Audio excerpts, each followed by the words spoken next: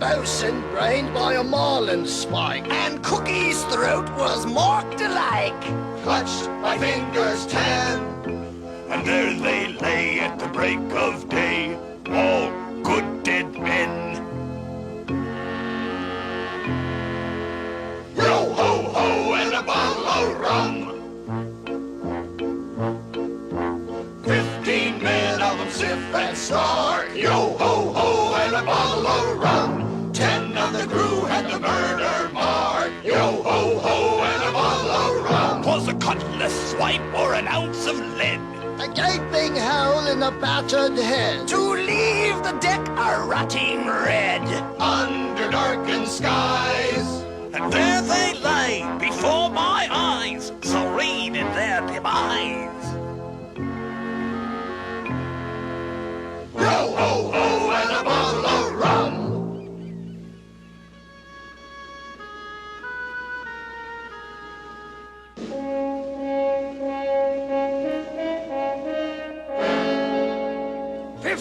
Men on a dead man's chest.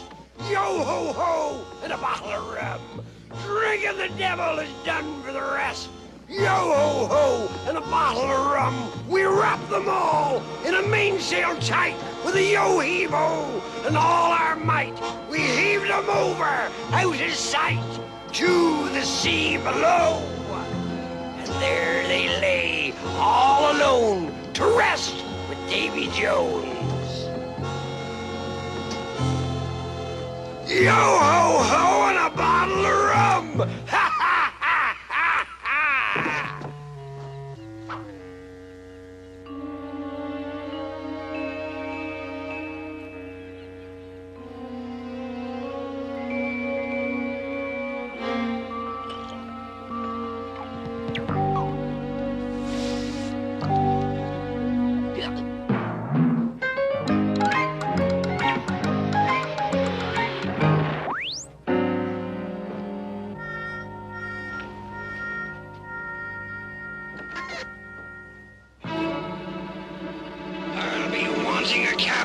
How long will you and your friend be staying? Until I leave. Jim, show Mr. X, the gentleman, to his room. Yes, Mother.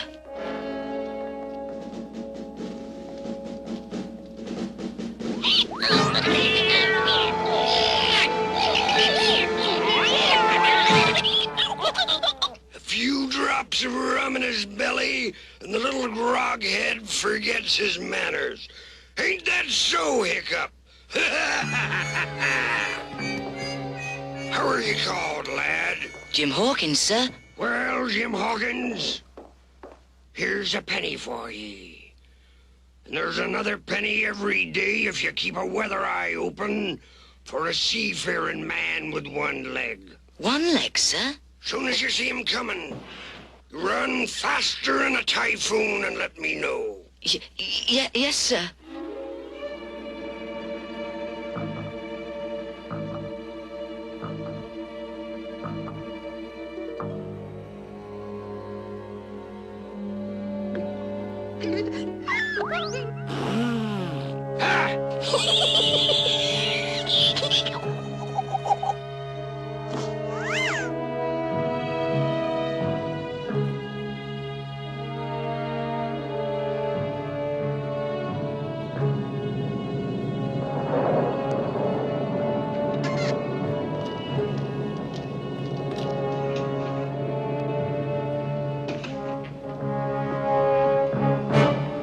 Who's there? Where am I? Oh, please, don't harm me. I'm just a poor blind man looking for me old mate, Bill Bones. You're at the Admiral Benbow Inn, sir, and we've only one guest. Ah, that would be dear old Bill. A short, jolly chap with a moustache he is. I'm sorry, sir. Our guest is a tall sea gentleman with a... Oh, take me to him. He's been out all day at the cliff, sir. Hush! On a dead man's chest. You and a bottle of rum. Inside. And not a word, or it's everlasting dry dock for you, my lad.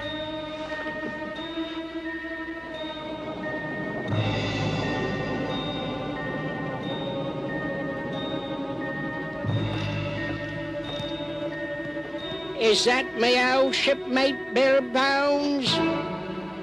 Speak up, Bill. I know it's you. A blind man's ears never forget the footsteps of a dear old friend.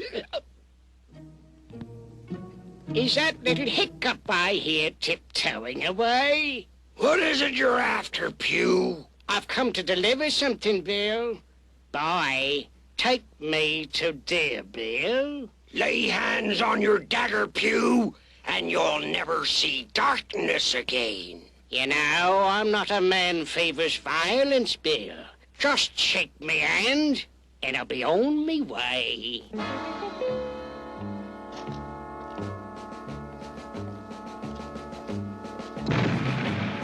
Phew!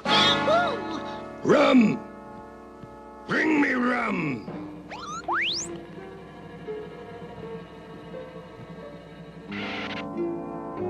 The black spot. 8 o'clock.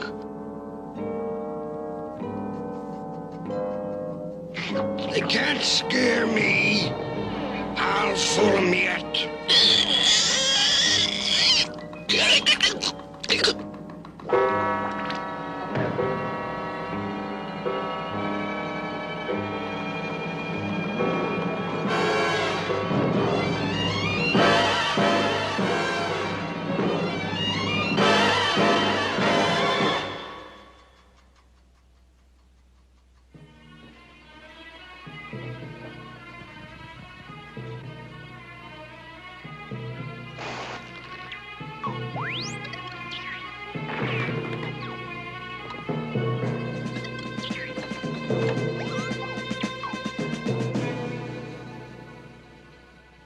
Oh, what are we to do?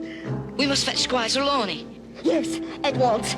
Come, Jim. Wait, Mother. Where are you going? To collect the money that is rightfully yours. He might have it in that sea chest of his. Jim, I can't stay here another minute in the same room with... Wait outside, Mother. I'll hurry.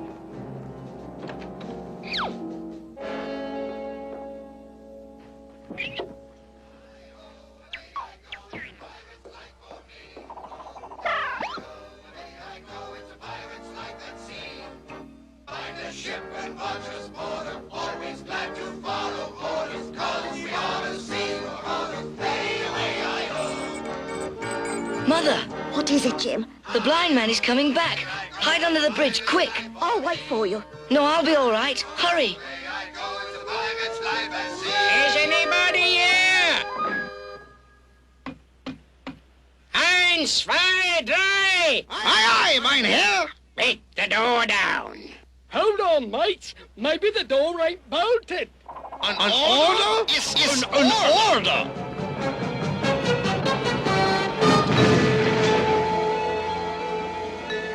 Jessica, where are you? Right here. Have a look about for that boy. I don't trust him. Oi, matey.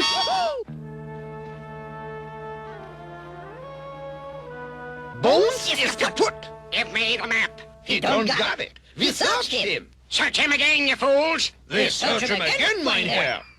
No map. Only underwear. It's that boy. He stole Captain Flint's map. Find the boy.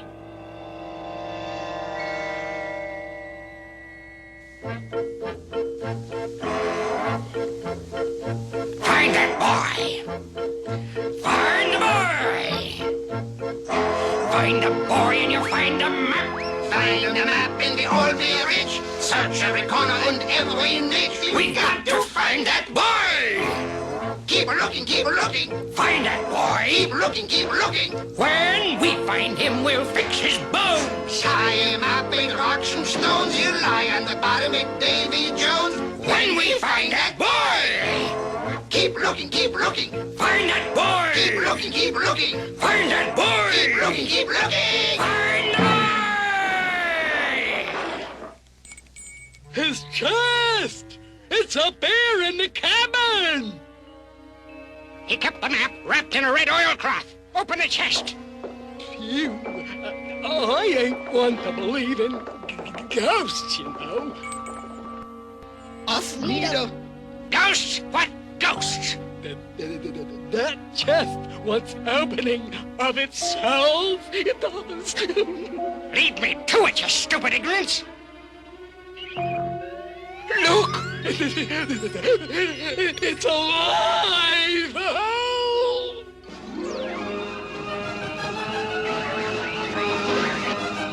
Kick up the mouse, you fools! Catch him! You see better with your ears than we see with our eyes. The mouse with the map is a rat. That's funny. The mouse! The mouse!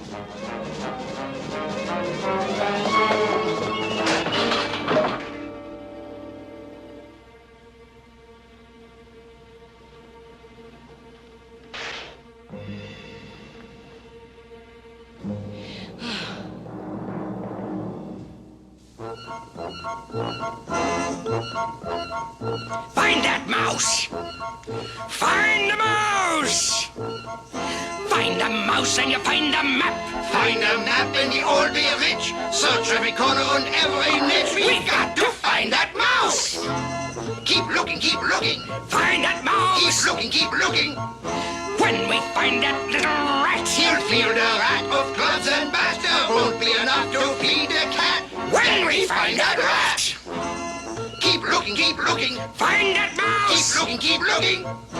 When we find that little sneak! We'll run him through from cheek to cheek. We'll use his bones to pick our teeth. When we find that mouse! Keep looking, keep looking. Find that mouse! Keep looking, keep looking. Find that mouse! Keep looking, keep looking. Find that mouse! You idiots! He went this way!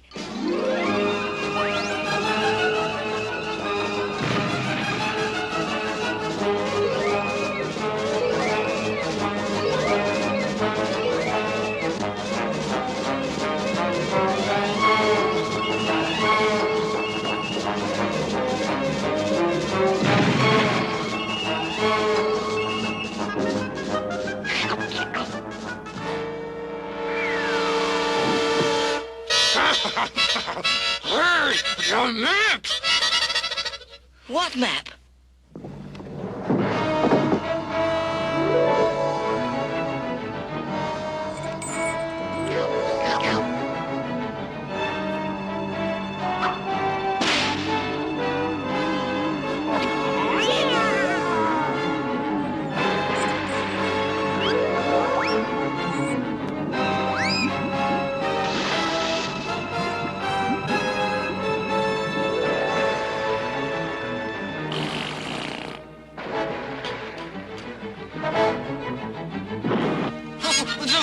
Disappeared?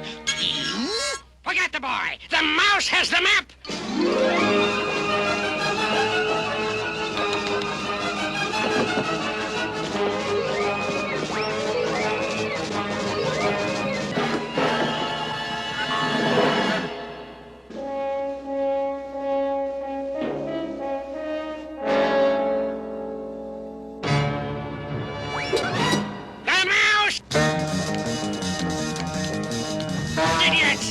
He didn't do it.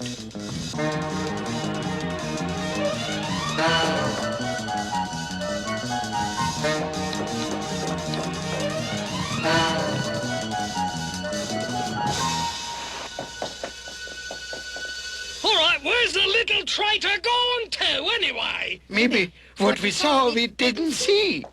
Have you got the map? The map! We was chasing him, and,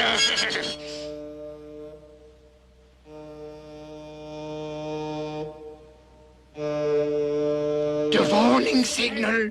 To the boat, mates! there ain't no leaving till I have Flint's maps in my hands.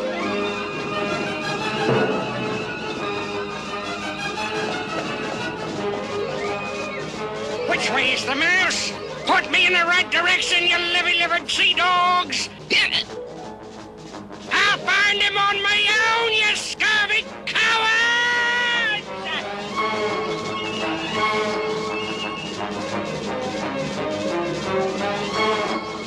away! Out of way!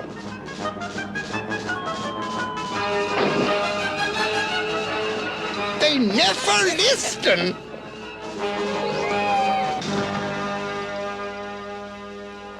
I say, the rascals are making for the shore! After them! It's Squire Trelawney. Thank the Lord. Row, row, row, row. Return fire! My gun! Where's my... Oh, I haven't brought... Oh, dear, dear Red Ruth, I've gone and forgotten my gun. Rotten luck. I can't just sit here like a ninny doing nothing. Yes, smashing good idea, Red Ruth. Red Ruth, if we live through this barrage, you'll be wanting a new bowler. Very good, sir. By Jove, now they've gone too far.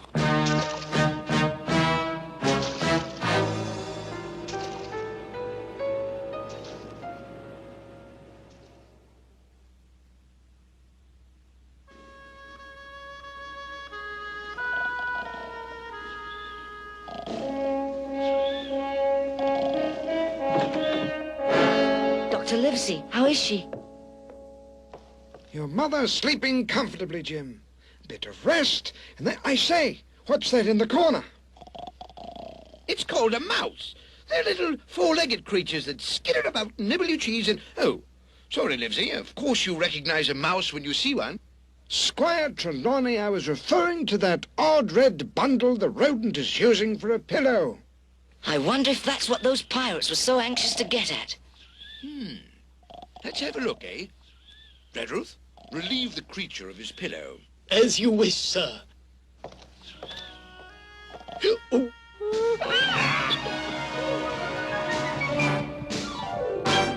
I guess he doesn't trust strangers. He barely trusts me. Who the deuce cares whom he trusts? I'm a squire. A squire's got a right to know what he wants to know when he wants to know it. And I want to know what's in that bundle, Livesey. I say, Trelawney, one shouldn't let oneself become overwrought. Bad for one's liver. The level with my liver. The devil with my liver. Perhaps I can get him to come out. He's partial to rum. Rum? Did he say rum? You mean the little beggar's a rum pot? It's the modern age, Livesey. 1735 and the world's falling apart. It always is, always will be, and never shall. Livesey, you read too much.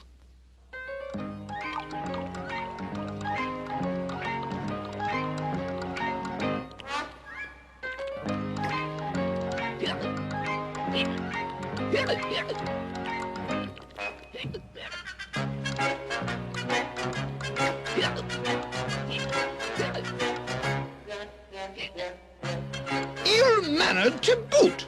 Red Ruth, the bundle. Yes, sir. Red Ruth, that was unwise.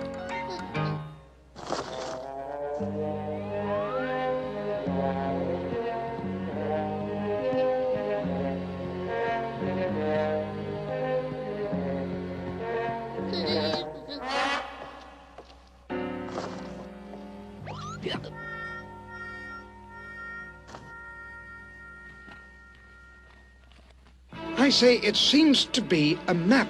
I wonder if that's the one the pirates call Captain Flint's map. Captain Flint's map? You mean this? Why, Captain Flint was the most villainous buccaneer who ever roamed the seas. If this map reveals where Flint has buried his treasure... Trelawney, do stop shouting. Bad for one's ears, what? Ears? Livers? Don't bother me with body organs when there's adventure in the air.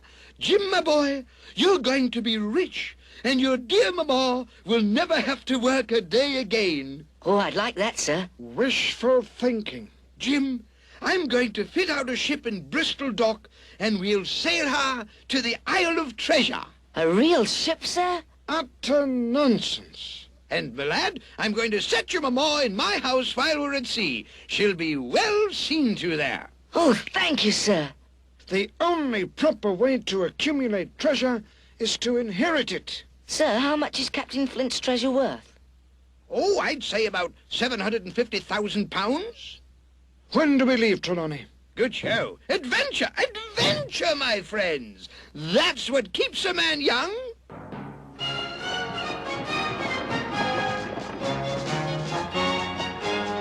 Welcome, mates. That's sea talk, you know.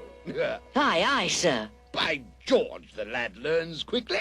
How long shall we be staying at this inn, Trelawney? The inn? No more inn for us, Livesey. Ready, Redruth? Ready, sir. But if we're not to stay at the inn, where shall we stay? Why, on the Hispaniola, of course. Isn't she a beauty? Attention, crew!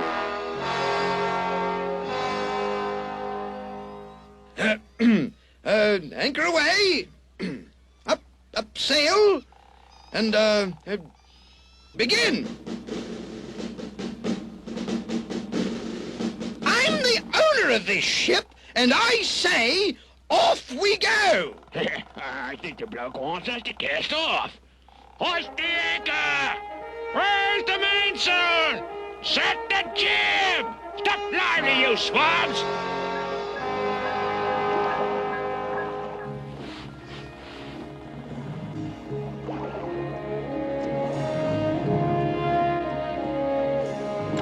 Who gave the order to sail? Ah, Captain Smollett. Captain, Dr. Livesey, young Jim Hawkins, and my valet, Redruth. I asked who gave the order for the ship to sail. Why, I did, of course. I see. Squire Trelawney, when you informed me that you had hired the crew without consulting me, I was not pleased. But I told you I had the aid of this fine fellow I'd run into by chance. Our new cook. Name's Mr. Silver. We fell to talking. Next thing you know, the chap offered to hire the rest of the crew. Why, they're a splendid group. Just look at them. They look like a bunch of dirty, lying, cheating cutthroats to me. I say, look here, Smollett. I can do as I please, sir. I own this vessel. I know that, but I'm the captain. On board ship, I'm in command. I'm the captain. I'm in command. I'm the captain of each and every man. Ho-ho! I make all decisions. I make all the plans, 'cause I'm the captain. I'm in command. Every true sailor knows the law at sea. I'm the captain, and he'll take his orders from me. Observe! Trim the sail! Sail up! Swap the deck! Drop anchor! When I say come about, I don't have to scream. I don't have to shout, 'cause I'm the captain! I'm the captain! I'm in command! You're the captain of each and every man. I make all decisions. I make all the plans. 'Cause you're the captain. You're in command. Understand? I am the captain. I'm in command. Have I made myself perfectly clear? Yeah, perfectly. Hawkins, report to the galley as ship's boy. Aye, aye, sir. Trelawney, I suggest you never upset that little chap again. Redruth, remind me never to upset that little chap again. Very good, sir. I wonder where the galley is.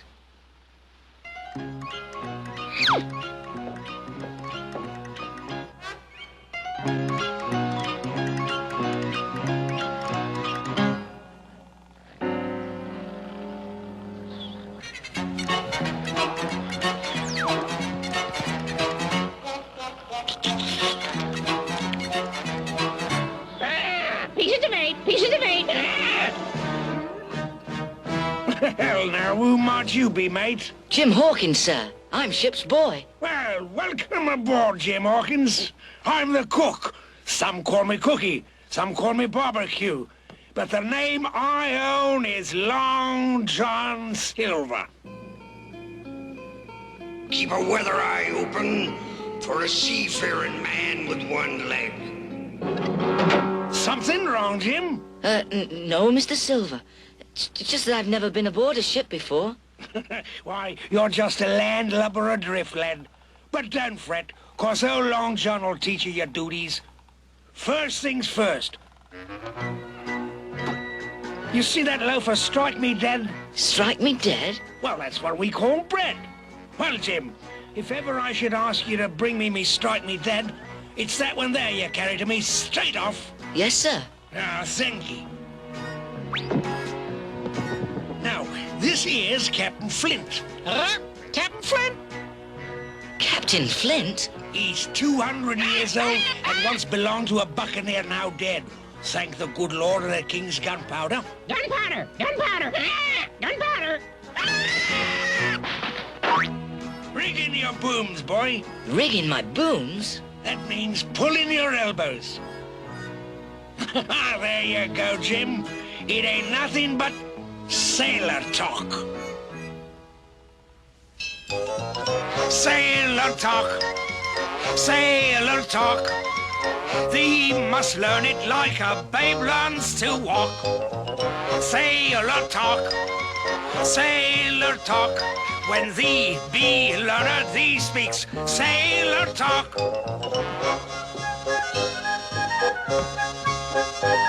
Now, lad, to be a sailor, if you are to get along, it's time you learned a thing or two about the ship you're on.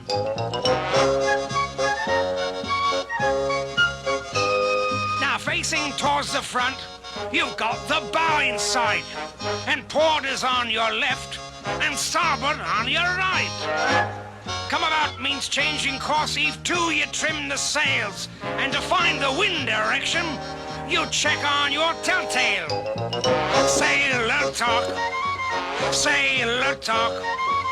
Thee must learn it like a babe learns to walk. Sailor talk, sailor talk. When thee be learned, thee speaks sailor talk.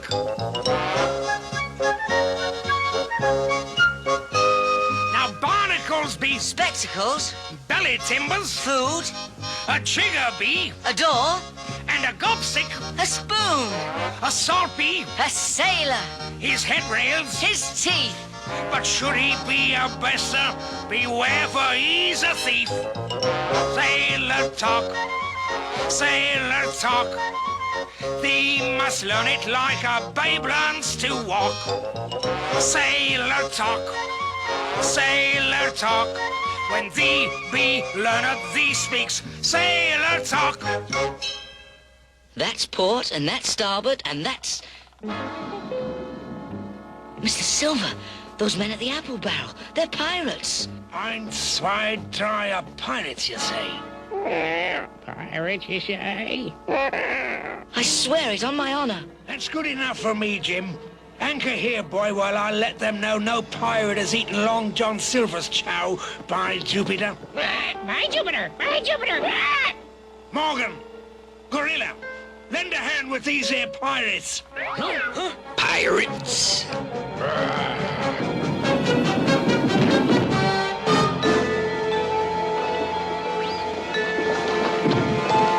He didn't do it.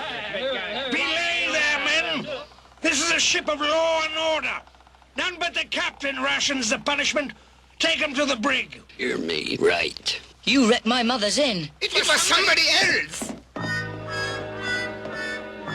I could have swore they was decent men, Jim. I guess we all can misjudge somebody. When I first saw you, I thought you were a pirate. Now, why would you think that, Jim? Is it because I wiggle wood instead of real toes? A sailor warned me about a seafaring man with one leg. Never judge a man by the number of legs he's got. There's plenty with two ain't worth feeding to the sharks. When I inform Captain Smollett about those 3 you captured, I'll make a point to give you all the credit. Thank you, Jim. but you just don't up and knock on a captain's cabin door. At the proper time, I'll report to the first mate, and he'll signal the captain. I guess that's wise. Squire Trelawney broke some sea rules, and Captain Smollett was very upset and...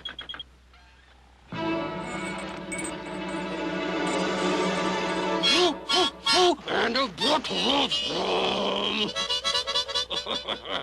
Those two, they were with the other pirates. Hands, ears, knives, heave to and lock up them pirates.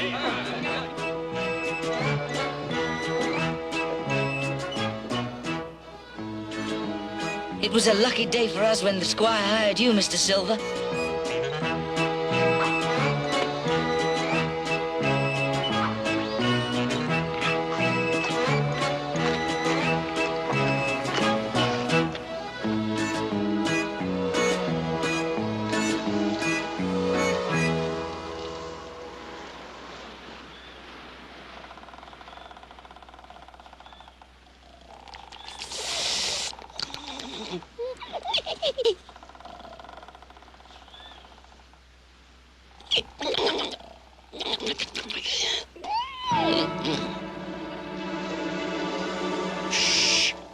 I just come from Captain Smollett's cabin.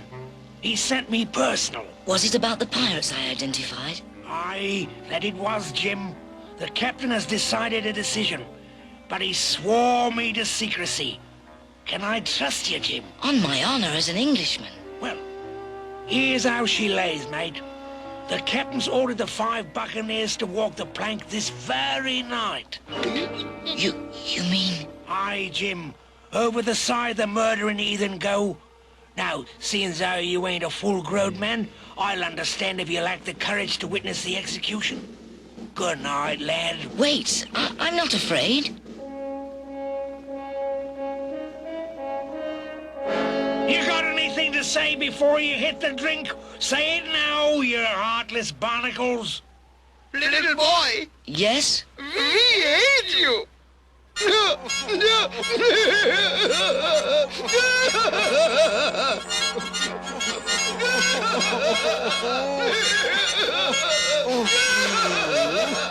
I never met a pirate wasn't a coward when it comes to walking the plank.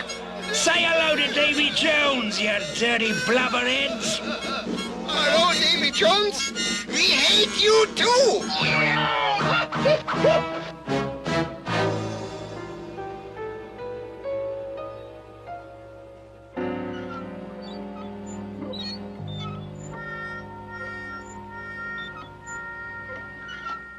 Mates, what happened here's a secret between us and the captain and my friend Jim Hawkins. Aye, aye! Aye, aye! Aye, aye! Jim, you done your duty like a man. So go below and pound your ear for what's left of this night while I stand watch. Aye, aye, Long John.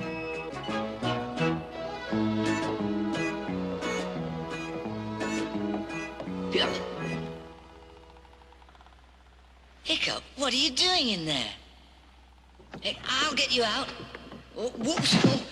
Oh, my Hiccup, sometimes you really are an awful bother. I guess I bamboozled the lad right well. Hey, mates. Hey. You done good, Yeah, Long he John. took the bait, he did. I believe You're a leader, sure enough. Sure. You're our leader, sure enough. I still say we should cut the boy's heart out, and soon. No, Morgan. I'm a mind to wait. We know they got Flint's map. Let's kill 'em all and take the map and dig up the treasure. Dead men don't bite. Dead men don't bite, but there ain't no telling what an honest man will do. Why, they just as soon eat the map and let us kill 'em than give it up. True enough. There ain't no trust in an honest man. I say let them do all the work and dig up the treasure. And then, I don't mind some proper revenge. Aye, aye.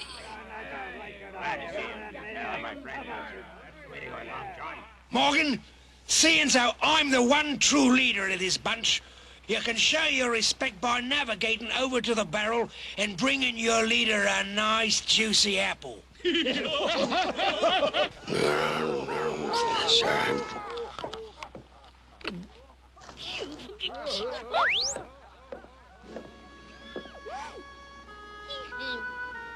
organ. This apple's got teeth marks in it. Get me another. I'll bring you the whole barrel and you can choose one for your liking. And that's the end of it.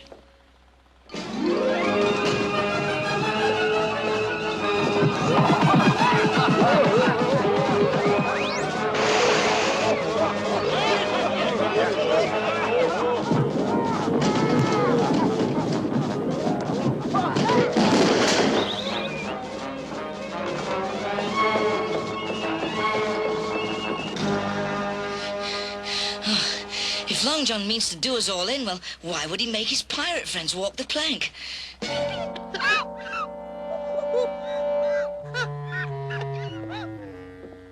I can't wait to get to that island tomorrow. Oh! Likewise, matey.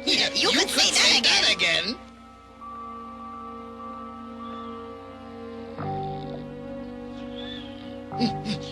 Hey, what? Hey, where? Sir, you'll find this hard to believe, but...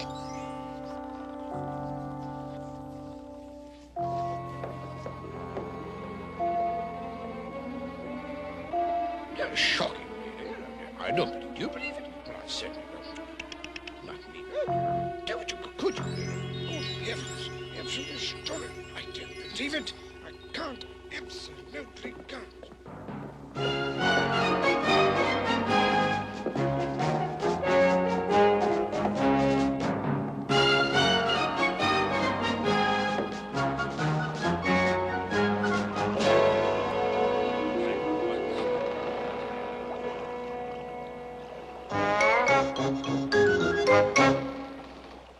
There are 20 of them and 5 of us. It would pleasure me if it were the other way around. And it would pleasure me if you would shut up and let me think. Gentlemen, no matter what happens, I do hope we can show respect for one another and not... You shut up too. Captain Smollett, sir, do you think it might be possible for us to outwit them? Stay out of this, Jim. This is men's work. You're on the right track, Jim. Speak up, boy. Well, if we could trick them into leaving, just a few of them on board, and then perhaps we can subdue them and sail off and bring more men, and then return for our treasure. That's an excellent idea. I invited Jim to join this cruise, you know. You also invited the crew. I'm giving each of you a gun and ammunition. I'll decide upon a plan and will inform you of it. Best get back to your kip before that slippery-tongued traitor Silver becomes suspicious, lad.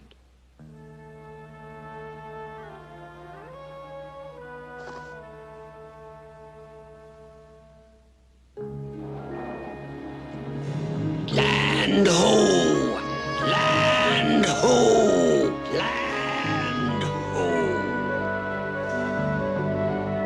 Drop anchor! My lads, we've had a hard voyage and could all do with a bit of a rest. A turn ashore hurt nobody.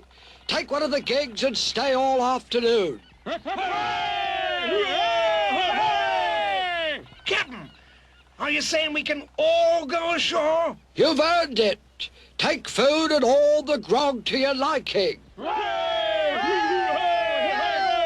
Oh, thank you, sir. I'll see their stomachs won't be empty.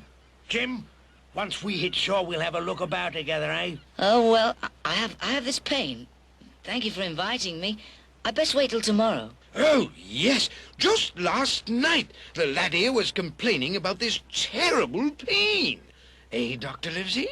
Yes, Squire Trelawney. Quite a sharp pain in his, kidney. Well, Jim, you stay topside and let the salt air get at all of them pains of yourn. I wonder if he believes us. Of course he does. No one's ever doubted my word, ever. I can say anything and be believed. Right, Red Rose? Right, sir. There, you see? It's all in how you say it. You'll get us killed yet. Piece of the bait! Piece of the bait! Piece of the bait! Piece of the bait! Piece of the bait! Piece of the bait! Pieces of eight. Pieces of eight. Lend a hand with the shore provisions, lads.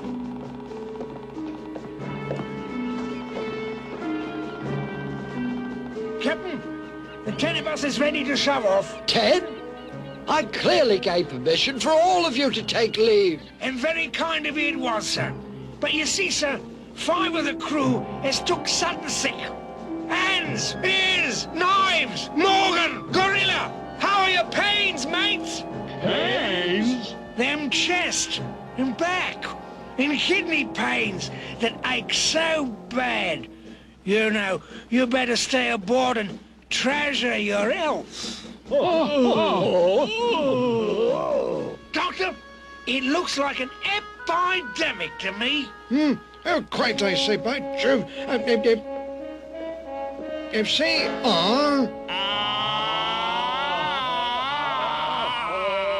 With these 5 and the 5 hiding below, we can't possibly take the ship.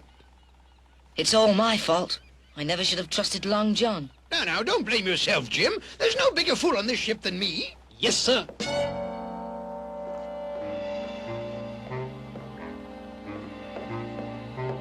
If only I could learn Long John's exact plans. If only...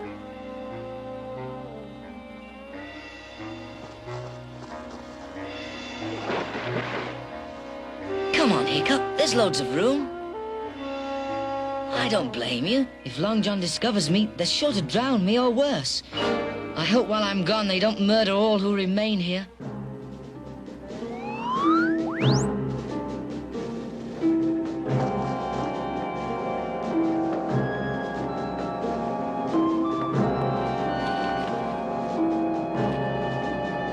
Lower the gig!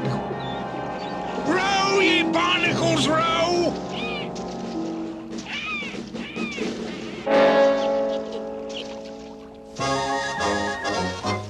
Hi-ho, away I go, it's a pirate's life for me. Hi-ho, away I go, it's a pirate's life at sea. A pirate's life is one of leisure. Rum and salt air is our pleasure, not to mention buried treasure. Hey, away I-ho. Hi-ho, away I go, it's a pirate's life for me. Hi-ho, away I go, it's a pirate's life at sea.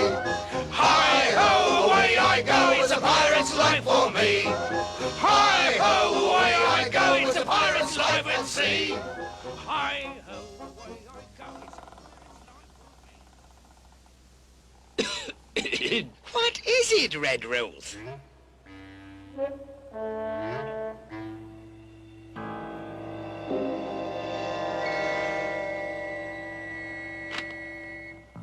Dear Squire, I've stowed away on the pirates' gig to discover their plans. God bless England. Jim. Nobody asked my permission to do anything around here. It's un-British not to save that brave boy. here, here. Redruth, prepare my carriage. Yes, sir. Carriage? We're in the middle of the ocean. Redruth, how can you say yes, sir, to such an order? I always say yes, sir, sir. Smollett, the lad is risking his very life for us. He didn't ask my permission. Then do it for the king. All right, I'll do it for the king. But how come the king never does anything for me?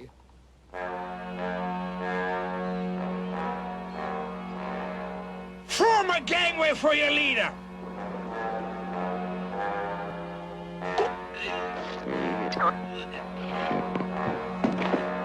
Unload!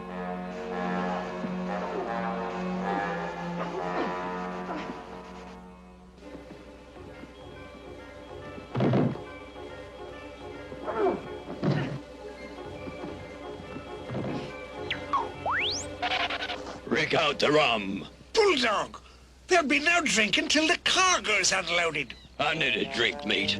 I see potato sacks moving of themselves. Are you talking back to your leader?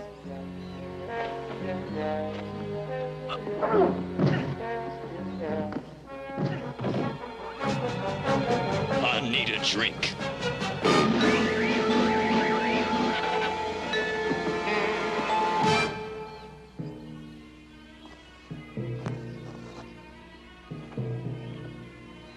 I wonder if the squire got my note.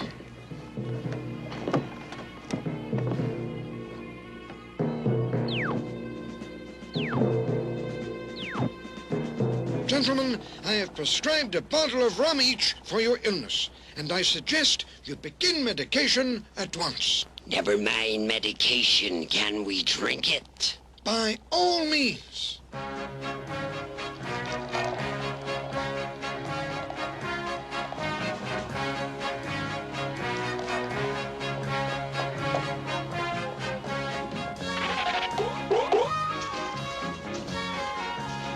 Holy sardines!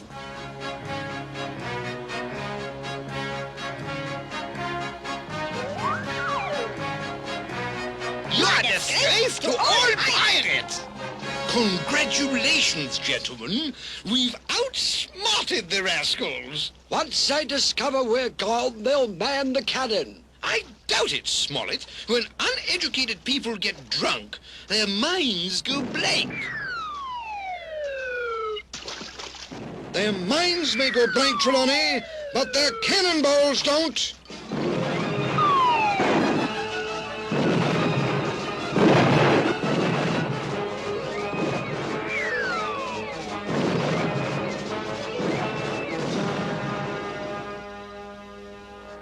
It's the Jolly Roger!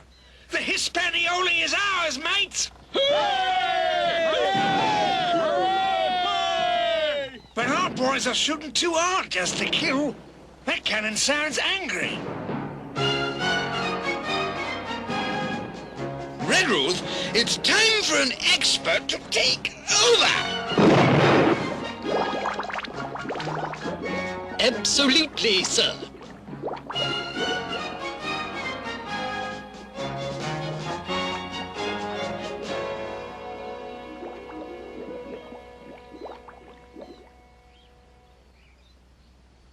They've gotten away, and I'll wager the map with them. We don't want them getting to that old stockade up there and fortifying themselves, do we, Long John?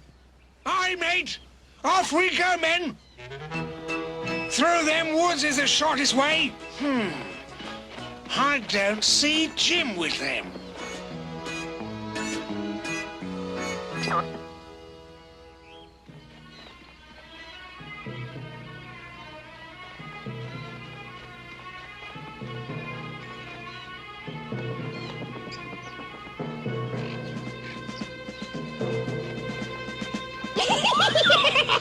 Gun, Ben, poor eye.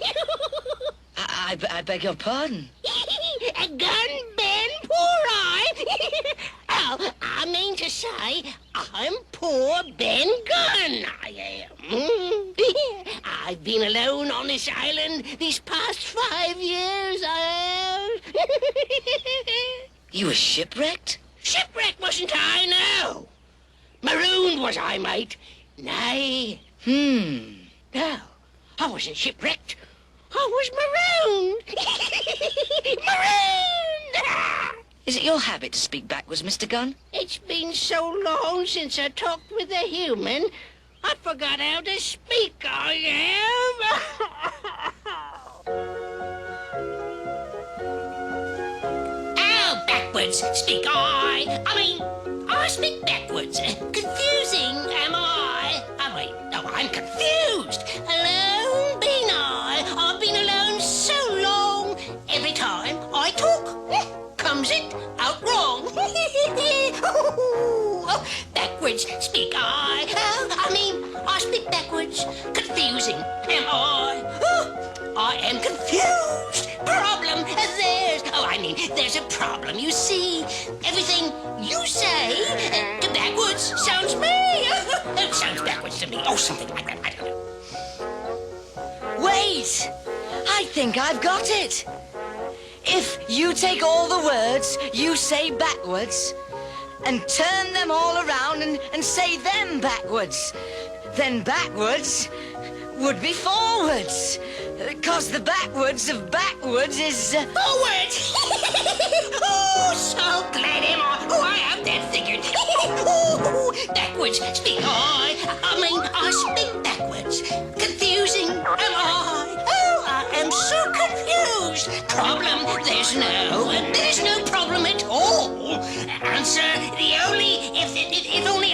call, was it the backside of forwards is, or the foresight of backwards was?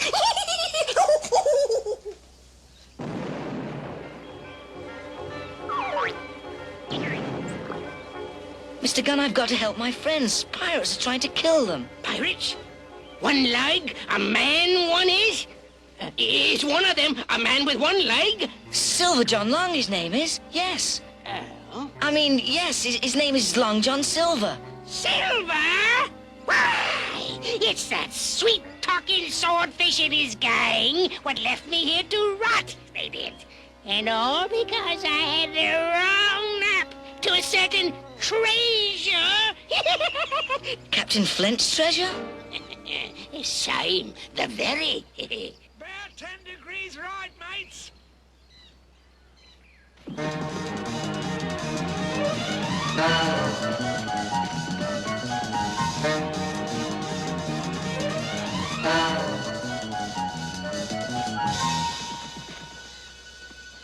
How do you like my little goatskin boat, eh? I see only strange-looking goats, Mr. Gunn, but no boat.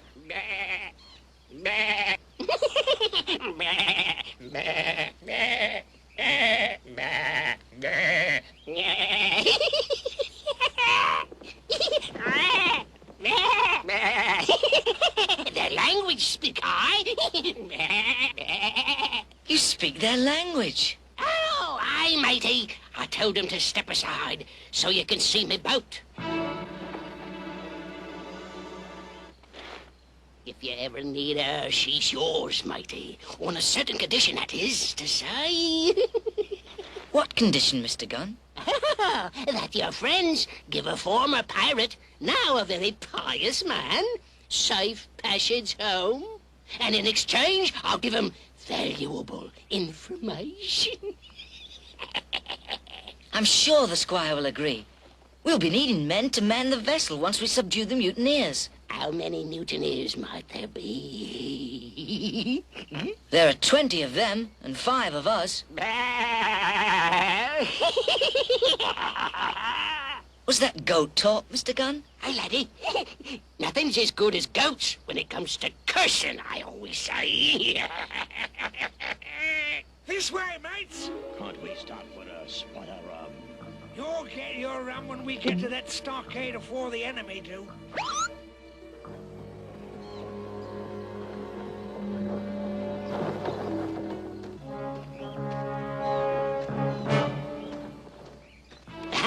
Your friends have sure enough found the old stockade, Jim.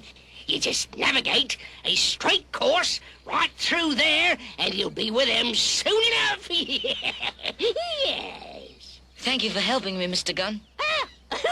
Remember, Jim, if your squire is of a mind to have a former sinner, now a man of religion, who will go to church 4 times on Sunday, send someone to the White Rock, where I hide me boat. God bless you, Mr. Gunn. To you, bless.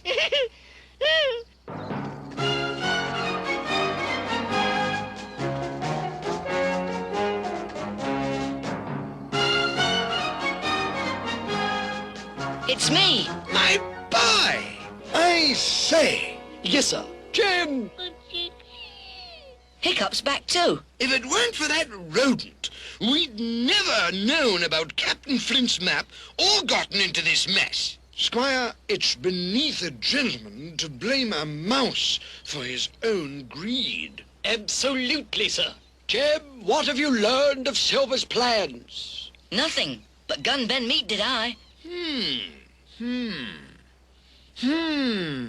I mean, I did meet Ben Gunn. He's a maroon pirate who has a little boat and talks to ghosts, and he wants to go to church 4 times on Sunday.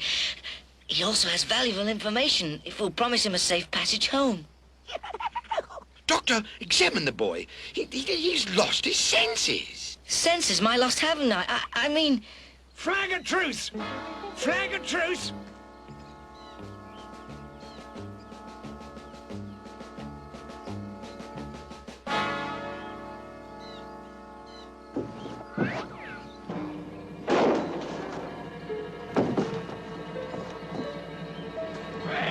Flag of truce! Flag of truce!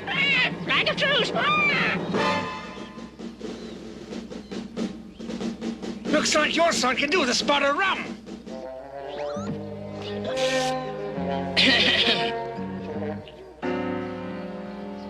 Speak your peace, Silver, or the wind will whistle through your evil head. No, Captain. There ain't no course to jar your compass. I catch your drift, sir, so I'll set us right on course. Me and me crew have conclusion that we'll offer your little group safe passage home. By Jove, I say, good show. I say, good show. Good show. You're a fine fellow, Silver. Redruth, have I not said right along that Mr. Silver was top drawer? Constantly, sir. There must be a trick somewhere. I don't trust him. Well, now, Jim, it ain't rightly what you'd call a trick. All we ask in return for saving your necks is that the squire hand over old Flint's map. Hoist your anchors, Silver. I've never liked you from the first. Mates, looks like we ain't eating at this mess. Long John, I'm disappointed in you for being a lying, thieving, traitorous pirate. I never said I was perfect, Jim.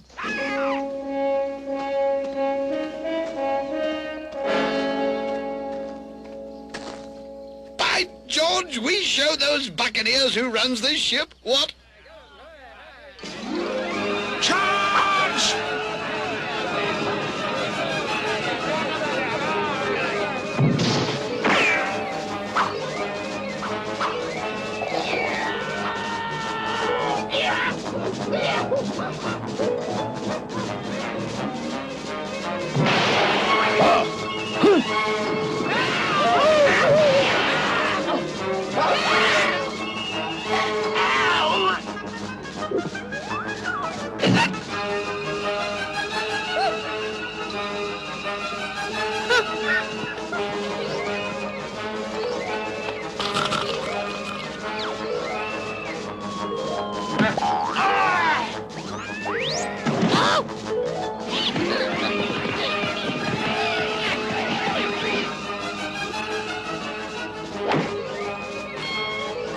Regroup, mates!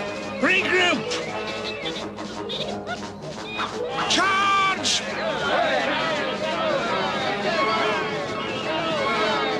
Thank heaven the cannon is still aboard the Hispaniola.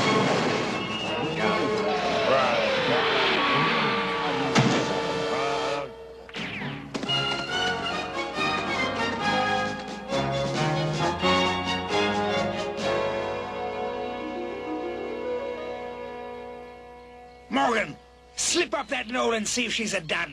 Eh? I've suddenly gone deaf. Looks like a dud to me. I say, do you really think so? Absolutely. Prove it. I accept the challenge. Redruth, you see if I'm right. Very good, sir.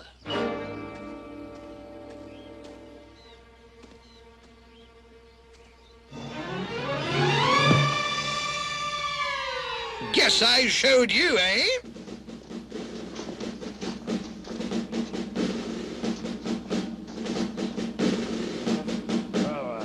Charge! Here they come!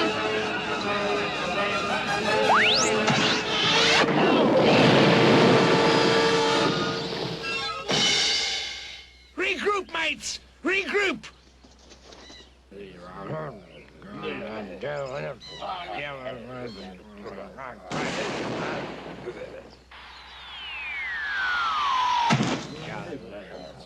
Another dud, mates! Charge!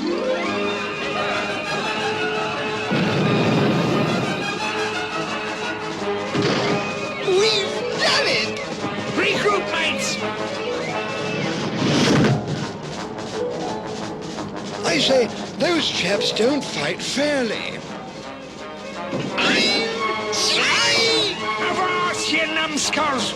Belay! Belay! Below! Die! I said belay, not below! Next time, speak clearer!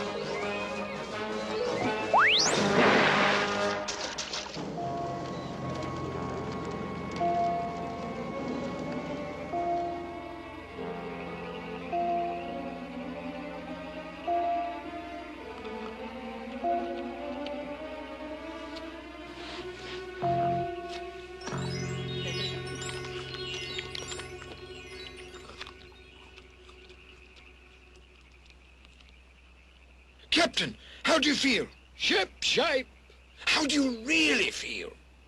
Terrible. As long as the pirates control the Hispaniola, we'll never see dear old England again. Squire Trelawney. Yes, Captain Smollett? I'm sorry I ever met you.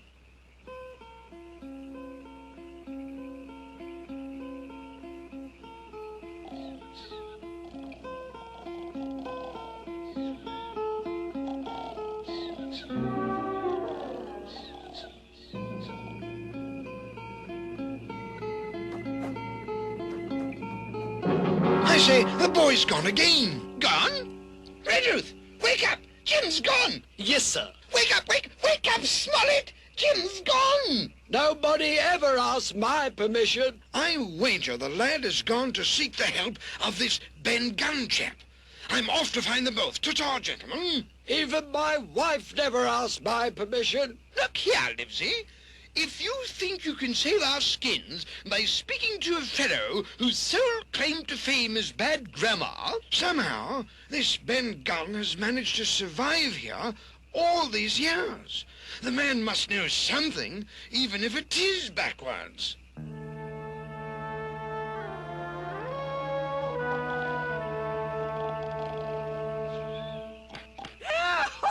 Home passage will the squire give me, eh? I mentioned it to the squire, Mr. Gunn, but the pirates control our ship. I'd like to borrow your boat, because I'm off to capture the Hispaniola. Look good! Look good! You think? Mr. Gunn, would you care to go along with me and help me subdue the pirates?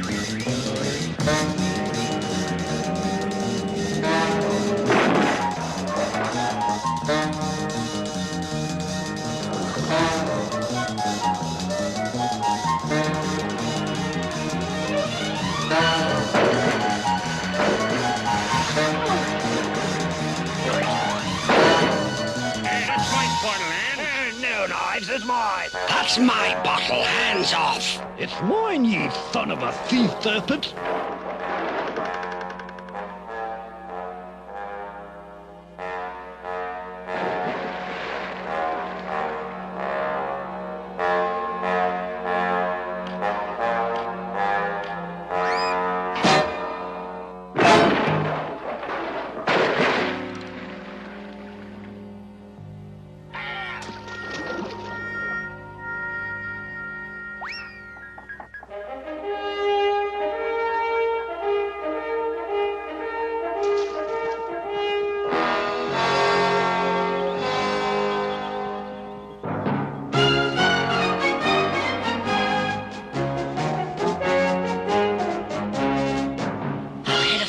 Cove where the pirates will never find her.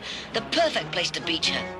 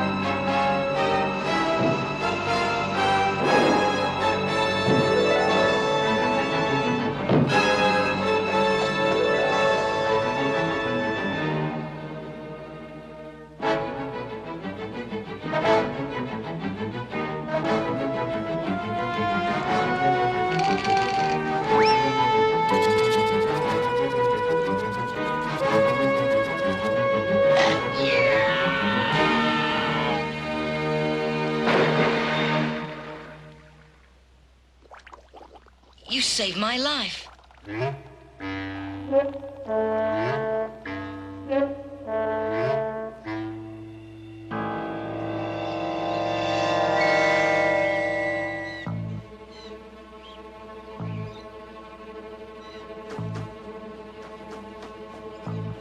Guess what? Pieces of eight! Pieces of eight! Where are my friends? All dead, Jim. And you're next. Aye! Go ahead.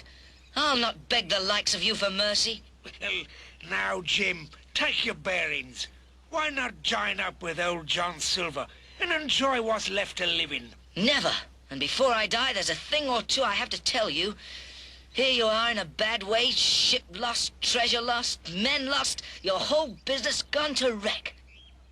A tongue can get lost too, me boy. And if you want to know who did it, it was I. I was in the apple barrel, and I heard you plot your evil game. You can't trust nobody these days. And it's I, all by myself, who's hid the Hispaniola. Hispaniola? We thought she went down while we was asleep. Where's our ship, you eavesdropping runt? Never do that again, Long John, or there's no telling where my knife might end up next. Morgan! Now what fashion's that to treat a guest? This here's a brave lad who would sooner ride an octopus than tell us where the ship is. You'll never learn her whereabouts from me. Talk, I'll make it talk. Let's bring it out.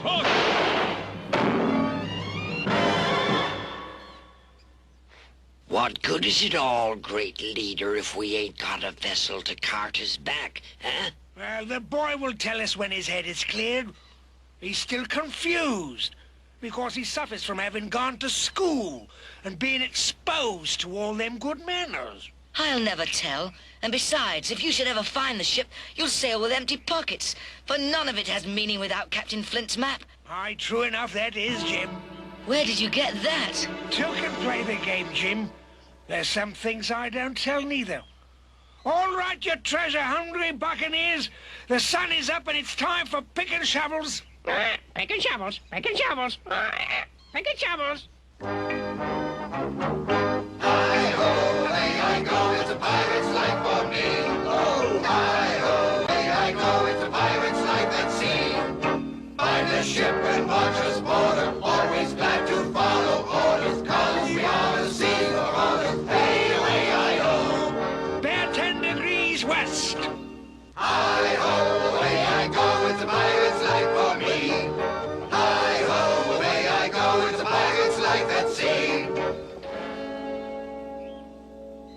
Even if you do find the treasure, you'll never enjoy it. I'll force myself. But you'll have to share with all those others. Well, Jim, by the time it's dug up, there might be a lot less others to share with. You never can tell who's bound to catch jungle fever on you of a sudden. Bear 5 degrees east! Hi-ho, away I go, it's a pirate's life for me. Hi-ho, away I go, it's a pirate's life at sea. We try to make a good impression, so we use utmost discretion while stealing your possession. Hey, away I-ho!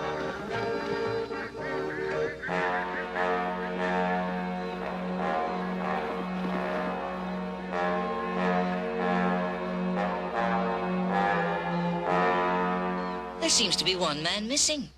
I think them ducks is what spreads that jungle fever. 8 degrees south! Hi-ho, away I go, it's a pirate's life for me. Oh, hi-ho, away I go, it's a pirate's life at sea. A pirate's life is one of leisure, rum and sword there is our pleasure, not to mention buried treasure. Hey, away I-ho! Hi-ho, away I go, it's a pirate's life for me. Hi-ho, away I go, it's a pirate's life at sea. I believe we're shy 2 men. Them skeletons will bring bad luck every time, Jim.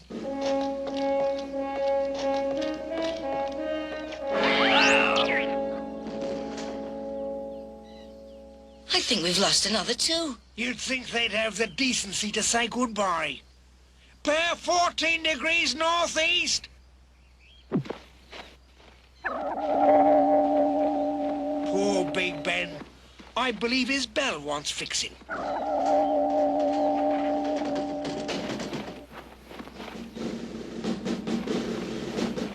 It gives a lot of jungle fever this year.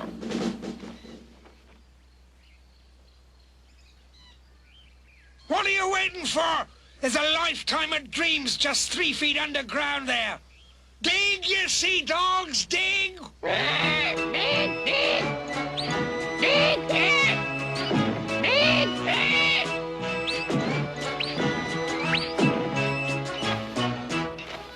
By the powers, are ye sure this is the tree? Are you saying I can't read a map? You insubordinate, insubordinate? Dig! Dig!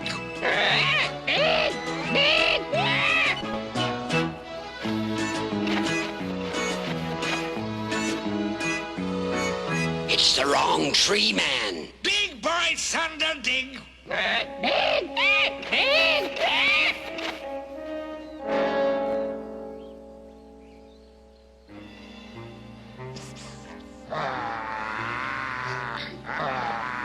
You've made a hash of this cruise, and now here's your payment. The black spot. Your time has come, Long John. Auf Wiedersehen, mein former leader. 4 against 1 isn't cricket. Thank you, Jim. Shipmates, you're facing a loaded crutch. You're holding empty wood, John. I stole your bullets while ye snored away last night. All ye had was the one ye shot off this morning back at the stockade. Morgan, you slimy eel. I seen you empty me crutch last night, and after you went back to sleep, I loaded her up full again, then stole your bullets. Could we see the bullets, please? He's lying, and I'm ready to prove it. Belay there, it's true. I ain't loaded. Spare the boy. He's a brave lad and shouldn't suffer a pirate's fate. Look out, the tree's falling. You ain't about to fool an old buccaneer with a trick like that, boy. You think we're dumb cops?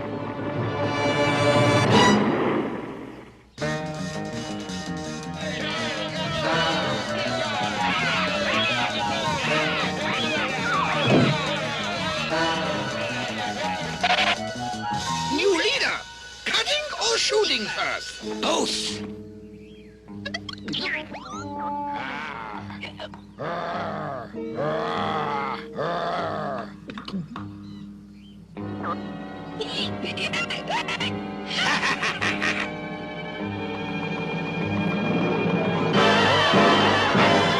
Oh! Out!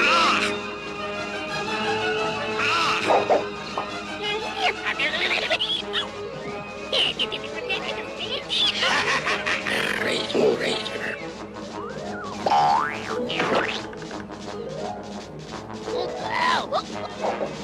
Oh, man.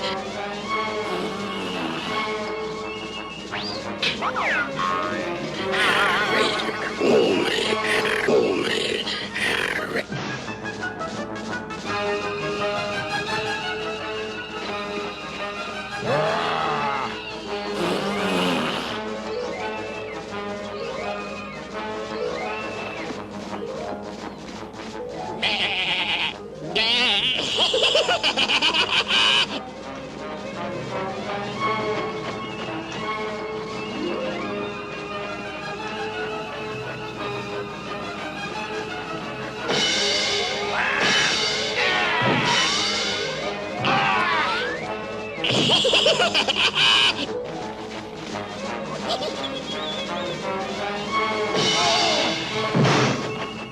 And you said my friends were dead. Jim, boy, with a pirate, sometimes the truth can start navigating down his brain, but it has a way of getting stuck in his throat.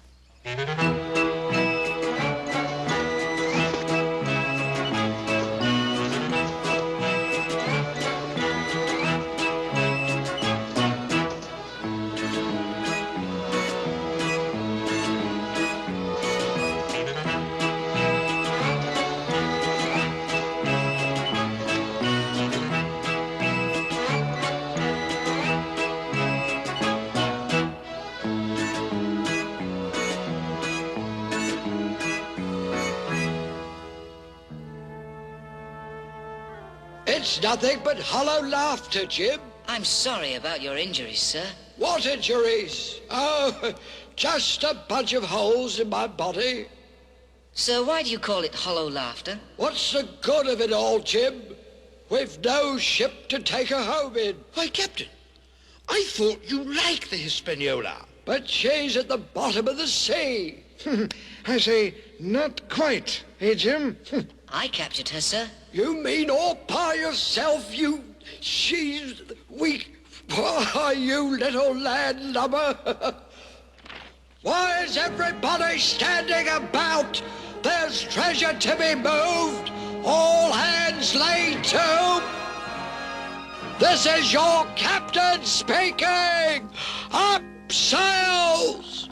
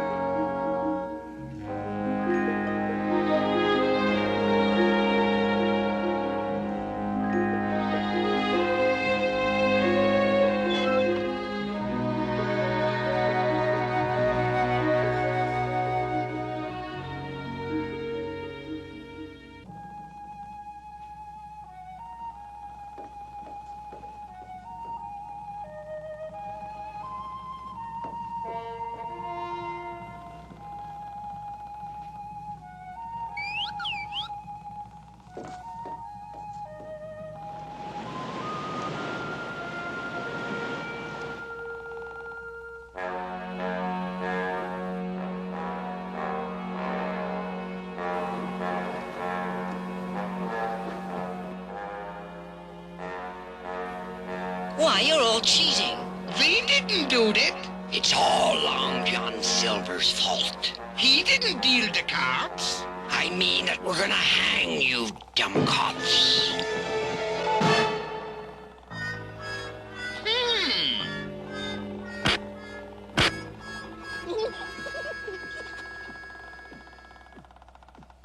Oh, there's me dinner now. Thank you, Jim. Are you sure this stale strike-me-dead bread is all that you want to eat? I've done wrong, Jim. I deserve no better. You're going to have to face trial when we get to Bristol. Captain Smollett says that you probably... You really care what happens to this old pirate's carcass, Jim? You stopped Morgan from finishing me off. I reckon that's why I ain't as good a pirate as some of them others. A touch of kindness can hold a man back in my trade.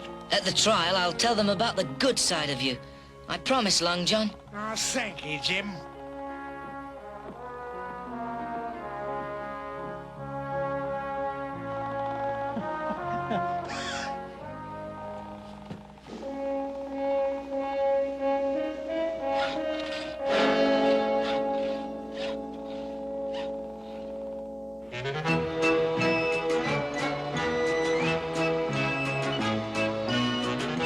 Land ho! Bristol off the starboard bow! Oh, land! Bristol, bow off! Oh, land! Oh, land, land, land! Oh.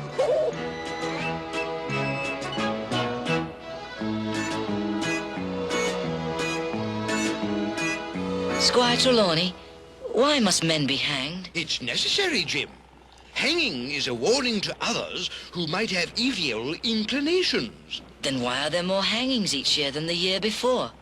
Well, perhaps we're not hanging them long enough, or... I never thought of that. Redruth, cup of tea while I think of a proper answer. No, sir. You see, Jim, punishment by death has been practiced by gentlemen for... Redruth? What was that you said? I said no, sir. No, sir? Yes, sir. I said no, sir, and I'll never say yes, sir, again, sir. But... All my life I've said yes, sir, but now that I'm to receive my rightful share of the treasure, sir, I intend never to say yes, sir, again, sir. My word, what's this world coming to? A proper shambles. Young children challenging the wisdom of hanging ingrates. Servants refusing to serve. What next? I say, chaps, bad news. Mr. Silver's escaped. Escaped? And he's taken a bit of our treasure. Just a few £100. I haven't even counted my money yet. And already they're robbing me. Isn't that awful? Yes, sir. Well, how did Long John escape, sir? I haven't the foggiest. His cell is empty, except for this odd-looking bread. Don't take it so hard, Jim. I know it's a blow since you're the one who captured him, but fear not. We'll find him.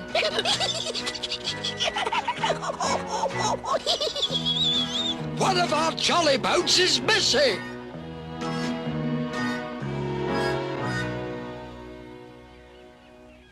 Row, row, row! Stir it, you loud-mouthed green chicken. Hi-ho, away I go, it's a sailor's life for me. Hi-ho, away I go, it's a pirate's life at sea.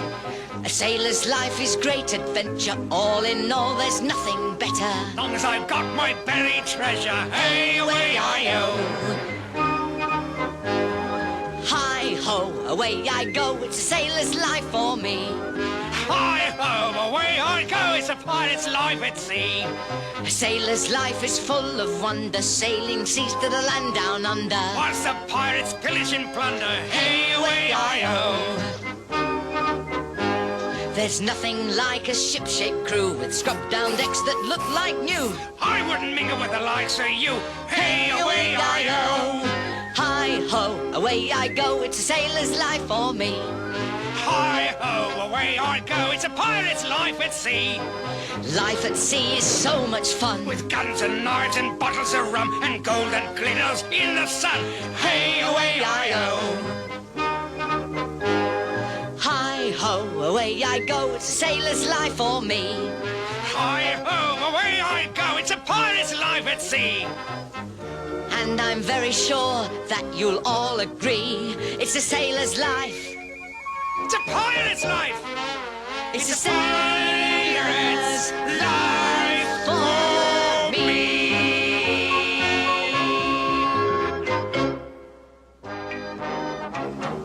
Hi-ho, away I go, it's a pirate's life for me. Oh, hi-ho, away I go, it's a pirate's life at sea. Find a ship and watch us board her, always glad to follow orders, 'cause we are the sea marauders. Hey, away I-ho. Hi-ho, away I go, it's a pirate's life for me. Hi-ho, away I go, it's a pirate's life at sea. We try to make a good impression, so we use utmost discretion while we're stealing your possession. Hey, away I-ho. Hi-ho, away I go, it's a pirate's life for me. Oh, hi-ho, away I go, it's a pirate's life at sea. A pirate's life is one of leisure, rum and swordtail is our pleasure, not to mention buried treasure. Hey, away I-ho. There's nothing like a ship-shape crew with scrubbed-down decks that look like new. I wouldn't mingle with the likes of you, hey, away I-ho. Hi-ho, away I go, it's a sailor's life for me. Hi-ho, away I go, it's a pirate's life at sea. And I'm very sure that you'll all agree, it's a sailor's life. It's a pirate's life. It's a sailor's life for me.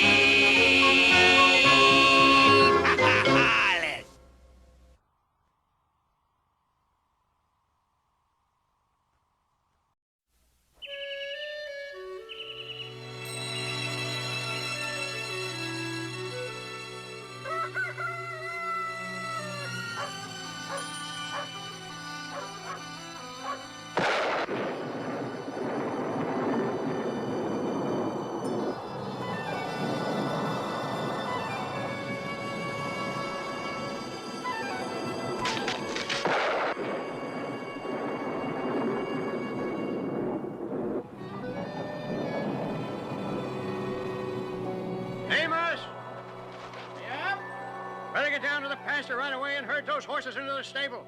That's more than a storm brewing. Think we're in for another twister? Uncle Henry, have you seen Toto? Toto? Well, I imagine he's around someplace. Ah, there he is. Shooing the hens into the roost. He mustn't do that. He'll frighten them. Leave them be, Dorothy. Those hens have to be shooed in for their own good. At least Toto's helping us get ready for the storm, which is a mite more than I can say for some folk around here.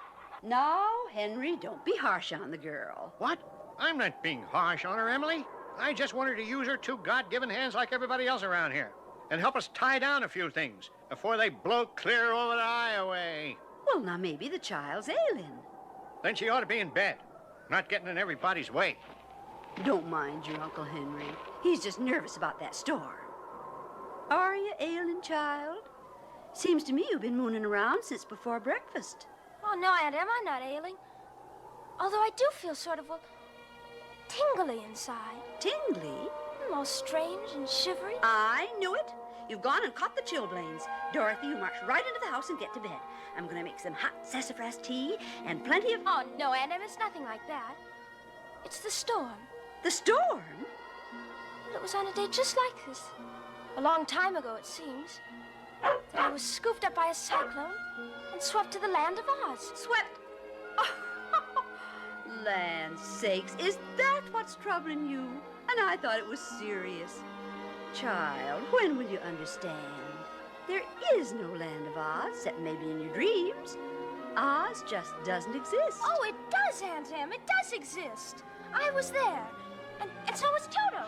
And the Scarecrow and the Tin Man and the Cowardly Lion. I saw them. Dorothy, maybe your Uncle Henry's right. You go get Toto, and the two of you give Amos a hand fetching the horses from the pasture. Aunt Em? They don't believe me, Toto. They don't believe in the land of Oz. But you and I know better, don't we?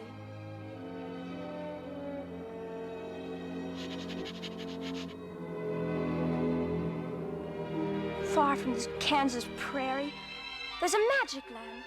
It's colorful and gay. A land where wonderful things happen. And you know, sometimes I wish I could go back there. Oh, just for a little while. To see all my friends again.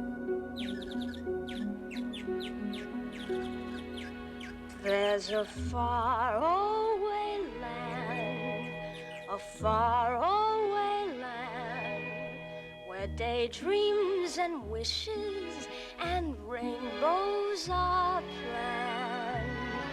Twice as far as a star may seem, or as close as the ripples in a stream. Should a faraway look come into your eye, just hop on the first candy cloud that comes by. Trade your dreary world for a cheery world where the skies are all pink and blue. That star-away land, that far-away land, where rainbows and wishes and daydreams all come true. I wish, oh, I wish we could go back again. Don't you?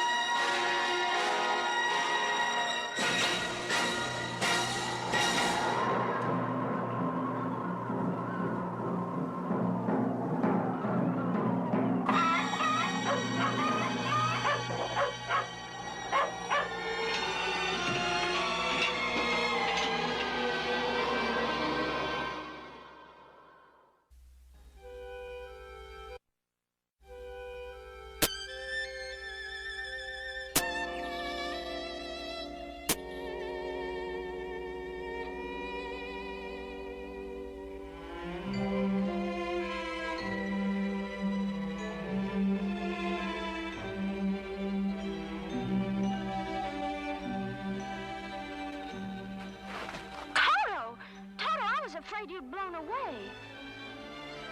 But this isn't our meadow. Everything's different.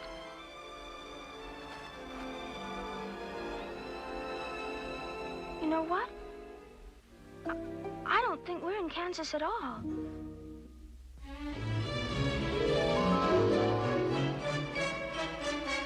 The yellow brick road! Toto, we're in Oz! In Oz! In Oz! How wonderful! Oh, what a lovely cyclone to drop us here. Let's go find the Scarecrow immediately.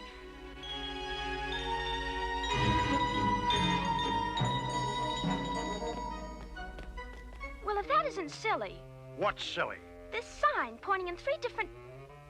Who said that? I did. Who's I? Me. You? Yes, me, I, you. Oh, stop it. You're confusing me. Oh, you started out confused. Look at you pointing 3 different ways at once. Listen, any ordinary signpost can stand at crossroads, pointing in one direction day in and day out, never changing, growing old and dull. Not I. I carry a large assortment of directions. I give people 3 choices. This way, that way, and anyway. But how can the Emerald City be there, and there? Obviously, that's impossible. Don't you think so? Well, of course it is. Why do you stand there giving people wrong directions? I beg your pardon. Only 2 of them are wrong. One of them is absolutely right. Which one? This one. No, this one. No. How should I know? I have never been to the Emerald City. Well, then as a signpost, you're no use at all. I know. That's the trouble. I just can't make up my mind.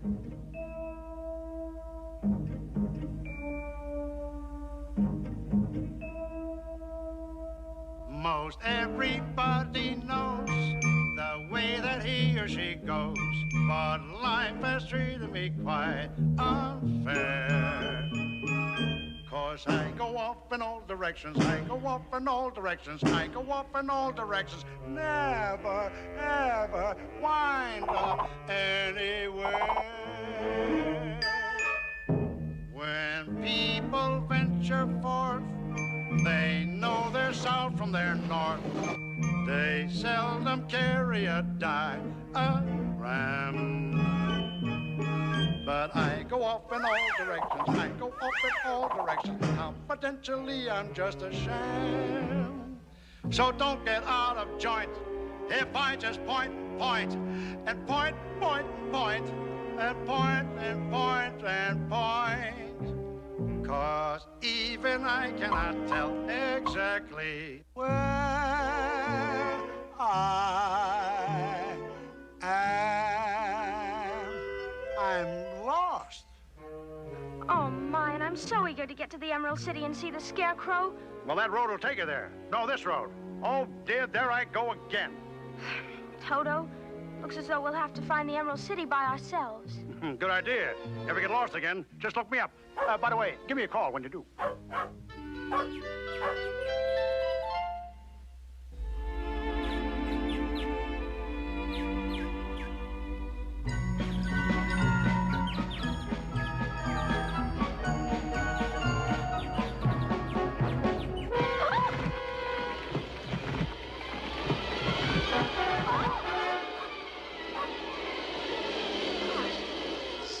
Down here. I don't like it a bit.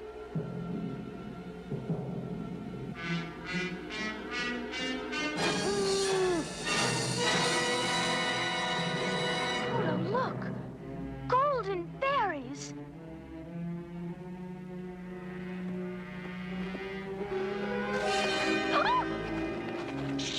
Oh, my goodness!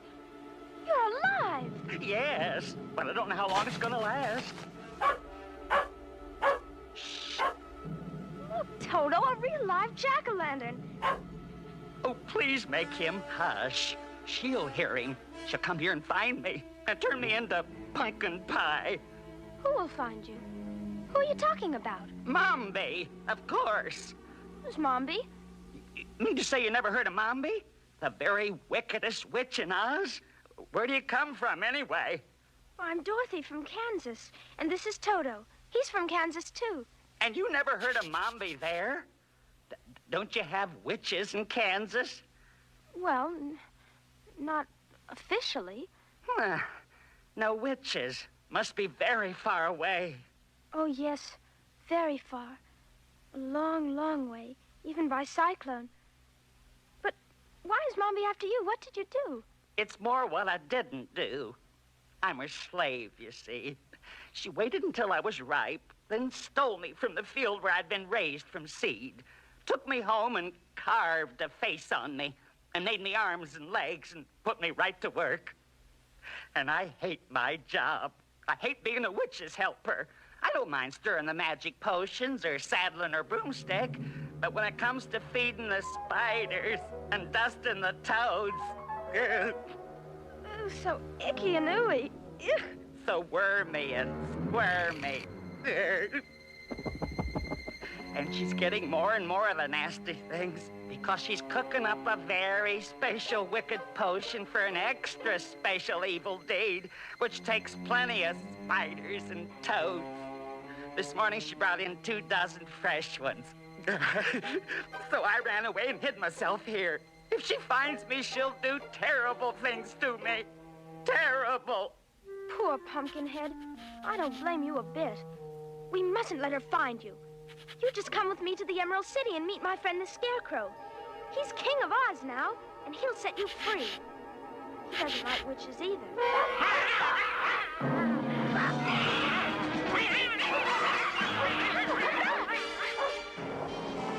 No! No, stop!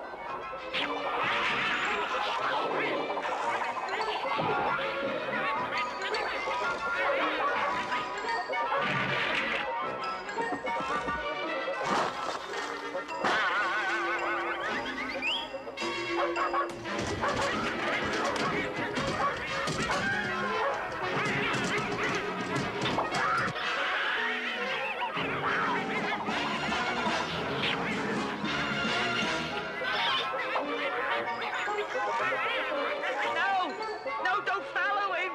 That's Poppy's cat!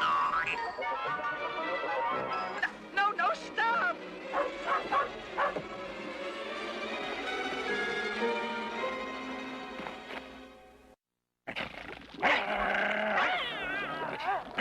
Bad Toto. Why didn't you come when I called? Someday you'll get lost and I won't be able to find you. Big deal. Strange. I thought I heard a voice. And a very rude one, too. Oh, Toto, look at all the witch things. I wonder if that's a real flying broomstick. Is that a real magic brew cooking? Hey, want the $2 tour? Oh, it's you. You can speak. Well, that's the discovery of the wake. Yeah, I can sling a little lingo. Mommy taught me.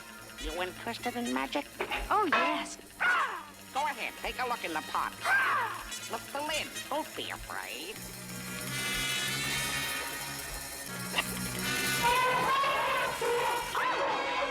Let go! My goodness! They tried to take Toto. Horrid green snakes. Not snakes, kiddo. But they're not quite done yet. Need a pinch of this. And a dash of that. Very powerful recipe, as you'll see. Well, not me. I've seen enough. This is a horrid place. Just as Pumpkinhead said.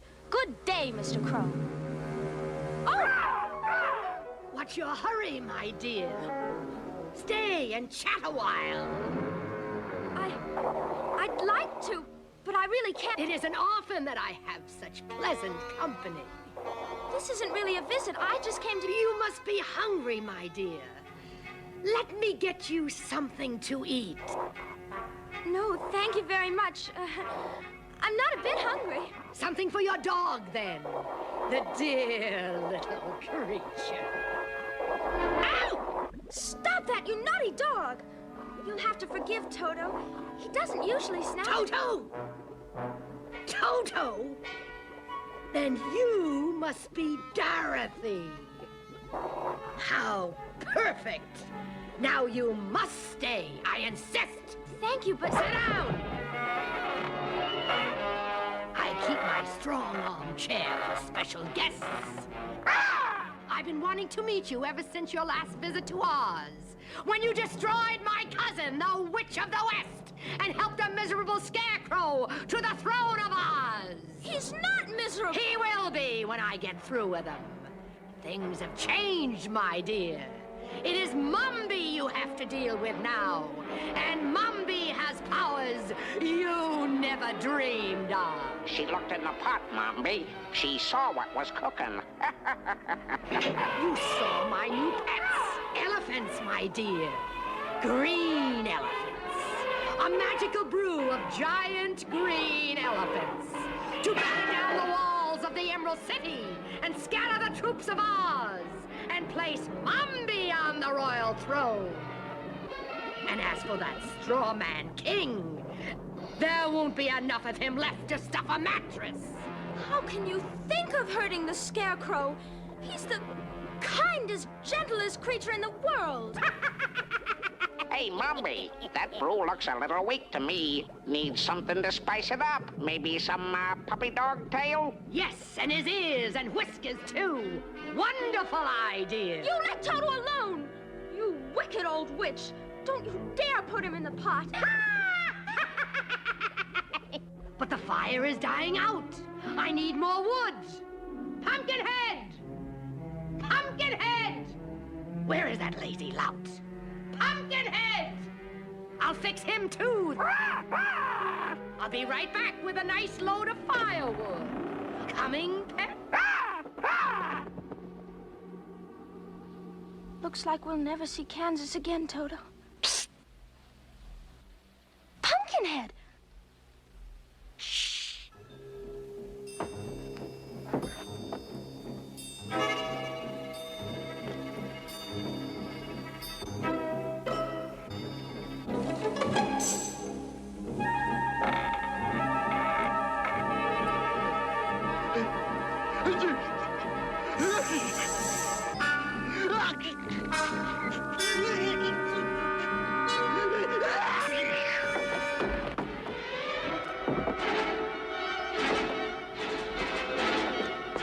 All right, my pretties. You'll be finished soon. Gone. But how? Pumpkinhead. Of course. That ungrateful squash. Well, they won't get far.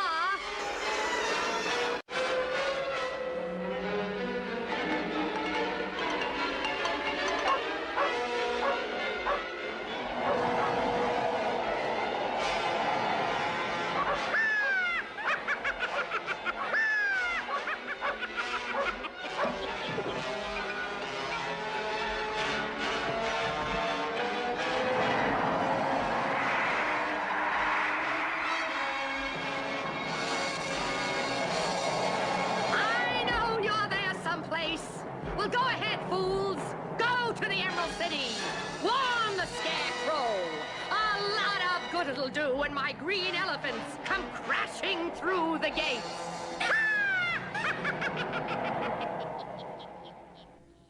Did you hear that? What'll we do? Whenever the issue's in doubt, the optimist in me comes out. Whenever the future will not point the way to me, I gulp the slightest gulp, and I say to me, I tell me, don't be preoccupied with things on the gloomy side. Your troubles are mostly magnified. All your foolish fears will come to naught if you'll only keep a happy thought. The point is, don't be a worry bird. To worry is so absurd, 'cause nothing's as bad as what you've heard. There is no way you can be distraught if you'll only keep a happy thought. Think of sunshine shining up ahead.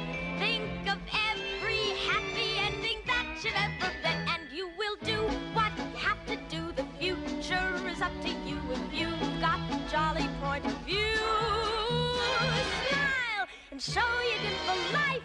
It's kind of simple once you really have been taught to keep a happy thought.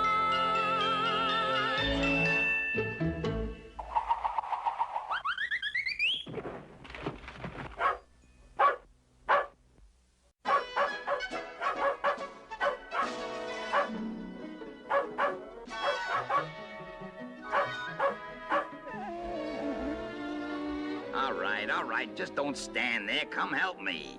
Oh, are you stuck? What do you think I'm doing like this? Bird watching? Get me off of this stupid pole. No, not that way.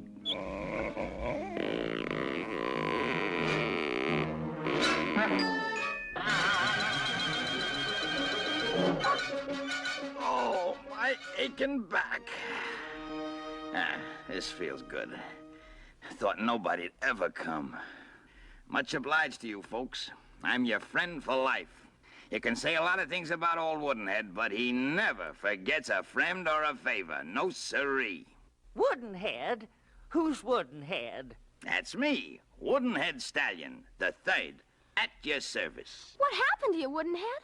Well, why were you upside down? Well, that's a very sad story. I like sad stories. They're the best kind. Well, you see, the trouble with me is I can't hold a job.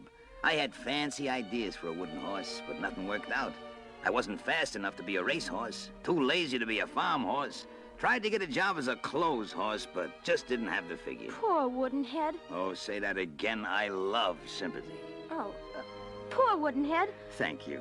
Anyway, things were desperate, so I swallowed my pride, curled my mane, polished my hooves, forged a few references, and landed a job on a merry-go-round. A merry-go-round horse? What fun! I love merry-go-rounds. Yeah, well, they're okay to visit, but you wouldn't want to live there. After a few weeks, I knew I'd made another mistake. I just seemed to be going around and around in the same place, not getting anywhere.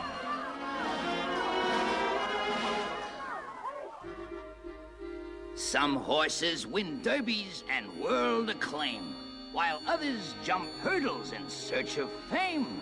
Some horses take pride because they ride at the head of the cavalry. Not me. Not me. Not me.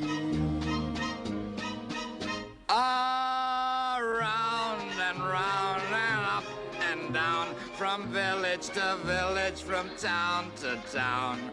Pity the horse that must dwell on the carousel.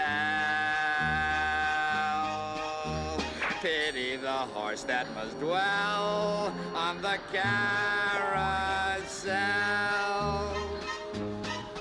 Some horses win ribbons and cups, you know, and those that don't win at least place and show. Some horses appear and people cheer as they gracefully canter by. Not I, not I, not I. Around and round and up and down, from village to village, from town to town. Lucky am I that I fell from the carousel. Pity the horse that must dwell on the carousel.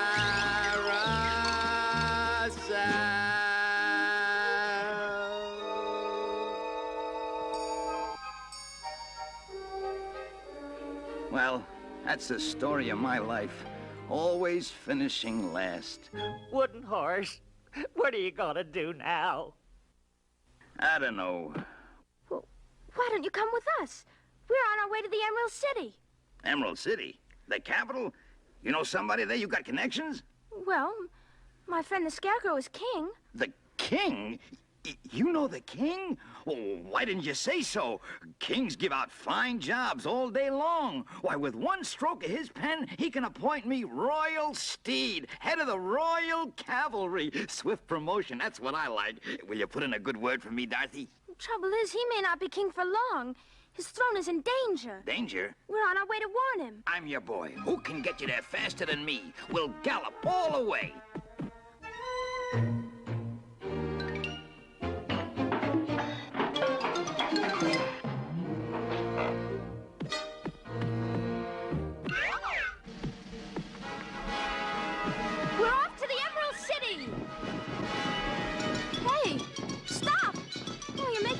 Whoa!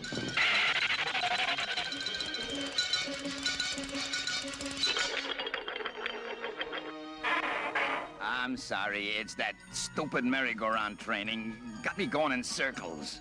Never mind, Woodenhead. A little practice will straighten you out. Giddy up!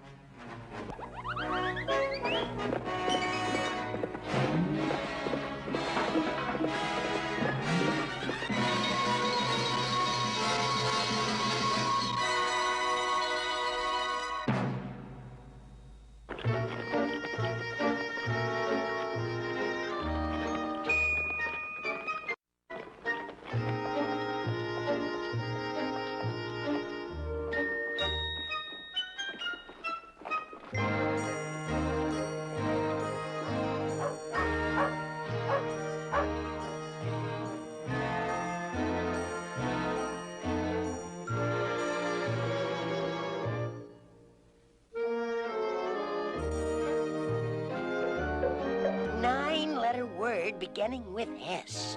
Nine-letter word beginning with S.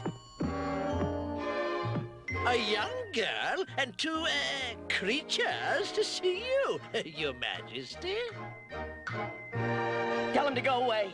Can't you see I'm doing my crossword puzzle? Nine-letter word beginning with S. Meaning a figure used to frighten birds. Boy, they're making them tougher and tougher. Nine-letter word. Scarecrow! Scarecrow! That's it! Scarecrow! Thank you! Dorothy! Oh, Scarecrow, I'm so glad to see you. Let me look at you. Same pigtails, same freckles, a little taller maybe, but the same lovable Dorothy. Oh, these are my friends, Pumpkinhead and Woodenhead. Woodenhead Stallion the Third. At your service.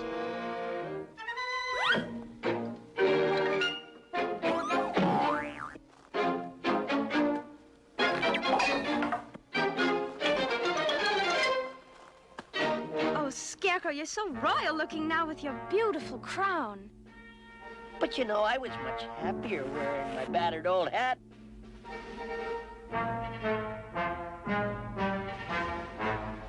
B-R-A-N-E spells brain. And anyone knows a brain can cause you stress and strain. And anyone knows a brain can make you think. Make your eyes begin to blink. Make your nose begin to twitch. Make your scalp begin to itch. You'll find a brain's a liability. Gee, you're better off by far to be the way you are than an itchin' twitchin' person with a B-R-A-N-E. As almost anyone knows. You know, it's funny. For years I stood in the cornfield wishing I had a brain. B-R-A-N-E. You remember? I thought that if I had a brain, I'd have the one thing I was missing. Intelligence. Then I got a brain, and you know what? I discovered that merely having a brain didn't make me intelligent. If you don't learn to use your brain, it's nothing but a big headache. That's what it is, a big headache.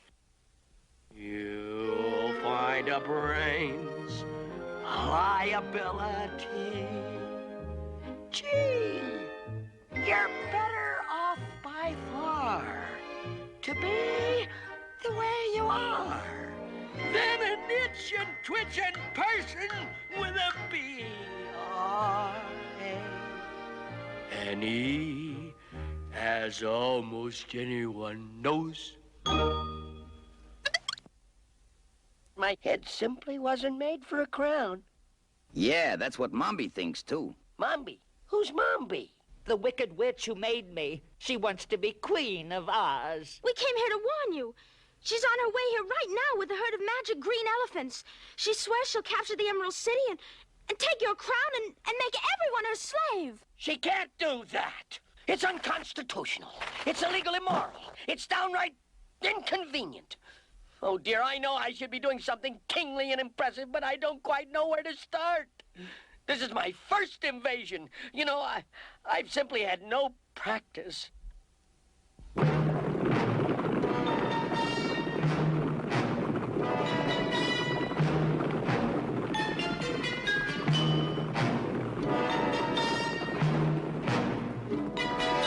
An elephant never forgets. An elephant never forgets.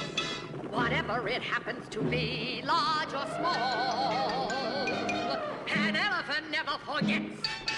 An elephant never forgets. There's nothing a pachyderm cannot recall. Would it please you to hear the table of weights and measures? Or an itemized list of any sultan's treasures? Or who hates who in a Tennessee Williams plot? Believe it or not, an elephant never forgets. An elephant never forgets. But please don't ask us to say specifically what. Because.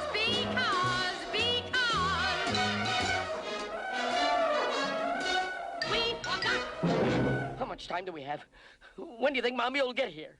Well, let's see. She had to cool the brew and pour it in the molds and get them all here, so I'd say, about now. Miss Mombi, to see you, sir.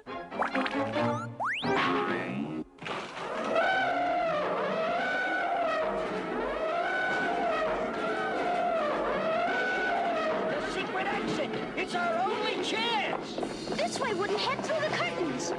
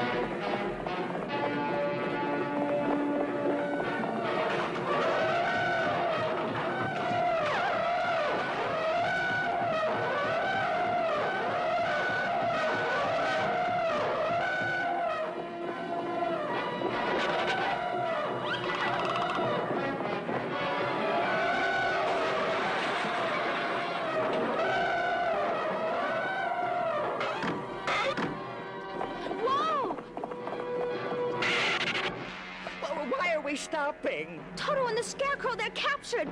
We have to go back. Go back? To save them. But who'll save us? If we go back, we'll just be captured too. What good will that do? We'll have to use our wits. Wits? I'm scared out of mine. Do you have any left?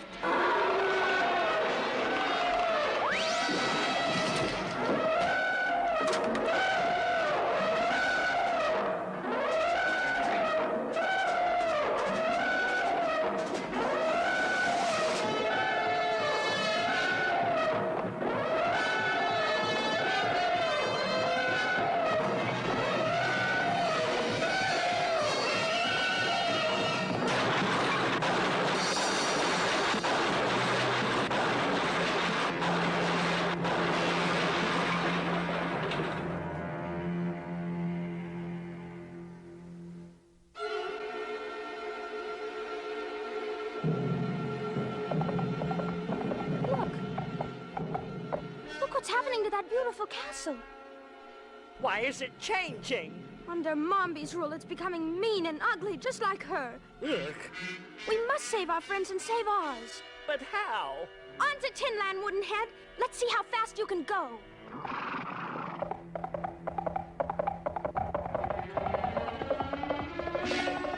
Yes, go to Tinland. My elephants will trample your Tin Man to a pile of scrap, which I'll feed to the royal goats. And as for you, my prisoners, I have some very special plans for you. Ah! Turn them over to me. I've got a score to settle with scarecrows. Ah! They used to give me a hard time when I was knocking over cornfields. Yes, pet, you can help me. We'll both have hideous fun.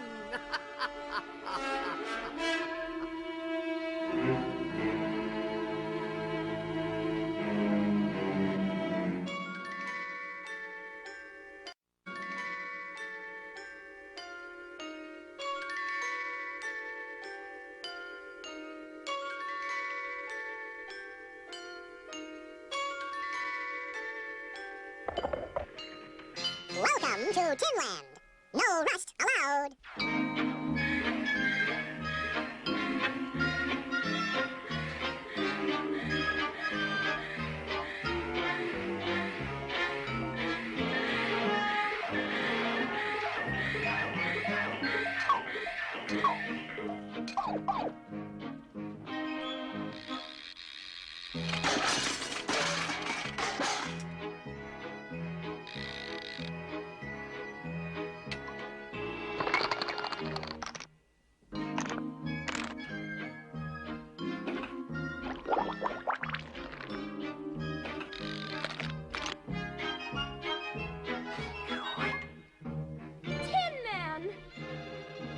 Dorothy! No, don't hurt me, dear. I've just been re-chromed and I take fingerprints like mad. Just blow me a kiss. Who's your friend? Oh, his name is Pumpkinhead. That figures. And this is Woodenhead Stallion III. At your service. Welcome to Tinland, my friends. And what can I do for you? I'm emperor around here, you know. Name it and it's yours. Within reason. Oh, I knew you'd help us, dear Tin Man. I mean, Your Majesty. Just call me Tin Man, as in the good old days when you and I and the Scarecrow roamed all over Oz, having wonderful adventures. The Scarecrow's the reason we've come. He's lost his throne to a witch named Mombi. A wicked witch, your royal, imperial, invisible, What are you saying? That's dreadful. She's holding him prisoner. And Toto, too. She'll do awful things to them, unless you drive her out of the Emerald City. Exactly. Just what I had in mind. Mobilize the army. Call up alert the Cub Scouts. Warrior, I'm invincible. Understand? No men. No women. No men and no women? Well... Elephants. Green elephants. Green elephants? An enormous herd of giant green spiders and dust in the toes. Elephants? Giant green elephants? Magical giant green elephants?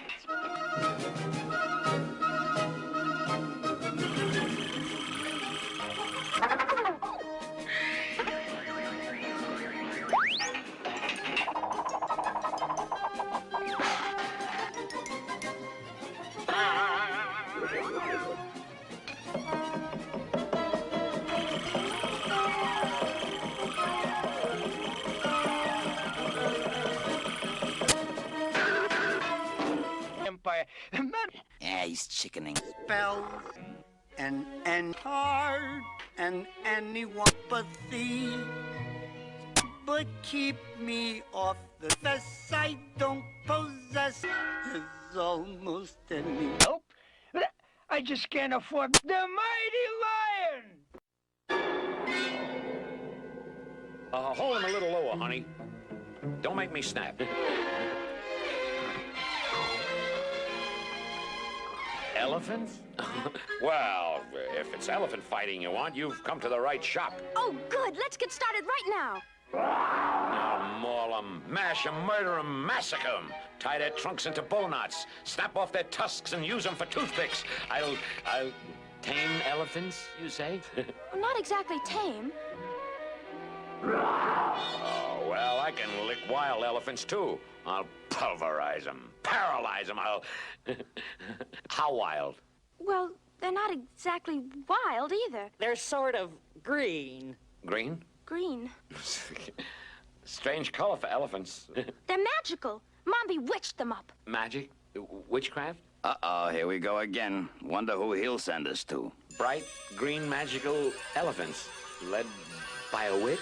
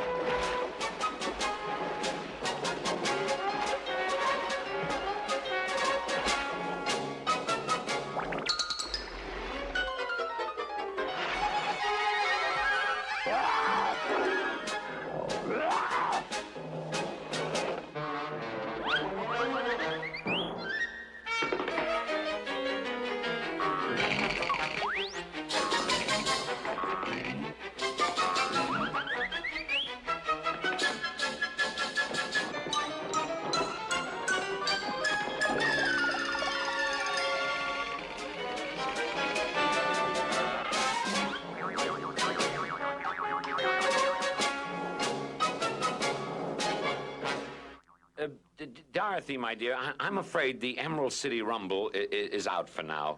I just remembered a previous engagement. Oh, no. Well, there's nothing I'd rather do than fight elephants ordinarily, especially magic green elephants. But I guess I'll have to take a rain check. What's more important than saving your friend, the Scarecrow? It's a movie job. Some independent producer's hiring me to roar over his titles. Oh, dear. And I was so sure I could count on you. You're so brave and... Listen, Dorothy, it takes more than courage to fight witchcraft.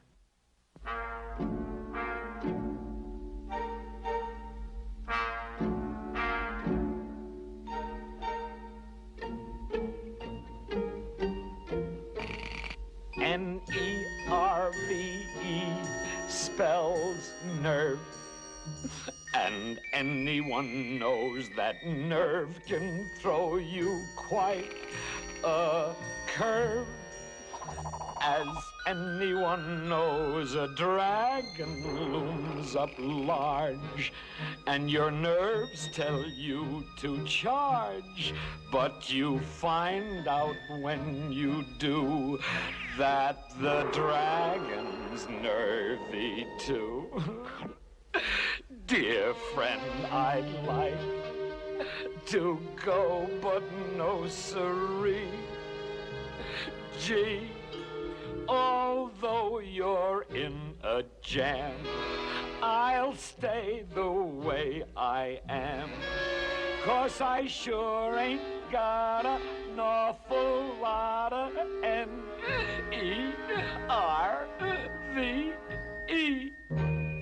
As almost anyone knows. Say, Dorothy, I have a great idea for you. Oh, brother, I saw this coming. You see, You've got to fight magic with magic. So my advice to you is to get on your horse and go to see your old friend Glinda, the Good Witch of the North. Glinda! Dorothy, my dear. I was just wishing you were here. I know. That's what brought me. But how did you know I was here? Oh, I keep track of things. I don't have a crystal ball like Mombi's, but I do have my Glinda bird with her tattletale, and she keeps me posted. Tune in on the Emerald Palace, please. Don't worry.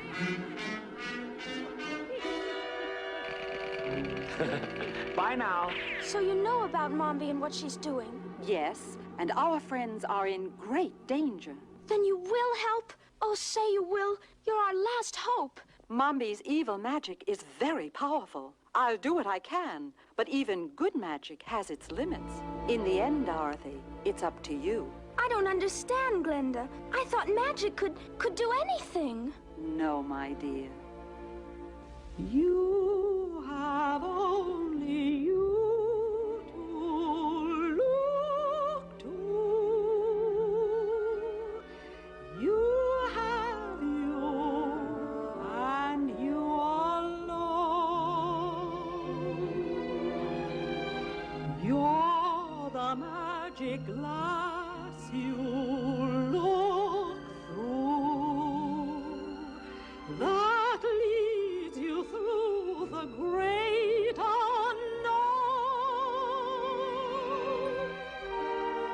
Far above you, somewhere, someone's watching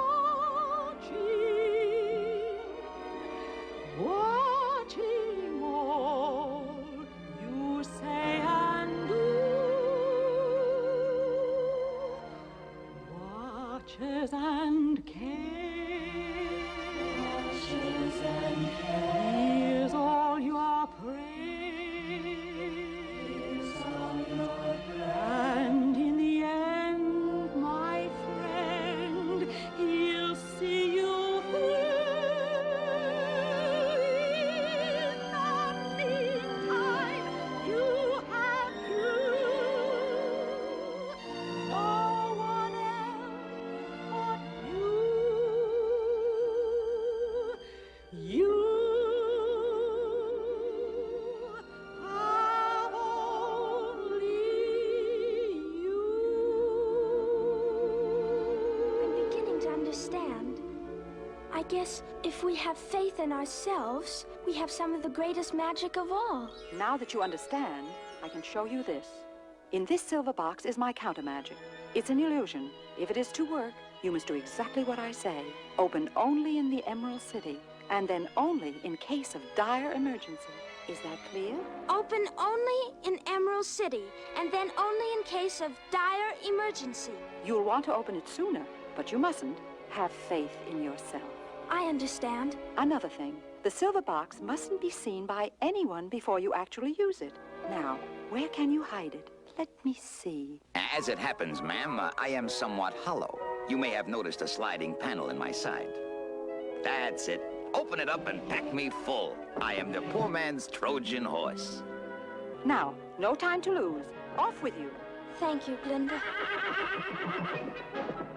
Goodbye!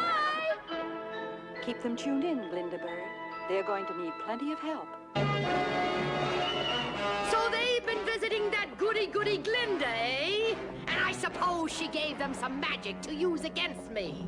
How ridiculous. Trying to pit her namby-pamby little spells against my wonderful enchantments. Still, no use taking any chances.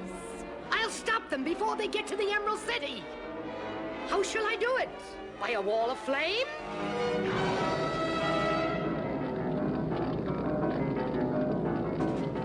By flood?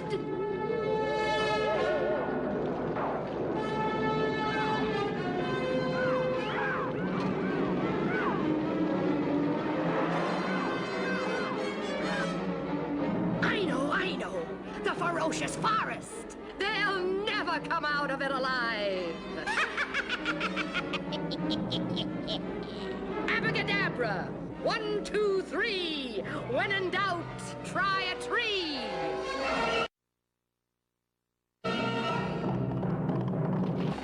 Whoa! We're surrounded. This is Mombi's magic, I can tell. Let's open the silver box and use Glinda's magic. Glinda said open only in the Emerald City. But we'll never get to the Emerald City if we don't. No, we promised Glinda. We can't. Oh, my poor dears. They're in serious trouble now. Mombi has cast a very powerful spell. What can I do to help them? Mombi magic. How to match it. For ferocious forest, 1 golden hatchet, please. Go chop and lop and stop those trees.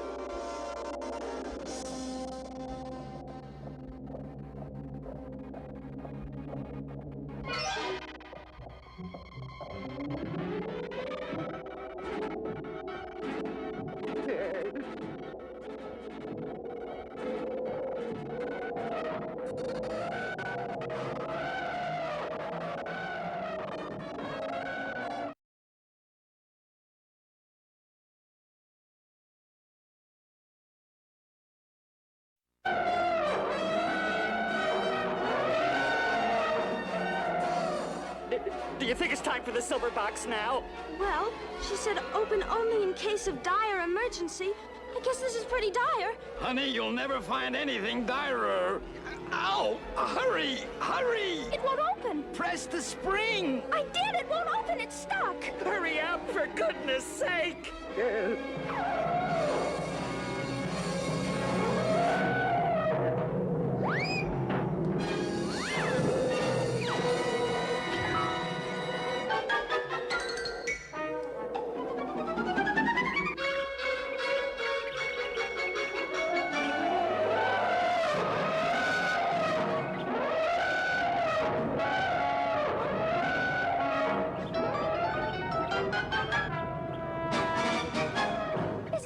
Clever. The only thing magic elephants are afraid of are magic mice.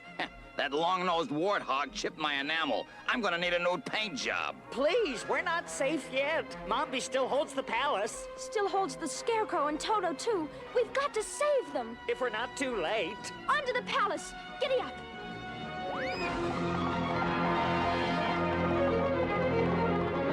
Now I'll dispose of you, Mr. Ex-King of Oz. That brainy head of yours will make an elegant king-size pincushion for the royal sewing room. A pincushion? Ah! He needs that like a hole in the head. And as for your vile stuffing, here, go build yourself a nest. And that's just the beginning.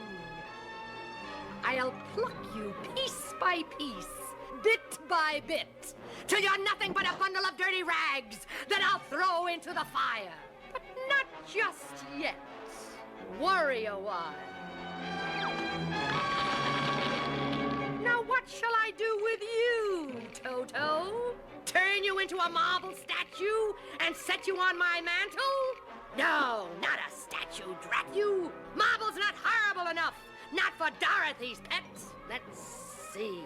I know. I'll make a special brew just for you.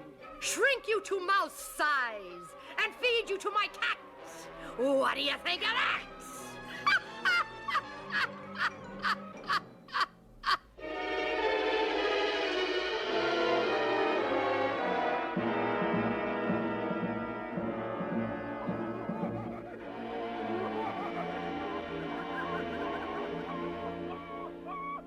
Mine was a family of famous witches.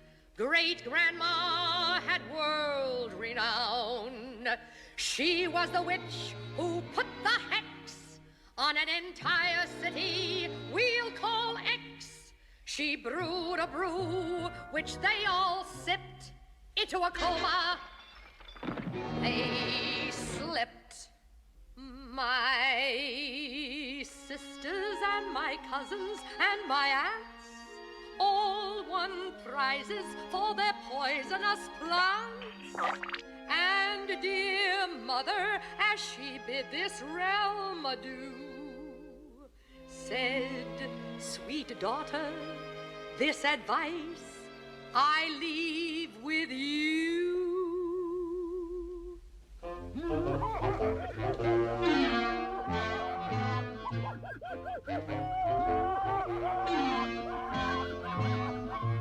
If you're gonna be a witch, be a witch, not a wishy-washy witch, but a witch. Be that witch which other witches follow. Be a vulture bird and not a swallow. Have a cackle that is nice and hollow. If you're gonna be a witch, be a witch.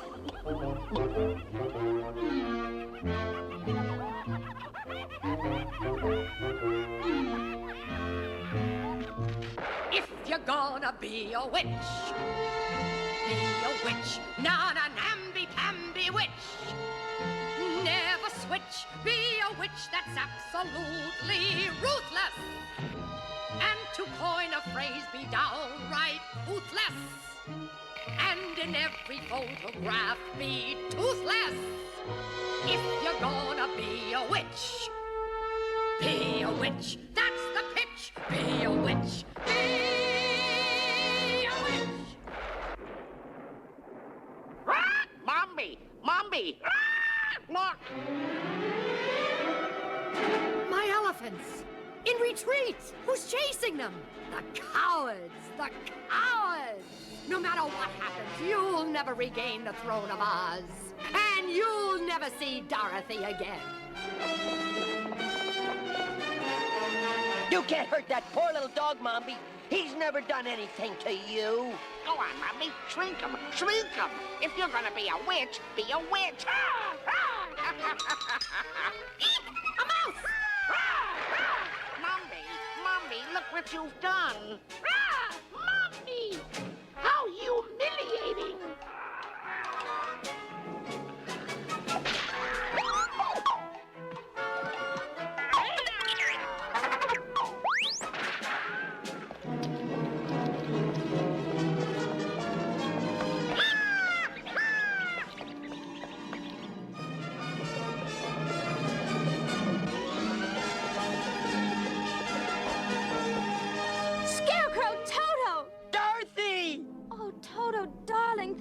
Truce, you're safe. Am I glad to see you? Did you send those magnificent mice? Toto, come back! He's got them on me! She ran through the secret exit! Come on!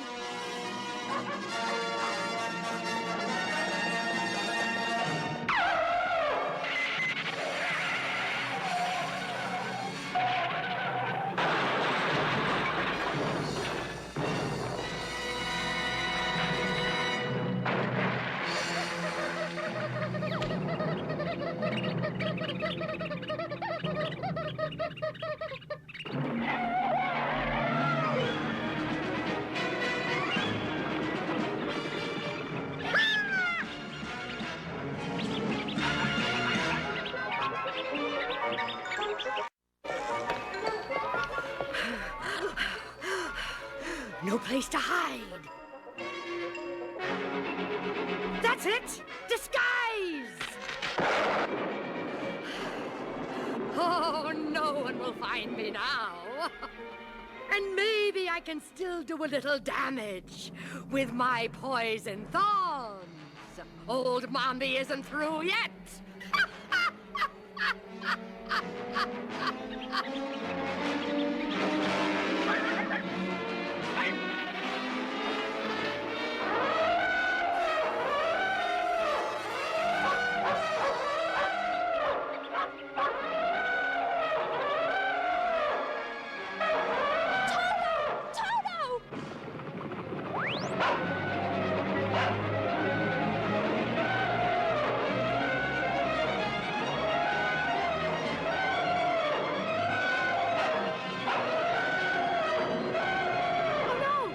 This way!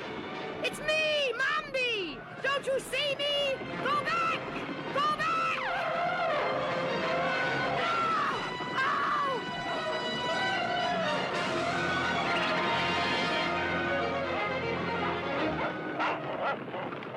Oh, look at that poor Rose, all trampled and crushed.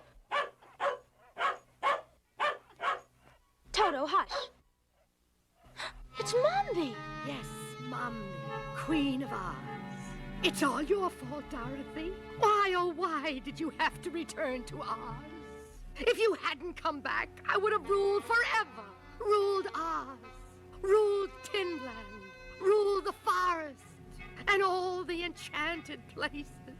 Made everyone my slave. Now it's too late. Too late. I'm crushed. Withering.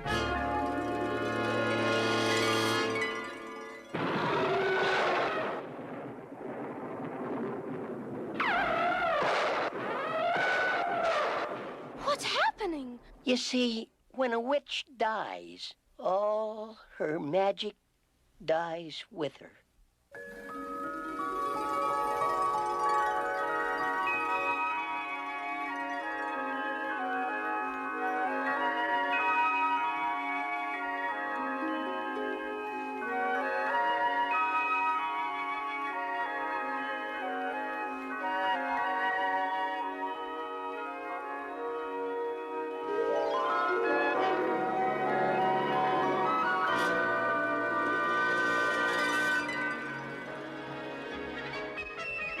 Castle's as good as new!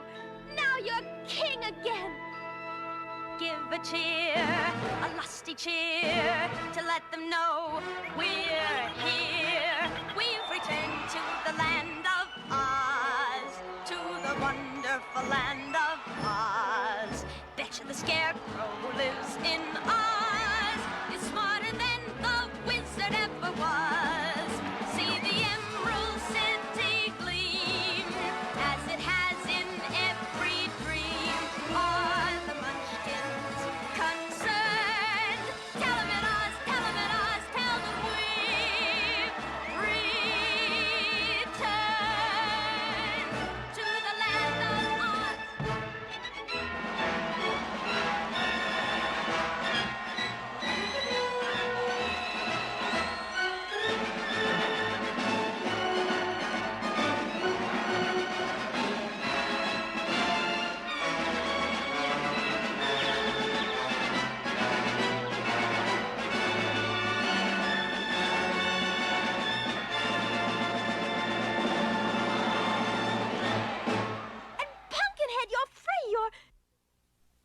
Pumpkinhead?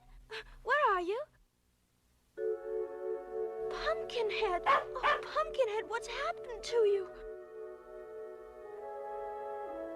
Dorothy, don't forget, Mombi made him too. When she died, the enchantment was broken. I don't care. He's my friend. I want him back just the way he was. I'm gonna miss you, you old melon head.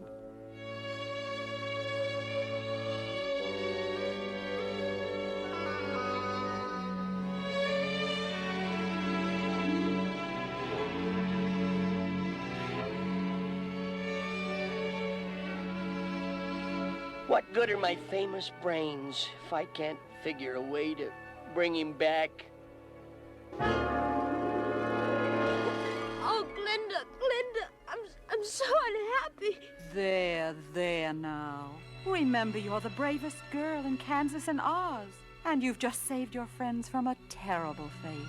But he was my friend, too. Glinda, can't you do some magic and make him come back the way he was? No, my dear. He was given life by Mombi's magic and lost it when she was destroyed. This is a case where my magic cannot prevail. And you mean he'll never come back? Perhaps, if we have faith. Oh.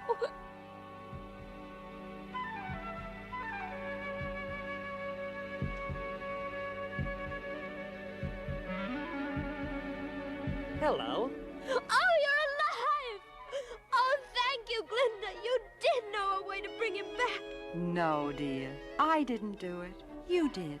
There is a magic stronger than Mombi's. A magic stronger than mine. The strongest magic in all the world. Faith and love.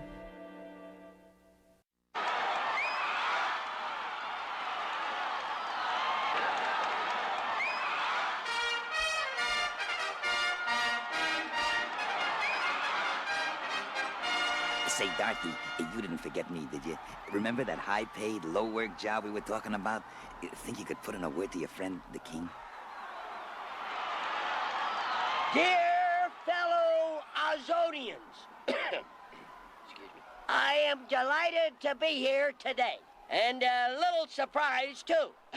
But I want you to know that I owe my life and crown, and you owe your freedom to 3 very brave friends who I am delighted to honor now.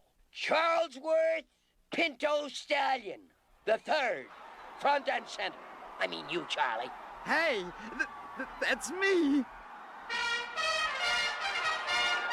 For your courage, your loyalty, your resourcefulness, and your abundant store of,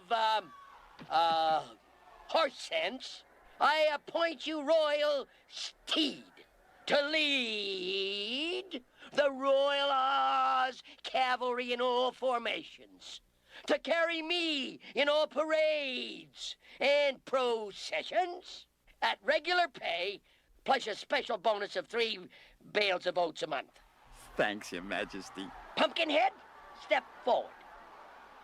Pumpkinhead, you were the first to alert Dorothy to the evil designs of Mombi and have loyally supported her in her great campaign to save Oz. I therefore dub you Sir Pumpkinhead and appoint you my Minister of Agriculture. Thank you, Your Majesty. I shall endeavor to fulfill my duties to the best of my incapacity. How about them bananas? And finally, my dear friends, Dorothy, our lovely, brave little friend from Kansas, who for the 2nd time came to Oz to rid our land of evil. Dorothy, dear, you may have anything in my power to give. Thank you, Your Majesty. There's only one thing I want now, and that's to go back to Kansas. Must you go? Can't you stay here with us, who love you so? But Uncle Henry and Aunt Em love me, too. And besides, I miss Kansas in a way, even its flat old prairies. And Toto misses it too. Just thinking about it gives me a funny little feeling inside. Funny little feeling? Dorothy, aren't you well? Oh, I'm fine, thank you. That isn't the kind of feeling I mean. Well, what exactly do you mean? There's a sad little feeling you feel when you hear a train. Ooh.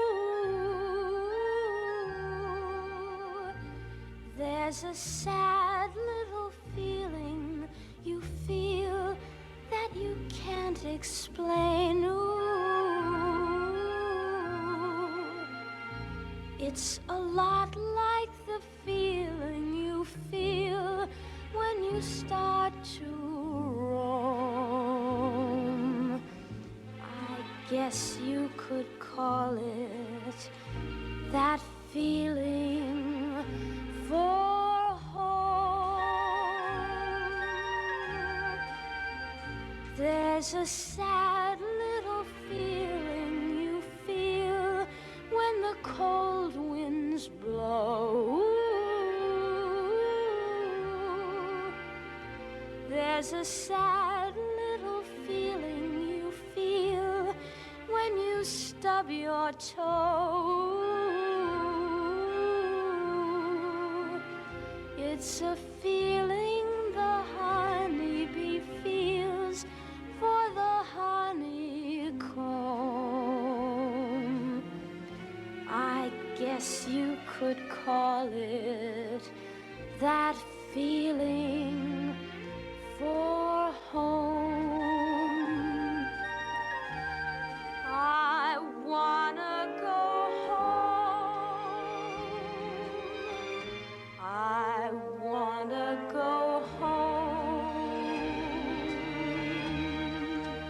For my heart just keeps remembering Aunt Em's favorite poem. Be it ever so humble, you'll find when you start to roam, you'll feel that feeling for home, that never leaves you feeling for home.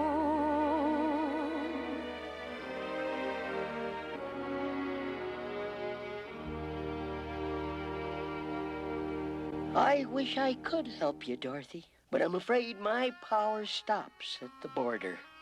They don't recognize my administration in Kansas. Glinda, can you help her? I'm afraid not. My magic works only in Oz. If the greatest brain in Oz and the greatest magic can't help me, I guess nothing can. Just a minute. Just a minute. According to the Constitution of Oz, Article 7, Section 9, Article 7. Anyway, a visitor to Oz may return the way he came if transportation is available. But I came by cyclone. I don't think they're very available. Wait, now I think I can help. But I'll need some leaves. Here, take some of mine. Leaves flutter, cyclone blow. As you came, so shall you go.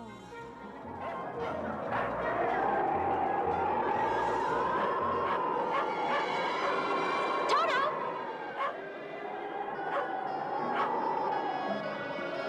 Goodbye! Come back and see us, Dorothy. I will, someday. Goodbye! Goodbye! Bye. Goodbye, Dorothy!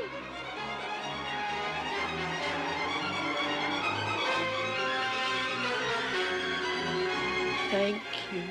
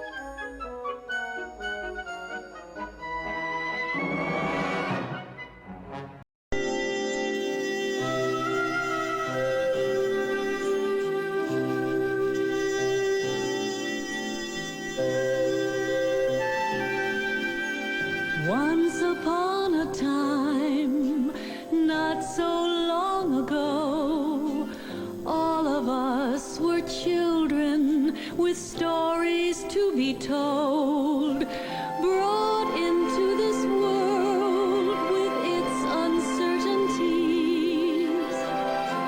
Blessed with innocence, we sought to find our peace. Once upon a time,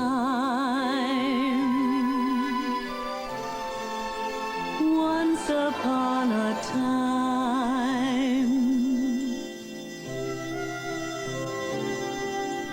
once upon a time, this quiet little town lay sleeping in its winter cloak without a soul around.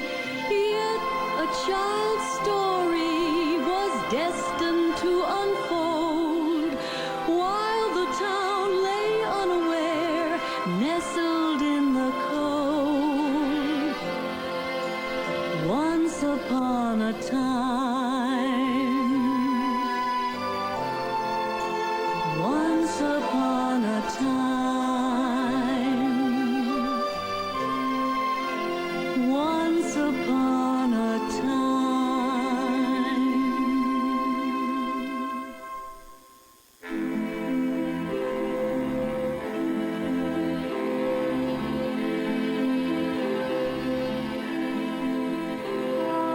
There's a baby on the way. Fetch the doctor. It's snowing. I'm only wearing... Fetch him.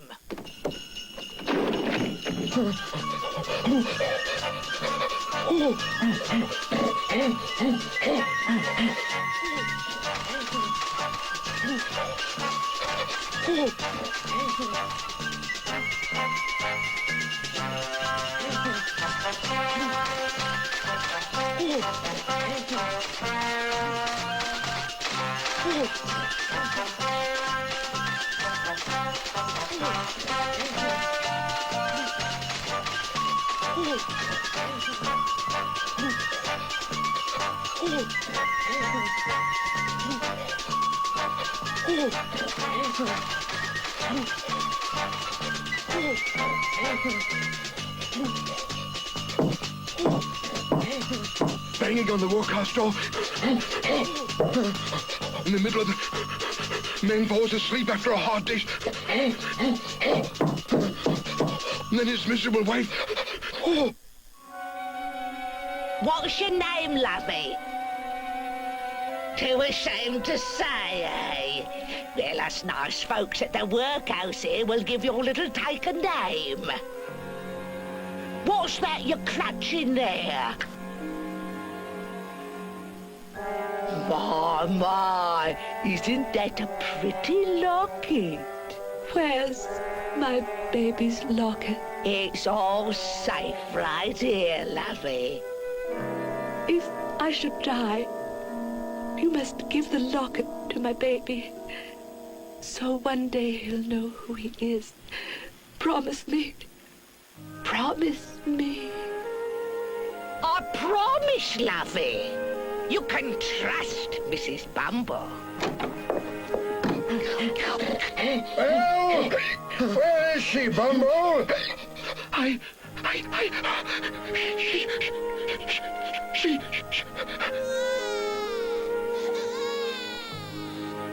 It's a boy, baby. How would you know? Harry Potter thinks he's an expert.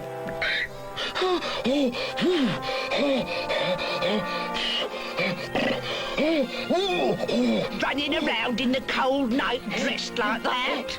I'm not surprised your face is blue. But you ordered me to. You're the one. Shut up, Bumble. Getting me out of my warm bed, and she dies anyway. That's the poor for you, no manners.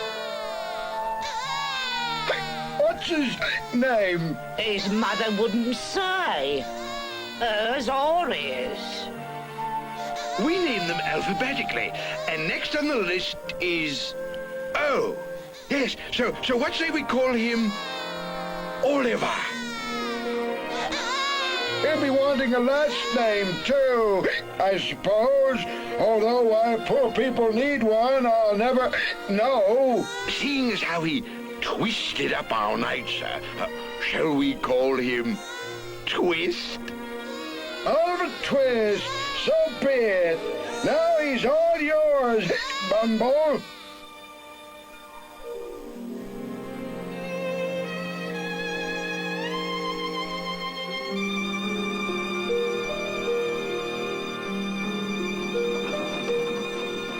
Faster, faster, Oliver Twist. Twist? Yes, the name does fit the task.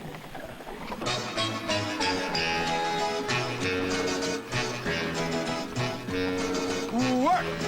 Work! Work! Work! Oh, you are such lucky lads to get to work all day. So many children waste their time by going out to play. Work! Work! Work! Work! Busy hands are happy hands, as you can plainly see.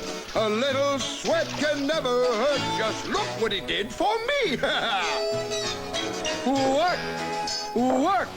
It's your good fortune to have a boss like me.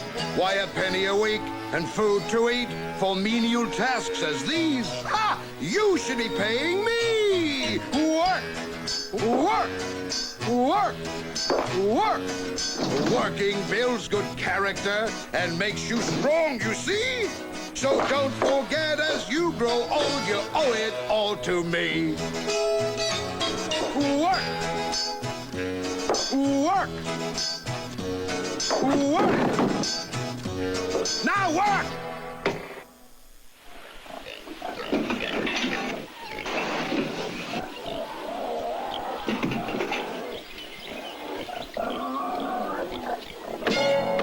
Don't we feed you well enough here, boy? 3 meals of gruel each day, an onion twice a week, and half a roll every Sunday? Yes, sir. That's more than enough, sir. It is. Perhaps we should eliminate that roll, lest you become lethargic.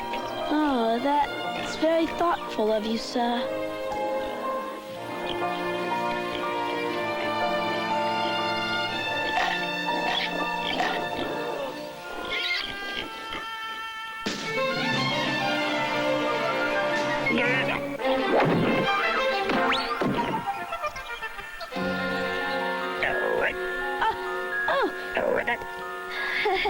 Hello, Toad.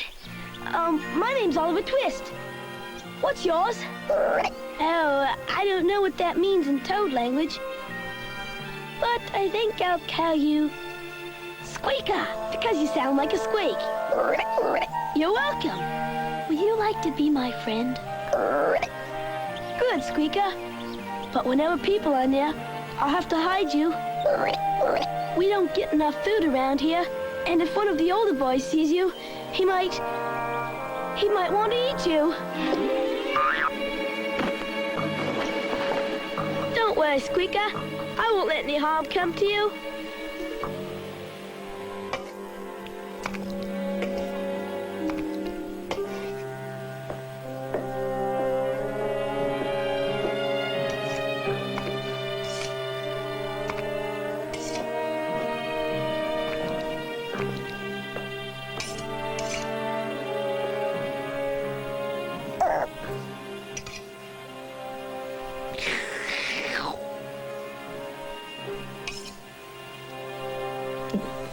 Let's tell Bumble we must have more food. Oh, well, tell him. Oh. Good old Oliver. But I didn't. You volunteered. We saw you. What's this? What's this? Talking during meals, are you? Please, sir. I want some more. More?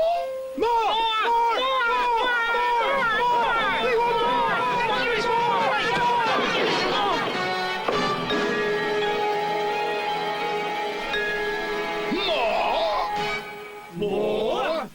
it with my own ears, Governor. You ingrate. On the morrow, you go out into the world to earn a living. But, sir, I'm only 9 years old. No wonder the poor are poor. Instead of working, all they think about is their tum-tums.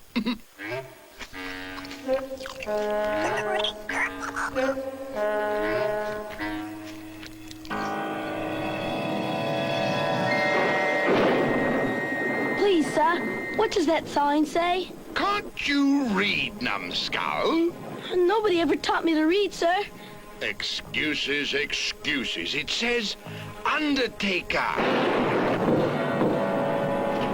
Good evening, Mr. Bumble, sir. Good evening, Noah. Mr. Sowerberry is expecting us. Yes, sir. Please come in, sir.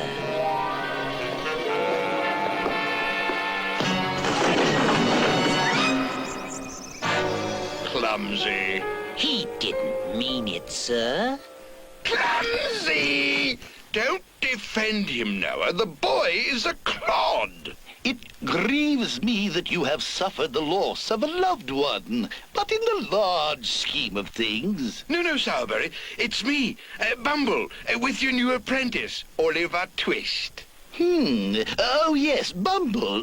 Noah, tell Mrs. Sowerberry to prepare supper. Yes, sir. A pleasure seeing you again, Mr. Bumble, sir. And Oliver, I know we shall become fast friends. Thank you, Noah.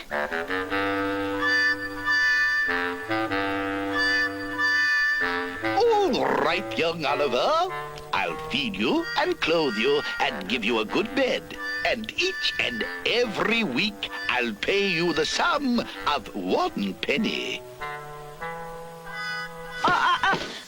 Thank you, Mr. Sowerberry. Now then, Oliver, work hard, don't overeat, and remember, a penny is a lot of money for only 7 days' work each week.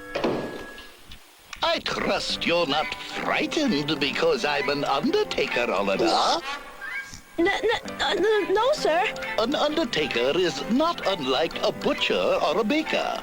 We just wrap our merchandise in a different package.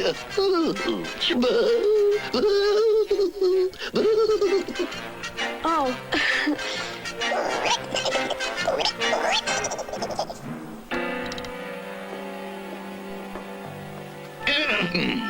This is our new apprentice, Oliver Twist. Hello, Oliver, dear. I'm Mrs. Sowerberry. And this is our scullery maid, Charlotte. And you've met Noah, I believe. Give the lad a good meal. Oh, we'll feed him proper, we will. All that for me, Mum?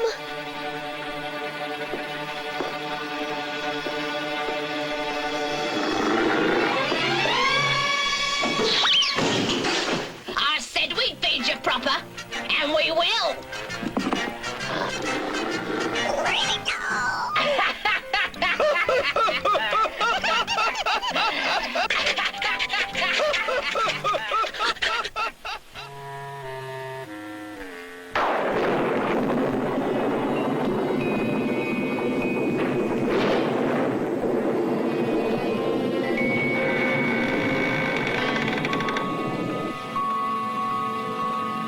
There's your bed.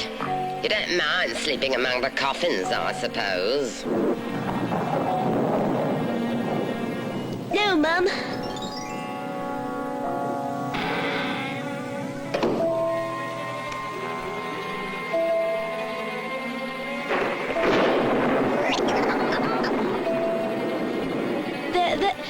There's nothing to be afraid of, Squeaker.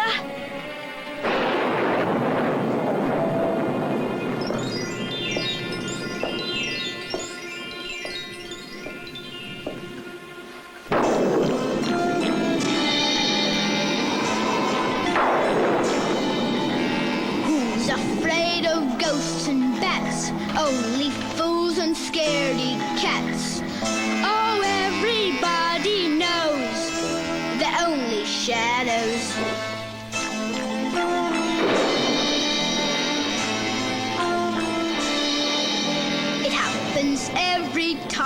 like falls. You see things moving across the walls. The wind puts on its moonlit show. They're only shadows. Well, I've got you and you've got me. So who cares who's there? Long as we're together, you needn't be scared. Dancing demons in the night sure do make a frightful sight. But I'm not scared because I know they're only shadows. Well, I've got you and you've got me. So who cares who's there? Long as we're together, you needn't be so scared. After all, they're only shadows.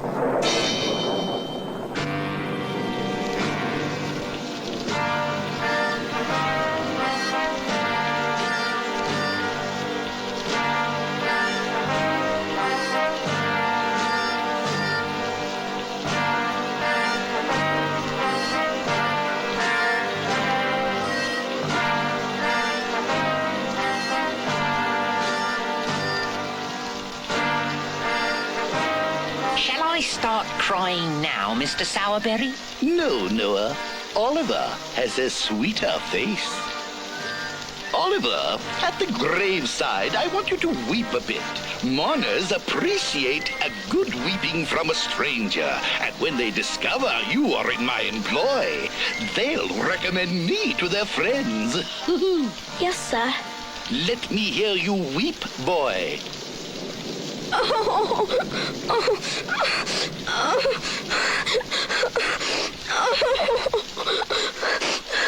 Excellent.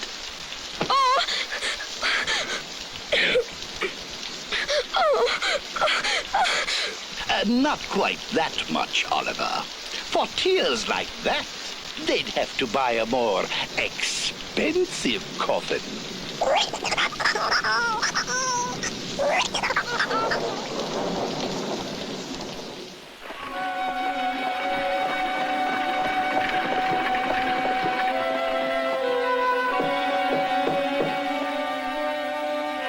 We cannot afford your best coffin, Mr. Sourberry. I understand. Poor mother. Poor dear mother. Mother? Oh. Why are you weeping, child? I show you grief, Mum. My mother, too, is dead, Mum. What a sensitive young lad. Can't we take a better coffin for Mother? We can't afford.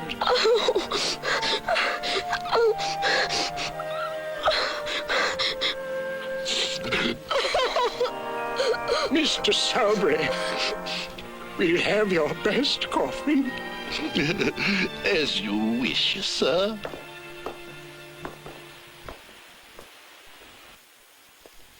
You're a very good crier, Oliver. There's no telling how far you can go in the funeral game if you, put your eyes to it.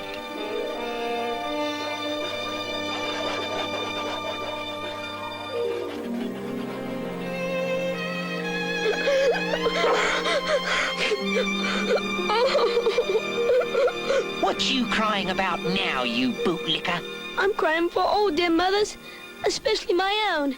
You never knew your mother, you muttonhead. But I still love her. Oh, I love me mother, I do.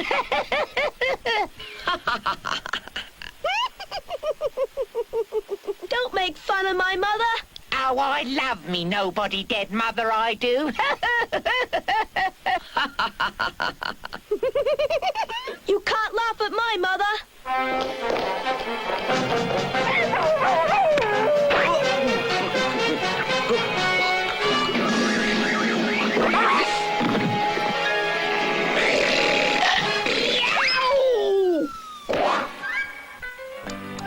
Let me pull the spoon now.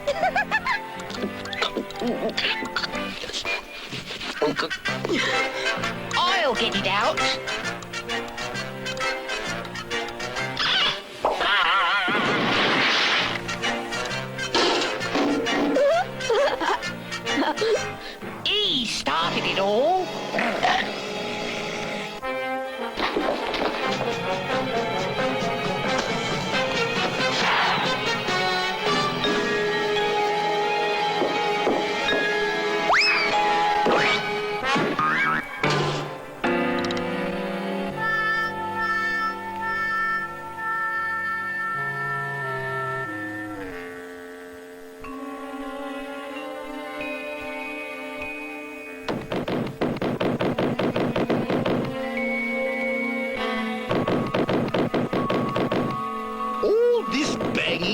just because someone passed away? It could mean the sale of a fine coffin. Only the wealthy can afford to be so rude.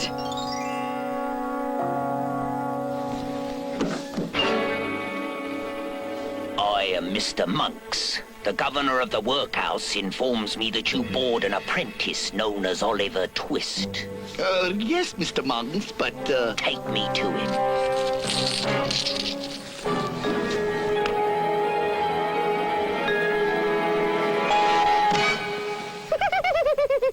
I said, take me to him. Oliver is a fine lad, but he does like his, privacy. He's gone.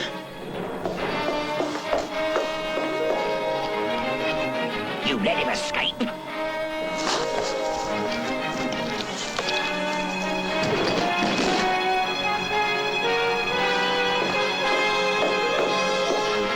I'll wager he picks up his coins on the way out. No one can cry as well as Oliver.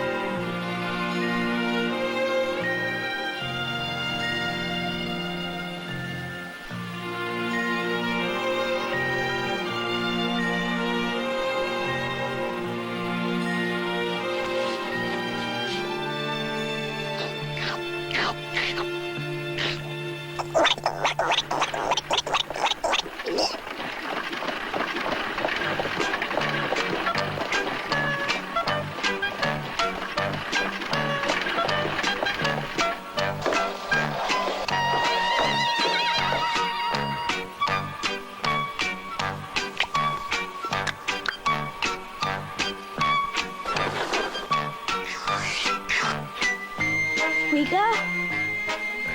Squeaker?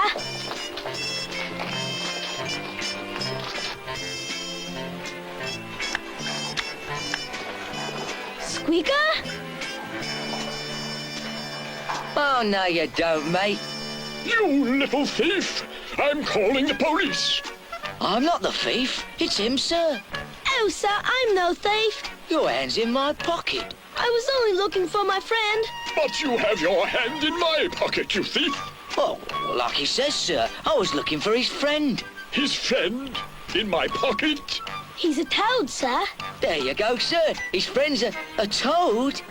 If you two think you can hoodwink me with outlandish... He's not used to bananas, I'm afraid. Sir, I've a good mind to notify my barrister and sue you for defamation of character. You saved me from the gallows, mate. I'm Jack Dawkins. but folks call me the Artful Dodger. I'm Oliver Twist, and folks call me Oliver Twist. Oliver, me boy, that toad dodge is a better dodge than I ever come up with. Oh, it's not a dodge. Squeaker was just trying to find us some food. We haven't, eaten in many days. Now, if it's grub you need, Oliver, what would you say to an apple? Or some honey cake, or imported cheese, me lad? Or is it mutton that you fancy? Oliver, how'd you like to come and stay with me and a kind old gentleman that I live with? Oh, Artful, I'd like that very much. I'm not alone in the world. Except for Squeaker, of course. Ever been to London before? I'm afraid not. Come along then, and let the Artful Dodger be your guide.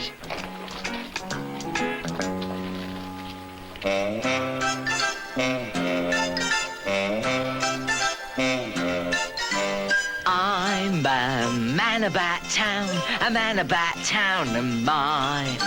I know every nook and cranny, and every little crook and nanny, and who to ask for a penny. Oh, I know 'em all like the back of me hand. Oh, I'm a man about town, a man about town of mine. Here's Westminster Abbey, and there's the River Thames. Just look at the palace guard. Oh, I know each and every one by name.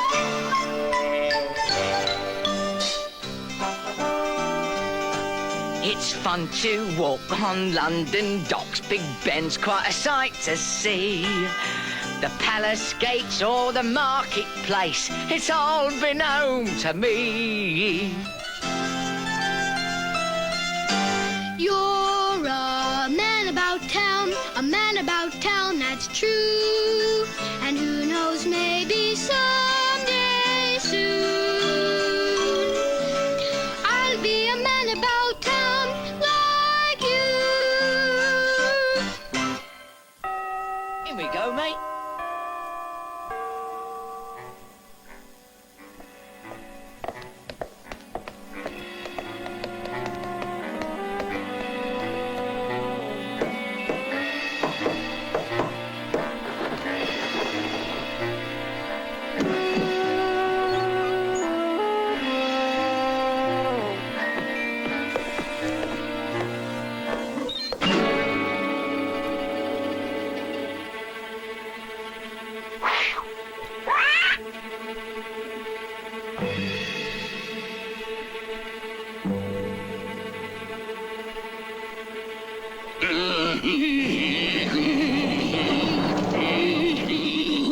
I never cooks before I cleans me pot.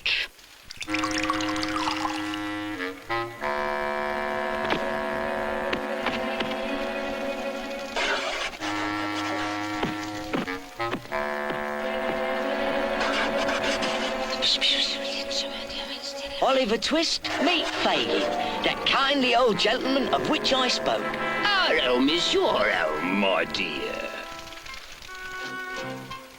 Thank you, sir. Oliver, this young man is Charlie Bates. Oh, that's me, all right. Charlie agrees with whoever speaks last. Oh, quite right. But Charlie knows that no matter who speaks last, it's just the word of Fagin that matters. Oh, I agree. Never trust Charlie. All right. And these two are named Nasty.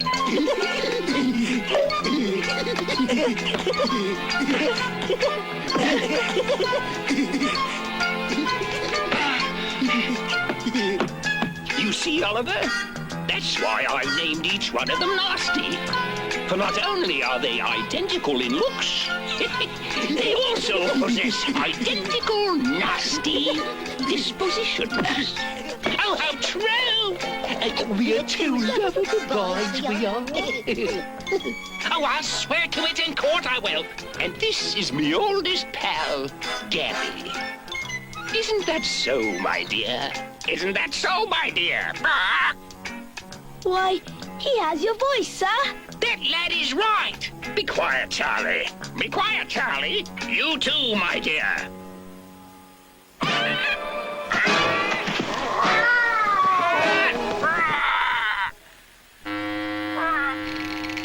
And that is Monster, my sweet little pussycat.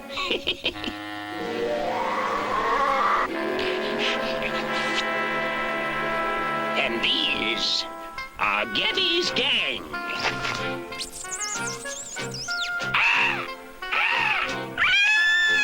Now then, Oliver, what's that beating there, my dear? Do you wear your heart down by your belly button? No, sir. That's Squeaker. It's his toad. A great little dodge. Oh, how true! Charlie, how can you say that? You don't even know what I'm talking about. That's true, too. He doesn't eat much, so...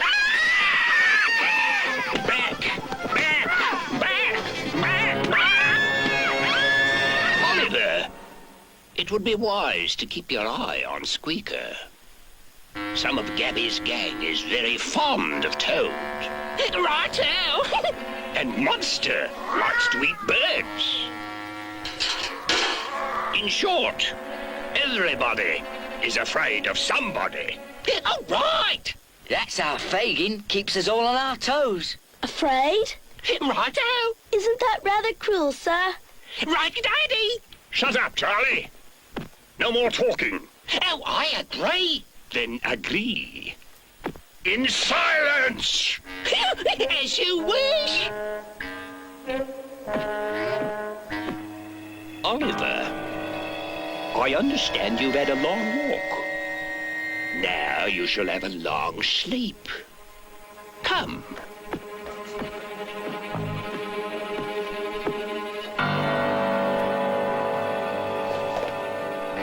Drink this, Oliver, and you will sleep well. What is it, sir? Just some hot gin and water, my dear. All me boys drink it. Fagin likes us to sleep well, so we won't learn where he hides his money. Oh, how true! Drink it. You'll like it. Sleep! All of you!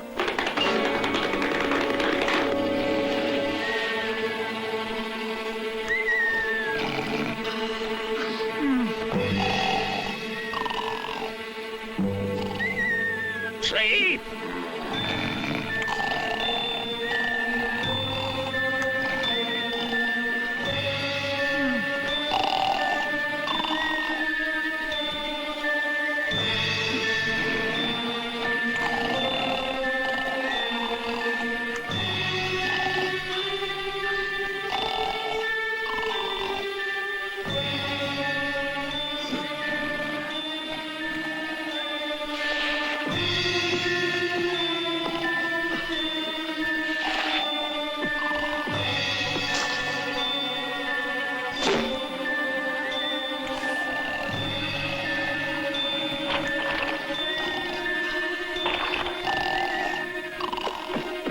You sane boy.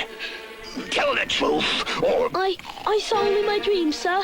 You'll dream forever if you're lying, boy. What did you say? I saw you holding money and jewels, sir. Oh? So, you see, I was dreaming, sir. For where would a poor old gentleman such as you come to jewels and money, sir? If not one's dreams. That's quite right, my dear. Sleep well. But dream no more. Yes, sir. Sleep.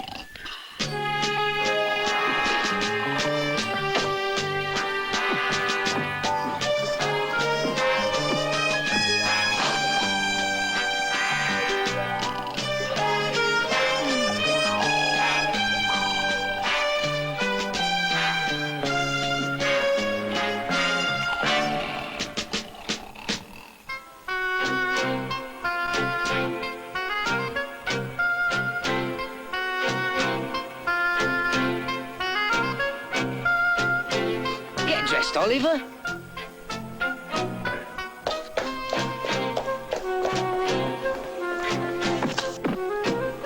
Well, not yet, my dear. Before you eat, you must observe the game. The game? The game? The game. The game. The game. Game, sir? Exactly. And mind you pay close attention, so you can learn to play it too. Behold, a snuff box, a note case, a watch, a stick pin, a ring, and me, a gentleman.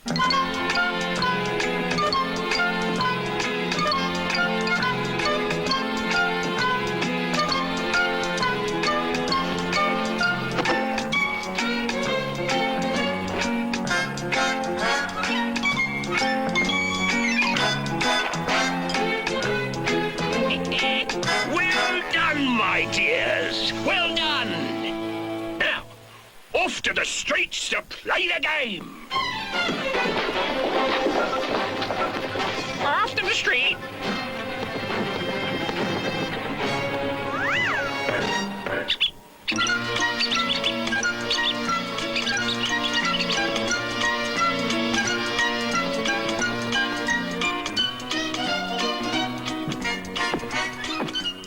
Pay close attention to how the game is played, my dear.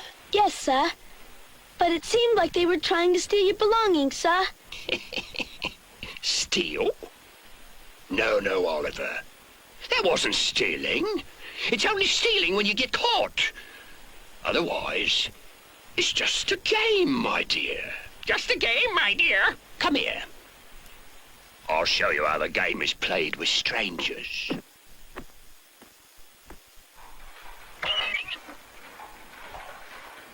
See?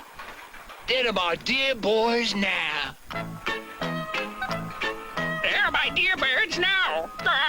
Boys! Boys!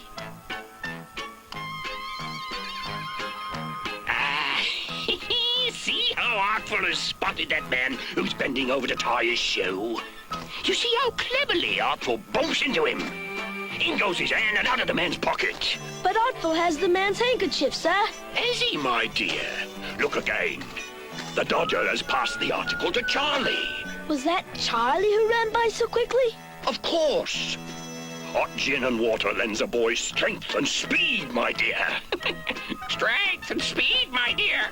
Observe that stout lady standing with her fancy hat. See Gabby's vulture swoop down on her. Oh, yeah! Why, he's taken her hat in his beak, sir. It's amazing what a bird can learn, isn't it, my dear? Isn't it, my dear? Ah, there go nasties. You see how they bump the fruit vendor to the ground and borrow some oranges from his cart? But now the vendor's chasing them.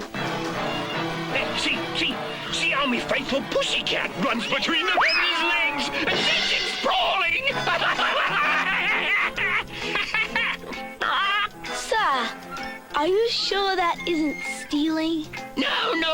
It's just a game, my dear. It's a game. It's just a game. You'll find it quite a thrill on any day. And what's best of all, anyone can play after all. It's just a game. Pilfer a builder for shingles and wood. Try to sneak a rare antique. You know, they're always good. Grab a slab of meat or seize a pound of cheese. Aspire to acquire any one of these. A necklace, a bracelet, a wallet, a ring, a top hat, suspenders, almost anything. Oh, to pick a pocket, snatch a locket, grab a watch. It's really quite exciting, providing you're not caught. 'Cause it's a game. It's just a game. You'll find it quite a thrill on any day. And what's best of all, anyone can play after all. It's just a game. all. It's just a game.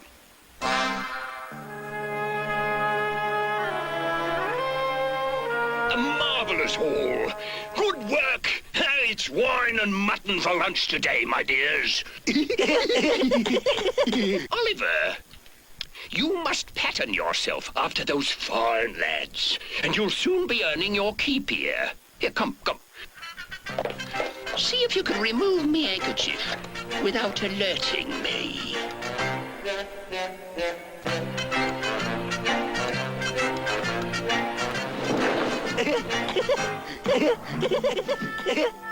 I'm afraid I was rather clumsy, sir. You mean it's gone? I never felt a thing. You have a nice, light touch, my dear. All you want is a bit more practice. Bit more practice? Meanwhile, Oliver, I want you to start removing the initials from all these articles and give them a bit of polish. Why is that, sir?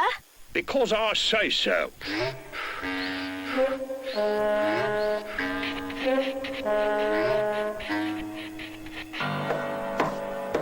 I believe someone's knocking at the...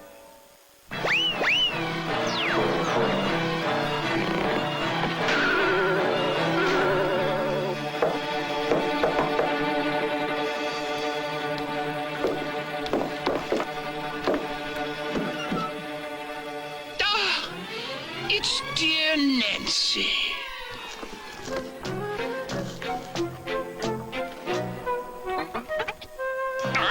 It's dear Nancy. Oh, who's this sweet-faced one?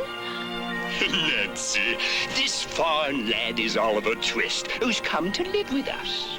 Ma Bill looked as innocent as that 1,000 years ago. Where is that surly bloke of mine?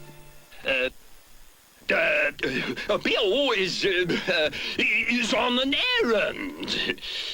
Well, when he returns, you tell Bill Sykes for me that we need some food and I'll order.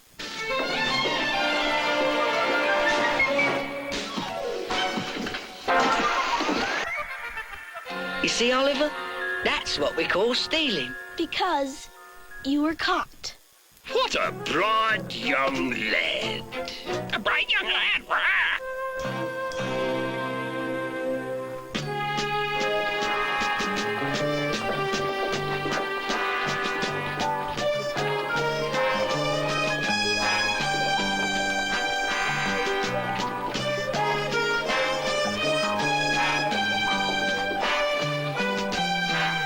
There's one. Oliver, you stay here and observe me and Charlie demonstrate the proper way to separate a gentleman from his excess baggage in his pockets.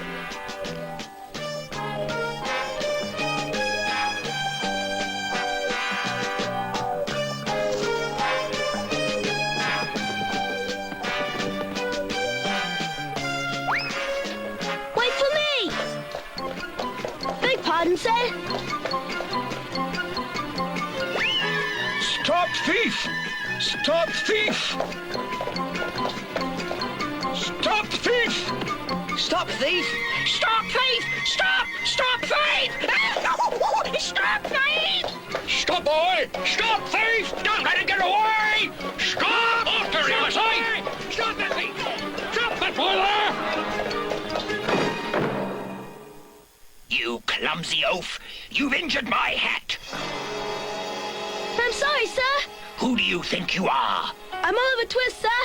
Stop thief! Stop, boy! Stop thief! Stop thief! Stop thief! Stop! Stop! Stop! Stop thief! Don't let him get away! Stop thief! Stop! Don't let him get away! Stop! Hold on! Get out, free party! Let's get out! Hold on! After him! I say! Don't get away! Get away! Oh, you get away! Stop it!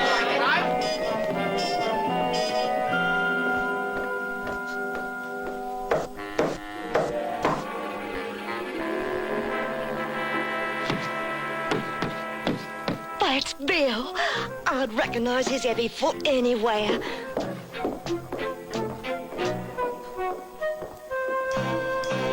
Bill, darling. Business first. At least Bullseye's glad to see me.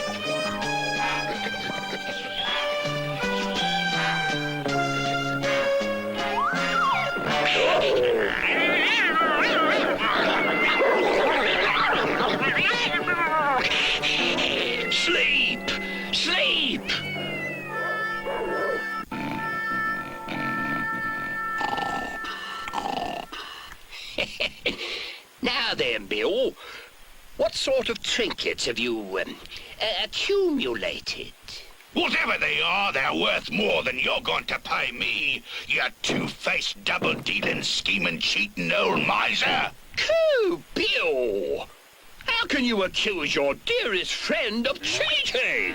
You had gold hidden in your sleeves. How dare... Oops! You can't trust anybody these days. Nothing but cheap cloth. Cheap cloth? That's pure silk. I stole it from my mother. Where would your mother get pure silk? She's a beggar, Bill. She stole it from a close friend. Calm down, Bill. I'll pay you a fair price. You know I'm a friend. You know I'm a fiend. Friend. Friend? Fagin! Fagin! Fagin! Fagin! How dare you run in here without giving a signal? This is important. It can't wait. Oh, he's right. He's right. A rule is a rule. Absolutely. Oliver's been pinched. Correct. No. Oh, no, he hasn't at all. Yeah, he has. Yeah, yes, here. Who's Oliver? He's the new boy. A dear little face he has, Bill. Remember when... Business first. Nancy, this is no time to sleep. Go at once to the magistrate's office and learn what's happened to Oliver. There's no time to lose.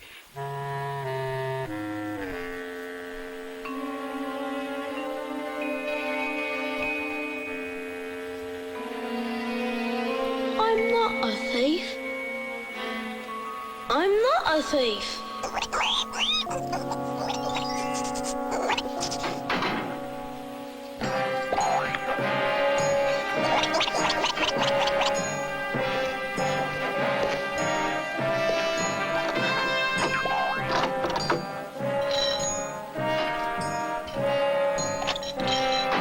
The magistrate is ready for you. I'm innocent.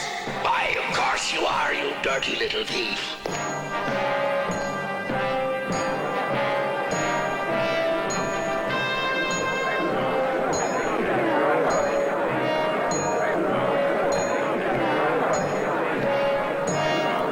Silence! Silence! Who are you? My name is Brownlow, sir. What are you charged with, thief? I am not a thief. That's what they all say.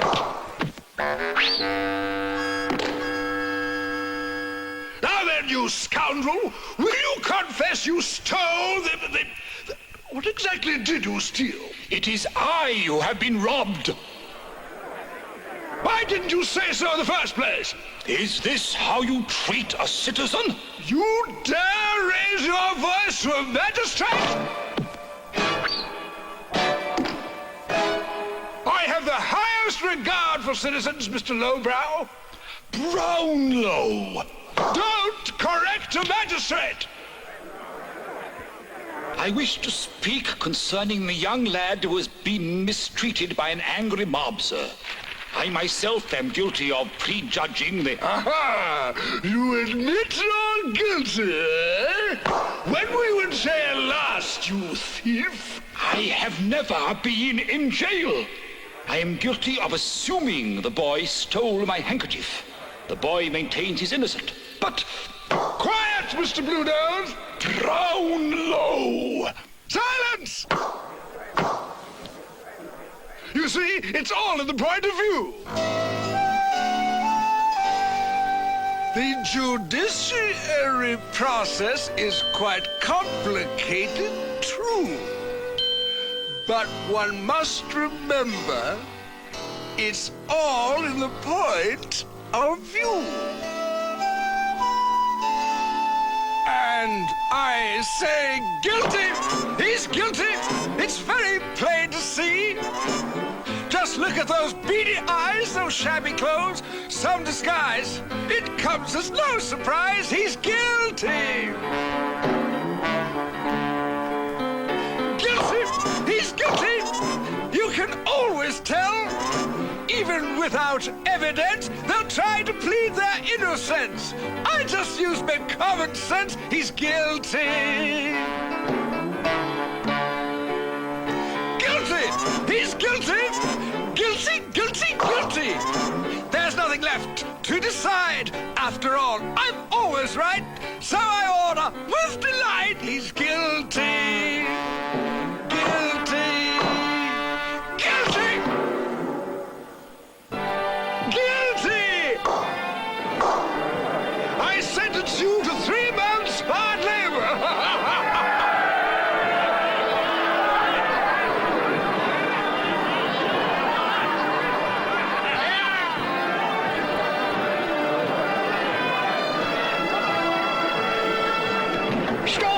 Stop!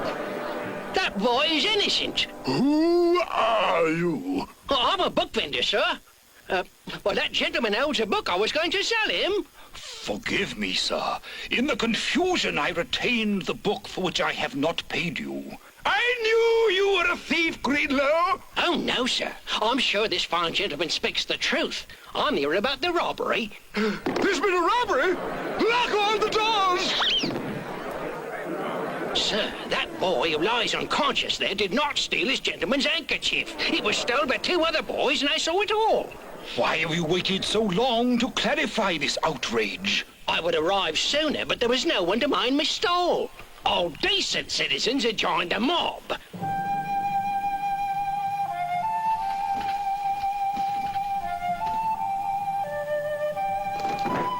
Well, sir, shall justice be served?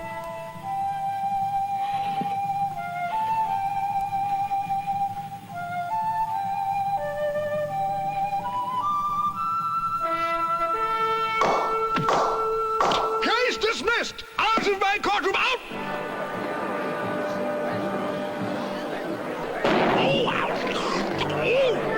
Hate innocence.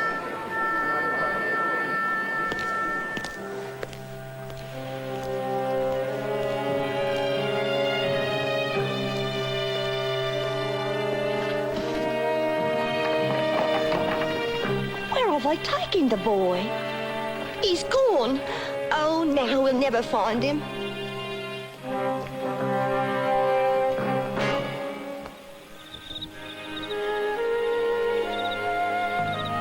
He's a bad one, or I'll eat my head. No, Grimwig. That boy has been victimized by circumstances. I intend to teach him to read and write and grow into a fine citizen.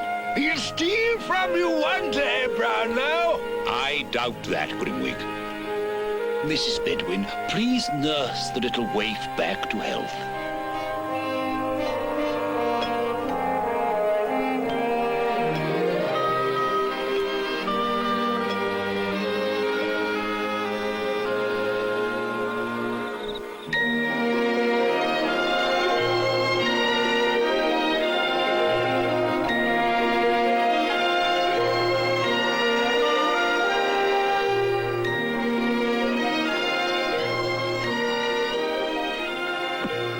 Sir, I finished this first book. May I please read another? Of course, Oliver. Read on, lad. Reading is the road to knowledge. Yes, sir. Thank you, sir.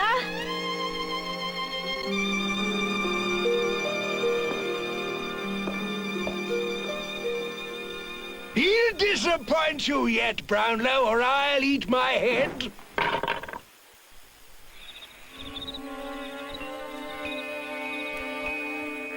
Can I get you anything, Bill dear? Oh, where can he be? Where can Oliver be? He's just another orphan. Forget him. But Bill, I haven't slept in months. Look at me poor eyes. If Oliver informs the police about our doings, it's the gallows. All right, find the little informer. I said find him.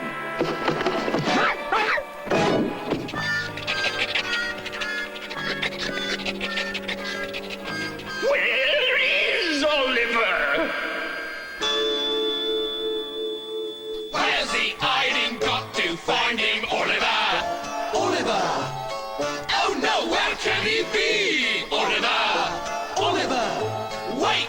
There he is! Yes, it is! That's him. All right, where have you been? Oliver!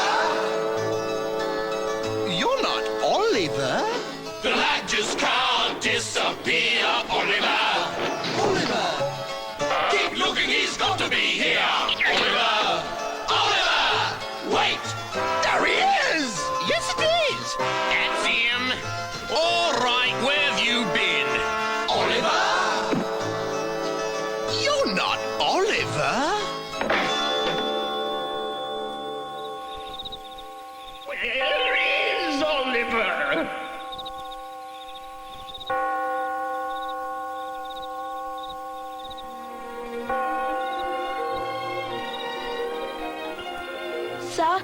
I've read these. May I read more? By all means. Oh, Oliver, bring me that bottom book you hold. This one, sir? Oh dear, oh dear, oh dear. Oliver, this is the very book I was reading the day we met. Oh, in the confusion, I've neglected to pay the vendor for it. The man who saved me from jail, sir? Oh, sir, may I pay him for you, so I can thank him personally? Yes, of course. Mrs. Bedwin will give you directions. Oh, here is a £5 note, Oliver. Thank you for trusting me, sir. Why hasn't he told us where to find this Fagin creature, eh? He tried. The boy never left Fagin's attic but once. It's quite natural that he's uncertain where the evil man resides. Brownlow, you're a soft-hearted old fool. It's 1 in the afternoon. How long do you propose we wait here before you admit you're wrong about that young rascal? He'll return by 3 o'clock. If he does, I'll eat my head.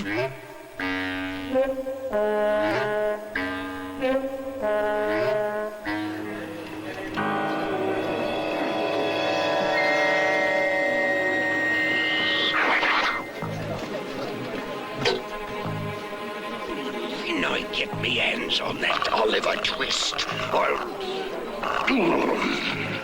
when I get my hands on that Oliver Twist, I'll be a bandit. Still searching for Oliver Twist, Mr. Fagin? Oh, what interest is that to you, sir? My name is Monks. It is important that I learn the whereabouts of the boy at once. You wish to do young Oliver harm, sir? Certainly not. I'm merely interested in locating a certain locket that may be in Oliver Twist's possession. Therefore, it is essential that he be found. Sounds expensive to me. Find him, and you'll also find an open purse, sir. Nothing will stop me from finding Oliver Twist now. Nothing. Nothing.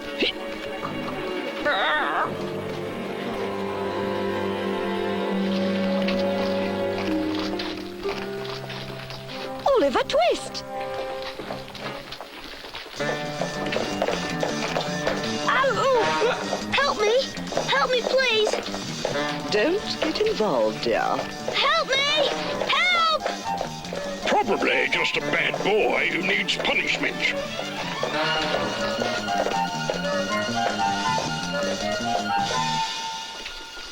It's me son, sir. He's been misbehaving and, I'm not his son! I'm Oliver Twist! Mr. Monks, you mentioned something about an open purse, I believe? I cannot be sure he's Oliver Twist until I find a certain locket. Yeah, no locket. what shall we do with him? I'll let you know shortly. What's this about a locket? Don't worry, Bill. You'll get your share. I'd better,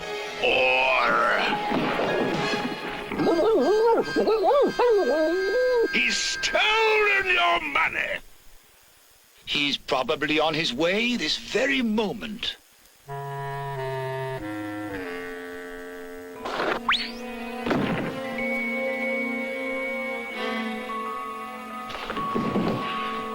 A £5 note. Thank you. You're welcome. That belongs to Mr. Brownlow. I must return it, or he'll think I stole it. Oliver, you see how you've forgotten your lessons? It's not stealing unless you get caught. Right. It is stealing. Right. Wrong. Give me that $5, Bill. The $5's mine. You keep the clothes.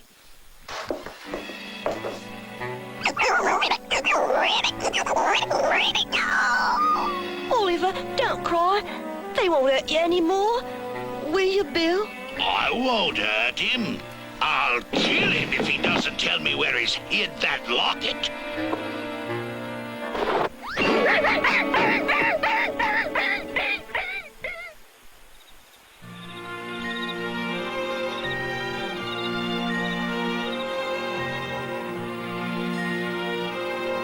Perhaps he's met with foul play. You suffer from too much faith, old friend. Better too much faith than none at all.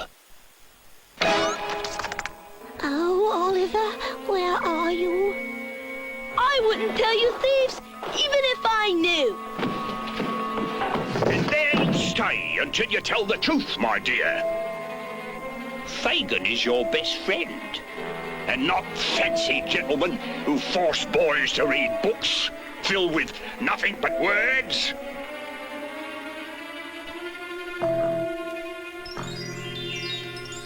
It's been 3 weeks. Forget the boy. I can't.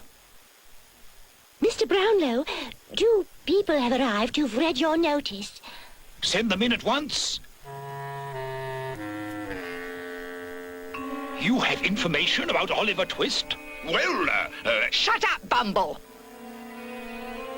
Your notice referred to £25 reward, sir. Yes, the money's yours if you can tell me anything true about the lad. True, yes. We're not the sort who... Shut up, Bumble! Madam, tell us what you know and do it quickly, please. We treated the little orphan like a son. We gave him love and food and clothes and no chores to do. Then we apprenticed him to a kind and generous businessman. But Oliver shirked his work and beat up the man's poor wife and dog, then ran off with their savings. May we have the £25, please? I never met a shrew who spoke the truth. Here's a £1 note to take you back from where you came. You've told us nothing but lies about Oliver Twist.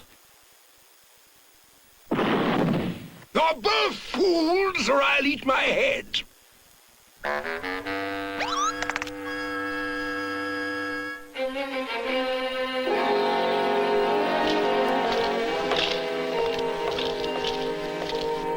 He's all yours, Bill.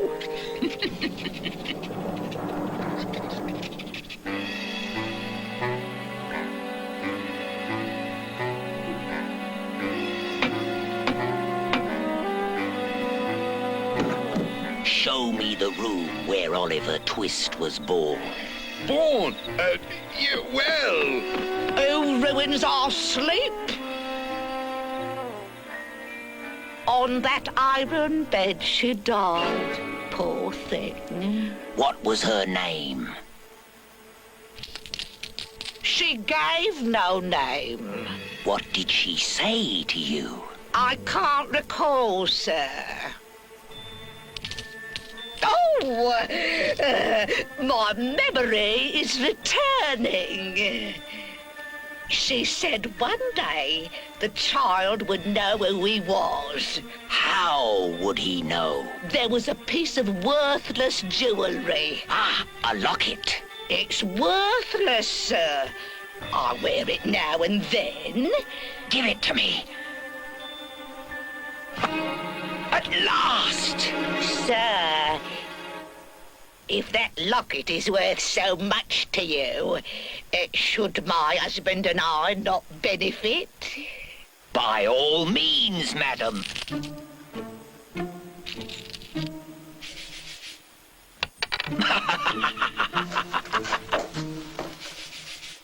It doesn't pay to be nice to people. Shut up, Bumble!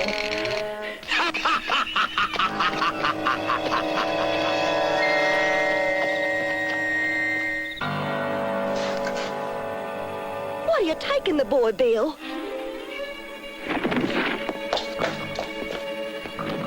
Oh, where could he be off to this time of night? You forgotten something? Yes.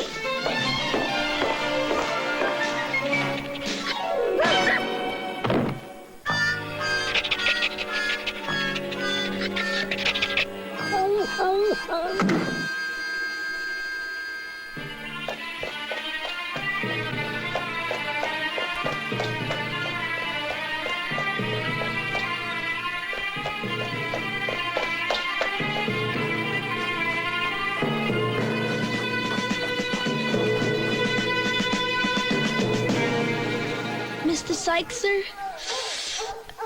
I'm very cold. Well then, how would you like to be inside a nice warm house? Oh, I'd like that very much, sir. Very well, Oliver. Come along then.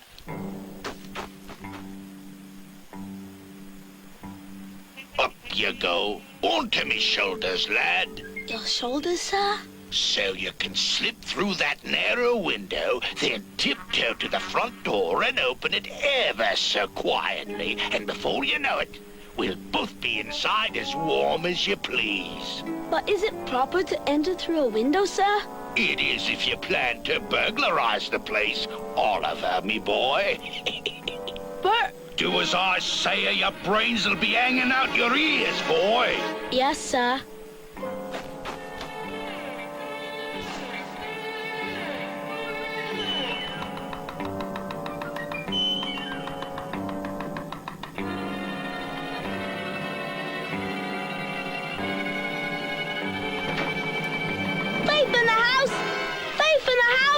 Blast you!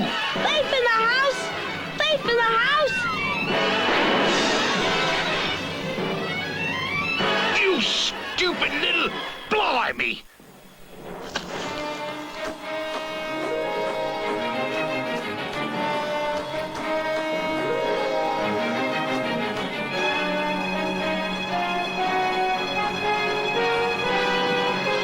You've caused your own death, fool!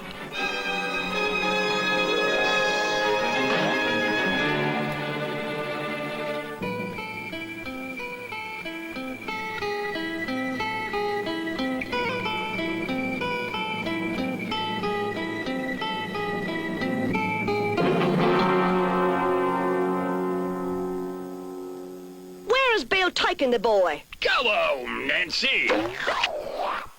Go home, Nancy. Bill, what is it? Where's Oliver? Where he belongs, lying dead in a ditch. No! Women, they're impossible to please. He's dead then? Fouled me night's work to the bargain, he did. I knew all that book reading would be his ruin.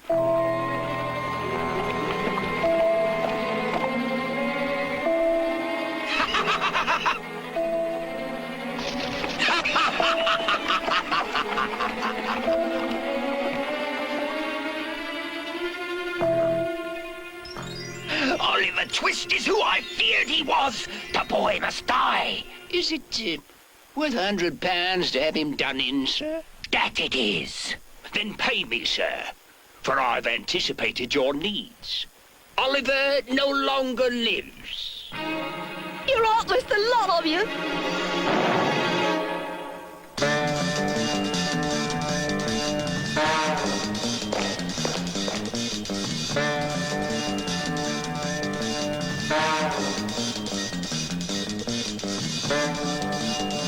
You're poor Oliver's toad, aren't you?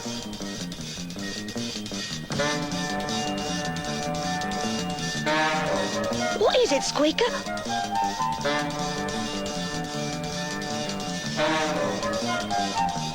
Wait!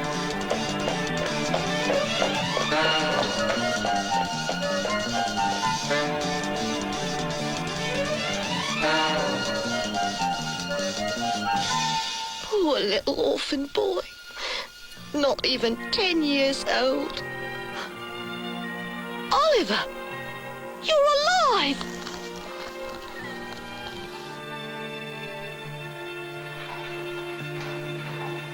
To good fellowship, a night well spent. To money. To long life. To money. Mr. Fagin, you shall receive your £100 directly when I'm satisfied that Oliver Twist is as dead as you say he is. Sir, are you implying that Bill Sykes is a liar? Or that Fagin is a liar? Yes, gentlemen, that is exactly what I am implying. Oh. But I left him right here. Then Where is he?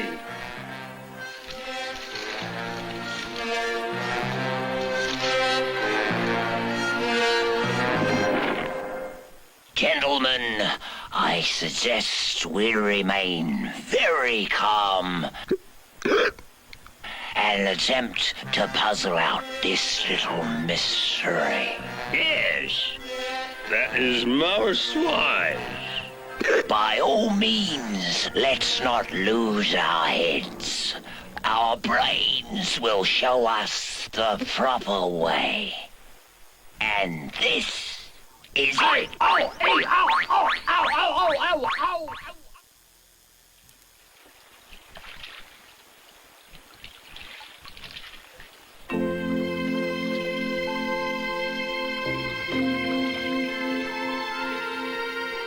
When you came into my life, you opened up my eyes to a love I'd never known before.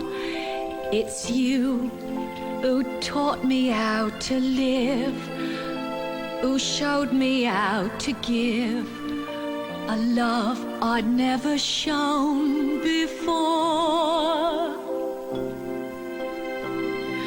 Oh, but now, if you should leave my life, my world would surely end. I'd never smile again. Oh, love, if you should leave my life, no words could quite explain the never-ending pain. If no, I can't go on, all hope for me is gone. If you should leave my life,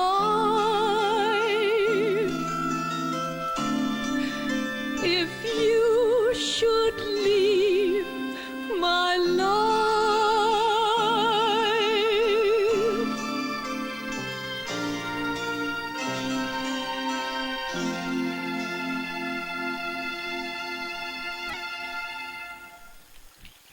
Oh, Oliver, where shall I get money for a doctor?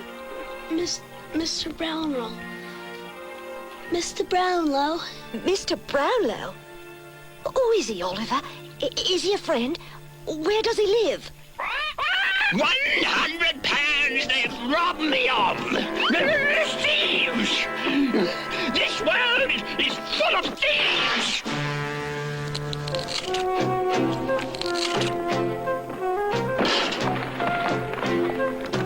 Fagin, I must have £2 at once. £2? It's for the doctor. Anyone who needs £2 for a doctor is halfway to his grave already. Why waste the money? Oh, it's Bill. He's sick. Sick? Bill who? Fagin, I must have that money or else. Of course you shall have your £2, my dear. That's exactly all that stands between me and the poorhouse. Sleep!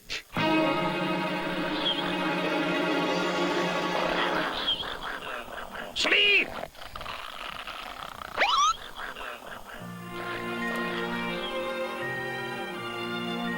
Oh, bless you.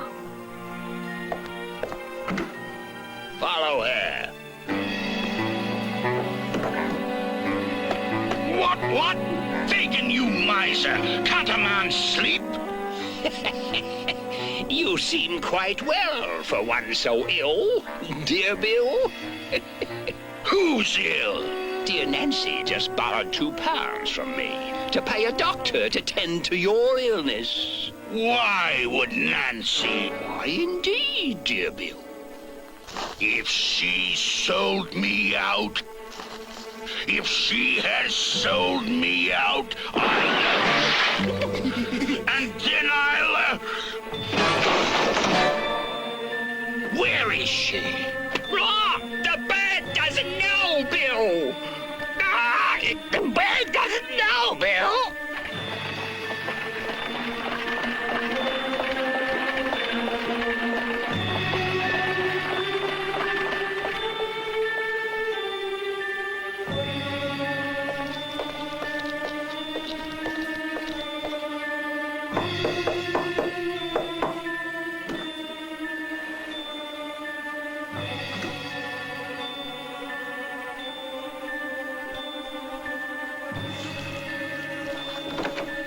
And then I'll take her.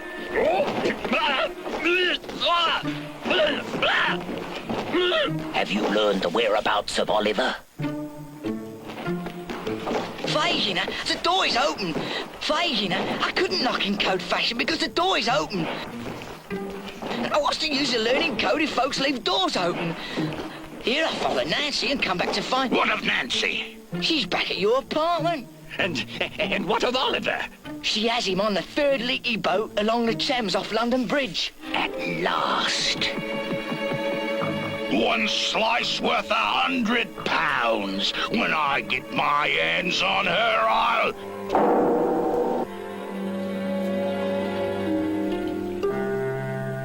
Mr. Brownlow. Mr. Brownlow.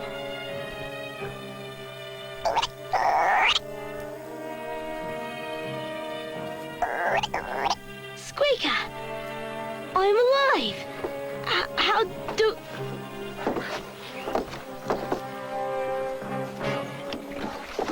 Do you think that's Mr. Sykes? Oliver! Mr. Brownlow! You're safe now, lad.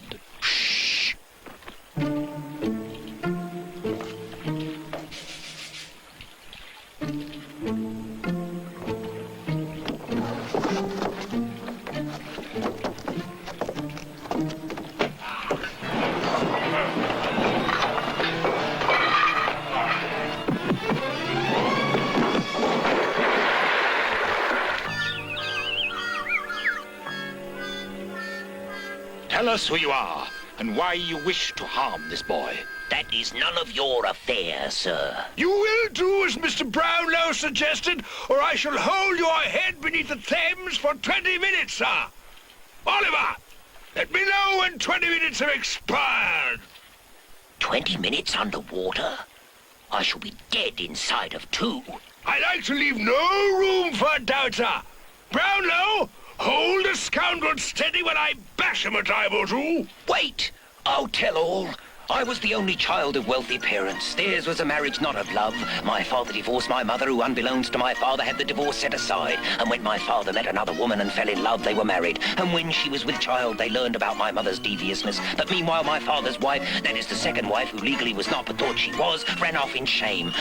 And Mrs. Bumble stole her locket. Enough! You are giving me a headache, sir. What you are trying to avoid confessing is that you wish Oliver dead in order to do him out of his rightful inheritance. It would appear so, sir.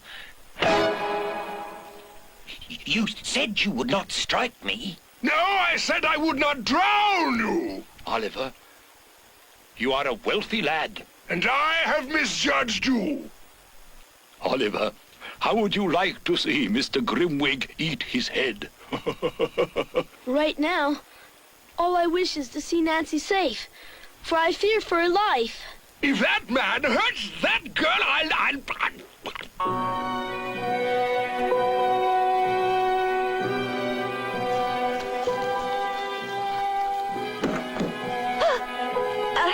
Hello, Bill, my love.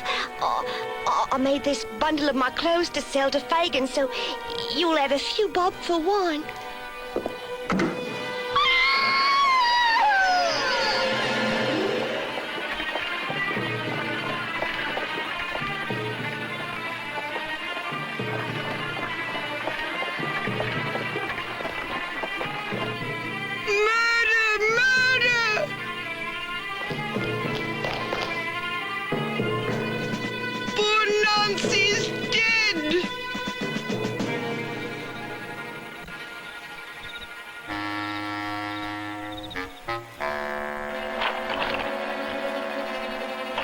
We want our share. We've earned it. Right!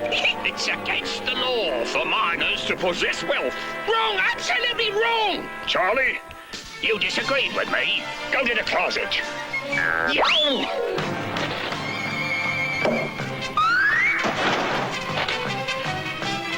Give that back. You fool. Right out! No, you riffraff.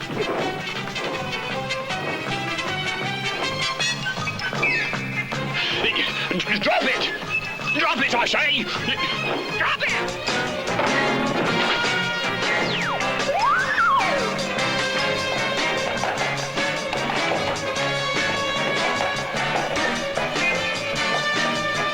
What's your name, you? My name? Why, my name is Chauncey Cavendish, the third. Beg pardon, sir. I thought you was, Bring it! Bring it! Bring it! Well, good day, gentlemen. I'm late for me club. Bring it! Bring it!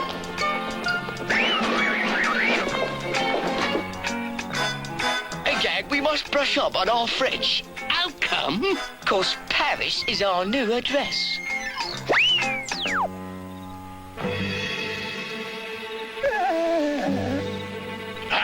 Get away from me, Bullseye. Everyone knows you belong to me.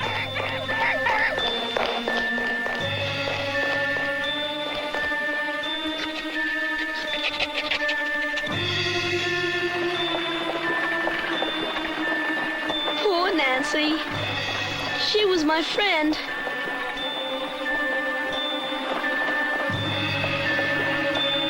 Why, that's Bullseye! Mr. Sykes' dog! Follow that dog!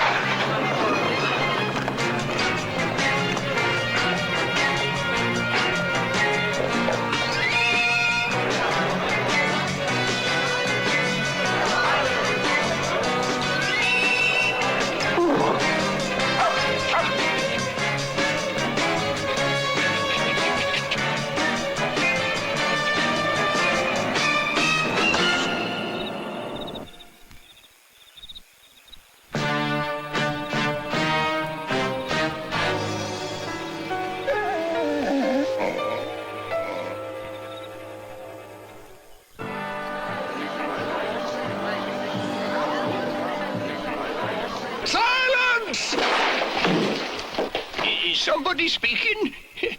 I'm too old to hear. Magistrate Fang is speaking. Where are you, madam? I was going to sentence you to the gallows, but because you're so old and feeble, I hereby sentence you to life. I have no wife. Who's speaking to me? To life! Take him away!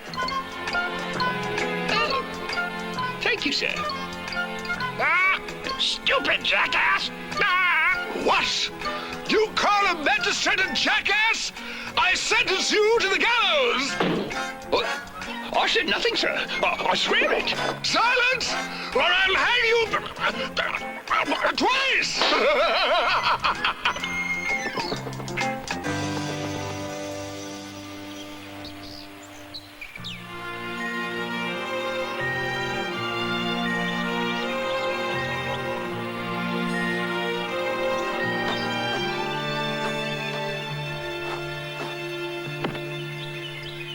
It was very kind of you to... Shut up, Bumble.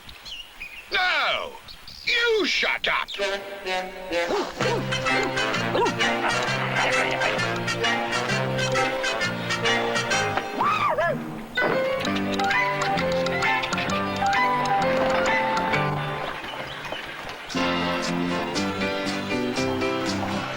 It's a wonderful world after all, when you got a friend to lean on, someone you're very keen on, to pick you up when you fall. It's a wonderful world after all, when you got a friend beside you, someone to help and guide you, someone who's there when you call.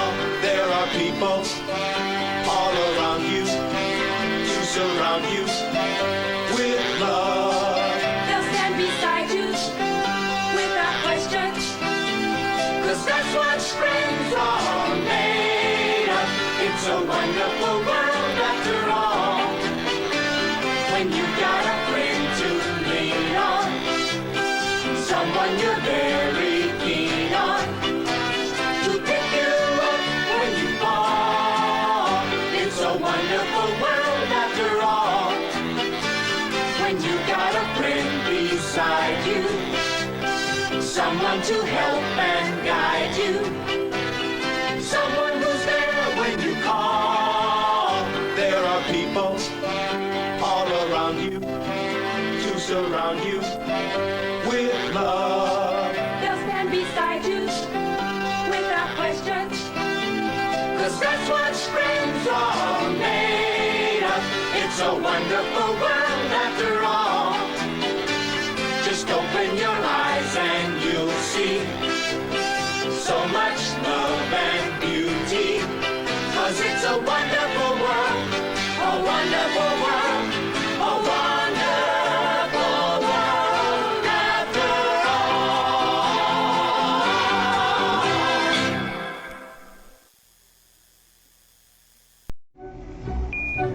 You're watching OSI 74 from Outer Space International.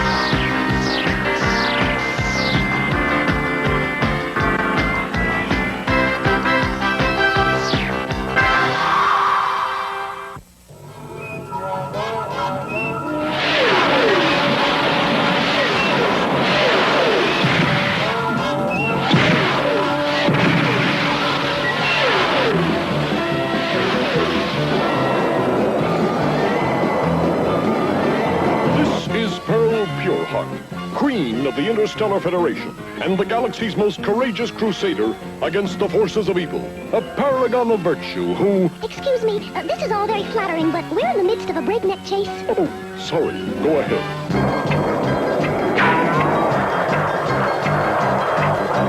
This is Harry the Heartless, the vile viper that leads the evil legions of the future.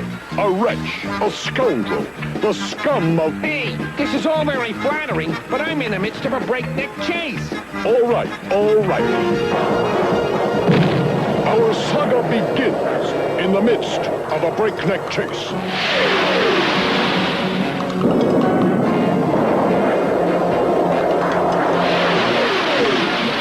Queen Pearl Pureheart. I am on a peaceful diplomatic mission for the Interstellar Federation. I inform you that you are in violation of Sector Code 6655A, unprovoked attack on a star cruiser. You're also speeding. I demand that you identify yourself.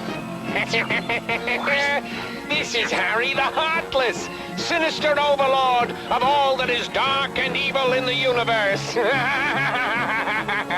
Harry the Heartless? I should have recognized that foul stench. Hey, what do you mean? I may be the sinister overlord of all that is dark and evil, but I do take bears. Queen Pearl, there's an asteroid belt straight ahead.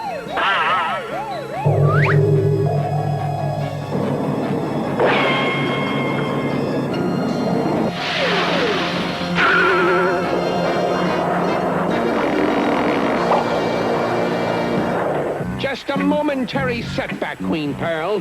Nothing can stop me from crushing you and the Interstellar Federation.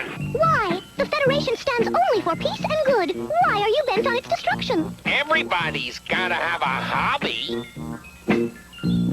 Queen Pearl, the Milky Way is dead ahead. Change course. 3.2 microunits to star coordinate M18. Huh? What do you... Hang a right!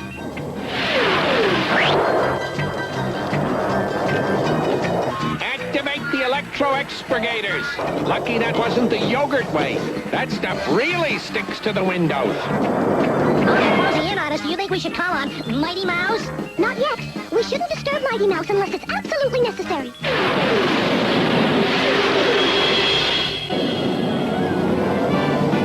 Our scanners show no sign of the cat ship, Queen Pearl. I think we've given him the slip. Don't be too sure. It's as if I can still feel his hot, evil breathing down my neck. I think we're safe, but my charts show that there's a black hole in this area. Well, where? I don't know. If those darn black holes came in another color, they'd be a lot easier to spot.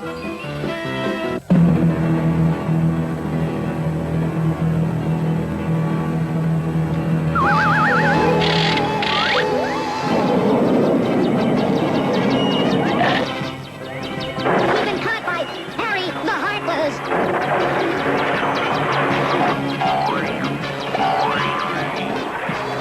Now, can we call Mighty Mouse? You better believe it. Thank goodness he gave me the Save-Our necklace. No matter where Mighty Mouse is, he will receive our three-dimensional holographic distress signal. 761, 762, 763, 764, 765, 766. A strong finger can often make the difference in defeating the forces of evil. Hologram for Mighty Mouse.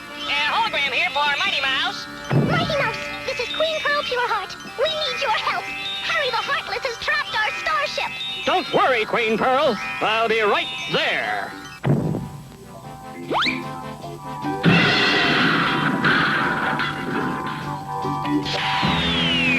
Mighty Mouse is on the way.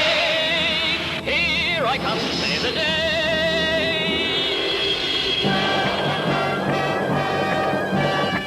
Please, Mighty Mouse, hurry. We need your help. Did you hear that, Master? Mighty Mouse is coming.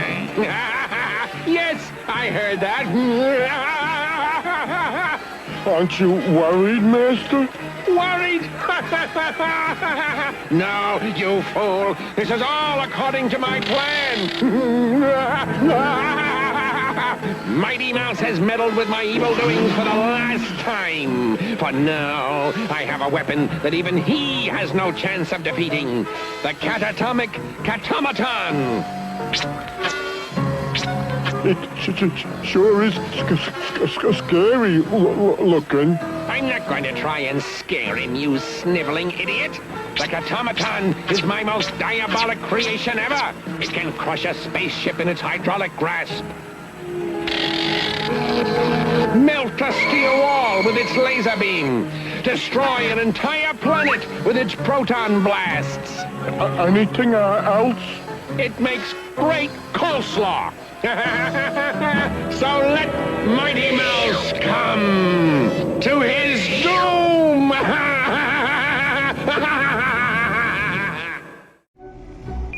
We'll be right back. Saturday mornings, all systems go.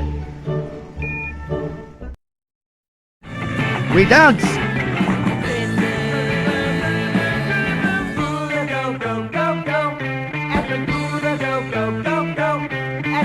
Today we're going to do the Popeye, the Jerk, the Twist, the Watusi, just like your big brothers and sisters.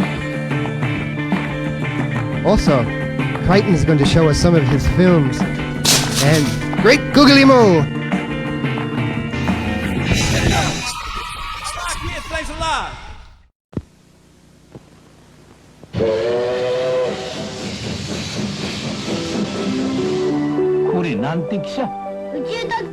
驚くにバッジももらえる銀河鉄道スタートレインシリーズ発売中。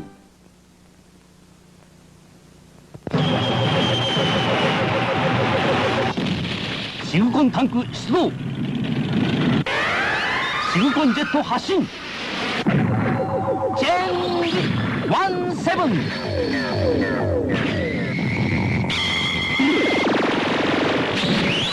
ンチ発射。必殺グラビトン。噂通りのすごいやつ。超合金大鉄人17ポピーより発売。 This is Kenner's Screen a Show, the amazing take-it-any-place projector. Show 'em here, show 'em there, take it almost anywhere. 7 great color shows like Sabrina and Archie. Slip in a cassette and the show is on. Hey, here's the Hair Bear Bunch. There are over 100 scenes, bright even in daylight. See exciting shows from both sides with Kenner's Screen a Show projector with 5 cassettes. For cool summer splashing fun, get Water Wiggle. It's fun, it wiggles, it's wild, you bet. Just try to catch it and not get wet. Water Wiggle, it's a crazy way to cool off. Slide into exciting summer fun with the Jet Spray Slip and Slide, the sliding, slippery way to cool off. Hundreds of water jets give you fun action. Slip and Slide and Water Wiggle sold separately from Whammo.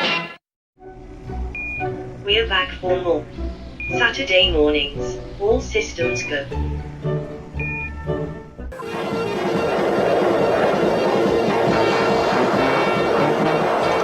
Queen Pearl, don't try to free the ship. It's too dangerous. It's our only chance to escape, First Mate. Here, you keep the Save Our necklace. And don't worry, just keep your fingers crossed.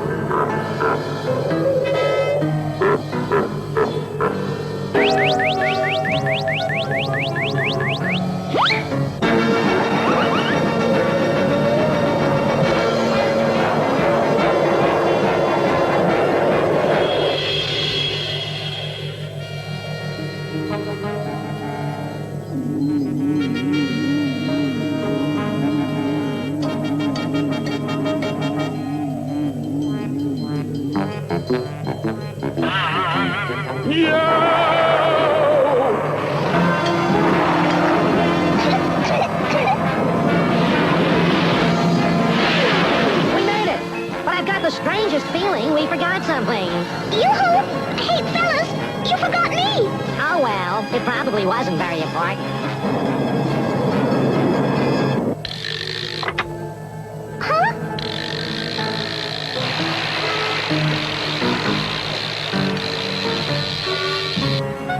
You may have freed your miserable ship, but I have you, Pearl. And you're going to tell me where the Interstellar Federation hides the Doomsday Device. Once I obtain the Doomsday Device, I'll have the power I need. The power to conquer the universe. The power to rule the galaxy. The power to make the planets grovel at my feet. You're mad for power. That's all you want. Well, actually, I wouldn't mind a little money, too. Now, tell me, where is the Doomsday Device? No, no, no! 1,000 times no! I'd rather die! Don't tempt me.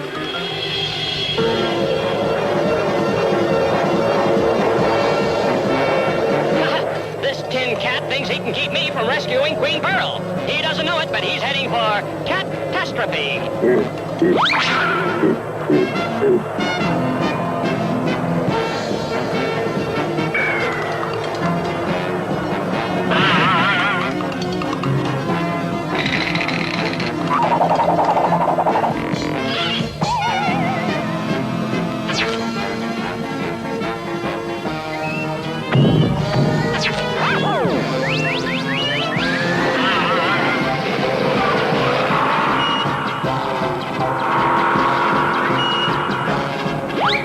Put stars in his eyes.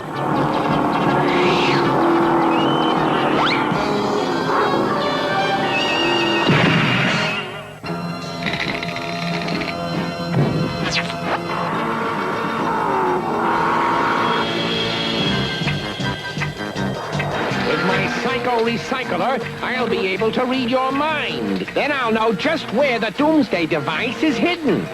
In just a moment, we'll be ready. Swifty, hand me the main cable. Okay, Forrest. Not that one. The other one. Oh, gee, thanks. Mighty Mouse will never let you take over the galaxy. At this moment, my catatomic automaton is destroying him. One bad thing about being a villain, Harry. You always seem to get it in the end. Normally, this sort of thing would make me angry. But this time, I'm furious! I just know I forgot something, but I can't put my finger on it. Damage report, sir. Here are the supplies we'll need. All right, read the list. 2 nuclear reactors, 6 laser tubes, 500 kilos of uranium-238, 1 new queen. A new queen? Yes, sir. You left the old one back on the Cashapp, sir.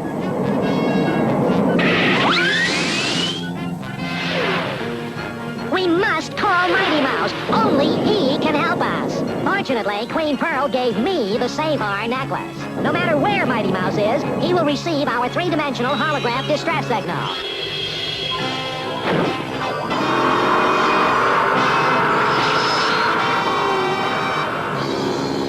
Hologram for Mighty Mouse. Hologram here for Mighty Mouse.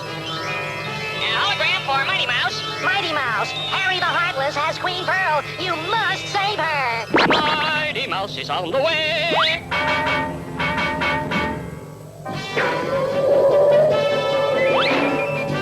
This could be the key to victory.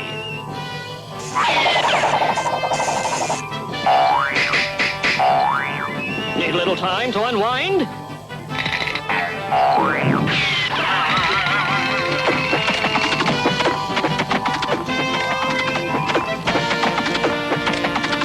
So long, no hard felines. Curses, foiled again. Pearl must be inside that ship. My see-through vision will show me where. There she is, and it looks like Oil Can the Merciless has her in some strange, bizarre brain transfer machine. Either that or some strange, bizarre hair dryer. I can't even think of it. Queen Pearl in the clutches of that sinister, that evil, that... Don't worry. Mighty Mouse always arrives at the last minute to save her. That's just it. He left his watch behind.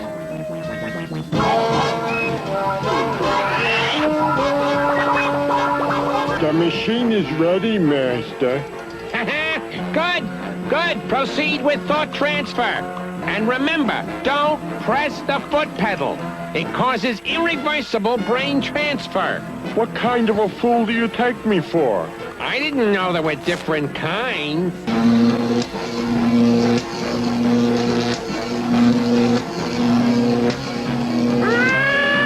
You dimwit! You clod! You nincompoop!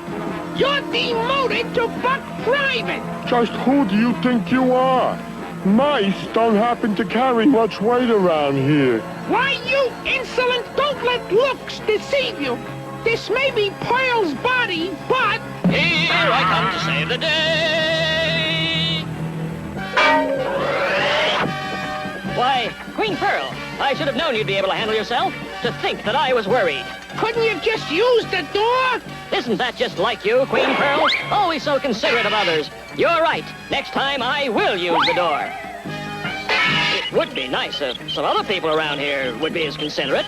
Gee whiz, come on, Pearl. Let's get out of here.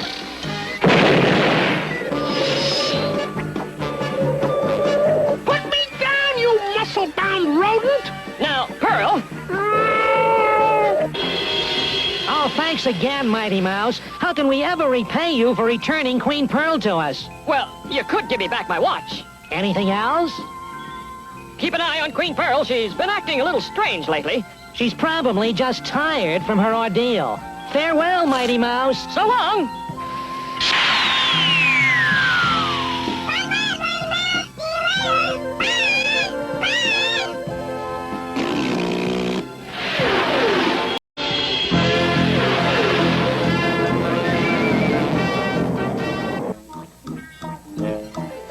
certainly is sleeping soundly. After what she's been through, I'm not surprised.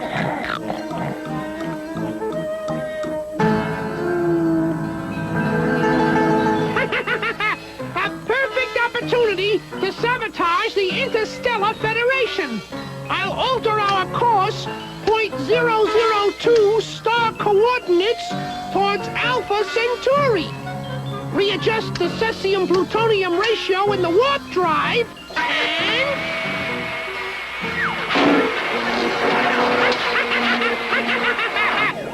Red alert! Red alert! Mayday! Mayday! We've lost control!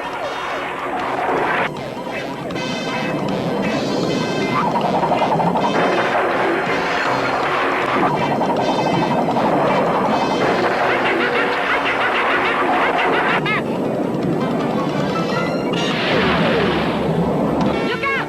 Help!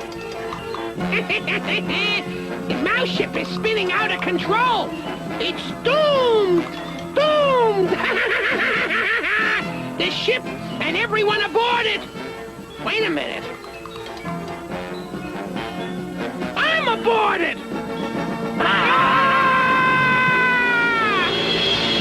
Oh dear, my brain is trapped inside Harry's body. How am I ever going to get switched back? Master! Master! Master! What is it, Lieutenant? Master, we've spotted the mouse ship in Section 8. Let it go. Let it go? But don't you want to catch them? Don't you want to enslave them in the muck mines of Mars? Heaven forbid! I detect a little tone of mercy in your voice, Harry the Heartless.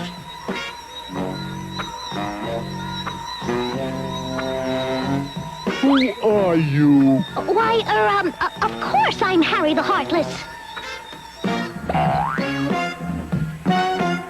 Prove it. What are the 3 most foul deeds you ever committed? Once I kept a library book overdue. And, once I accidentally stepped on a petunia. You are Harry the Heartless? Security! Security! Security! Security!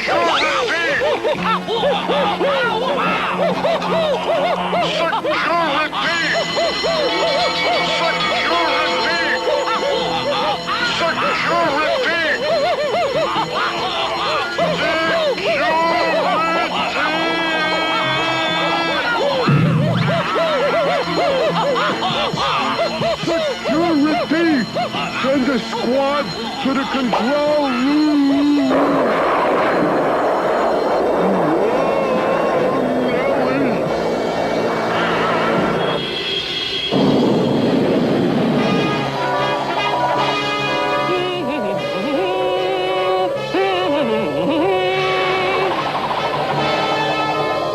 What was that?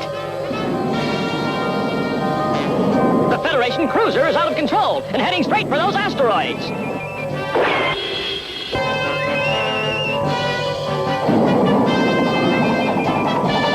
I never thought I'd be happy to see that lousy cheese eater.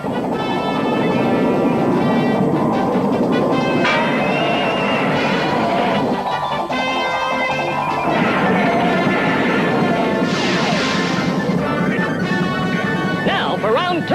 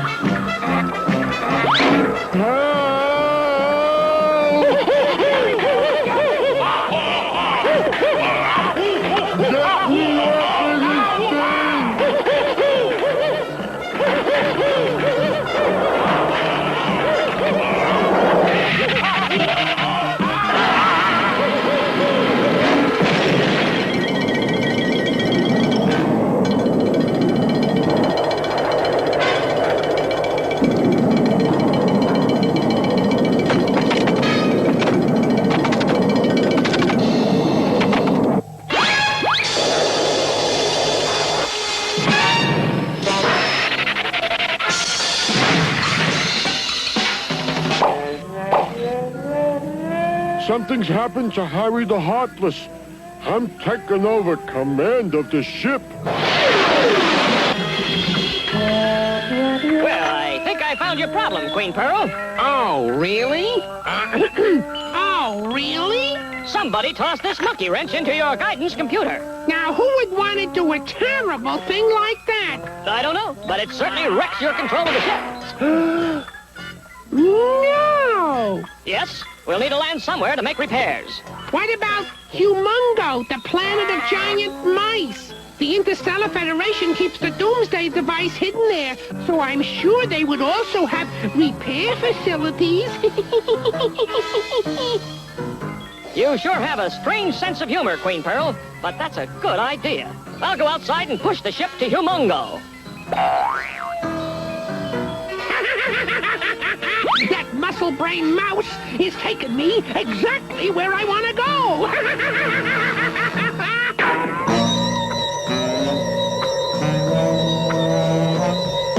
This is Harry the Heartless calling his crew. Harry the Heartless calling his crew.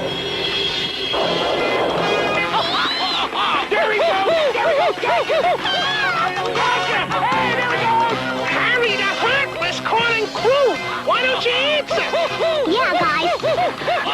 Why don't you stop and answer? Harry the Heartless calling crew. Come in, crew. Something is keeping me from getting through.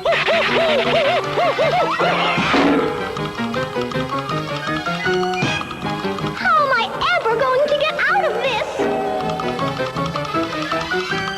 You're not.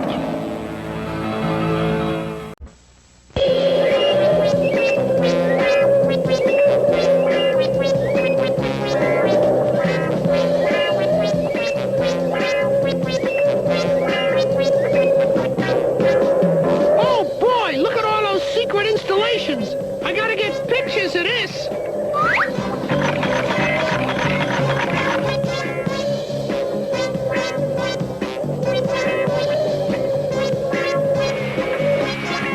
Drat, another foreign model. I don't know if we have parts for it. Oh, it's Mighty Mouse. Mighty Mouse.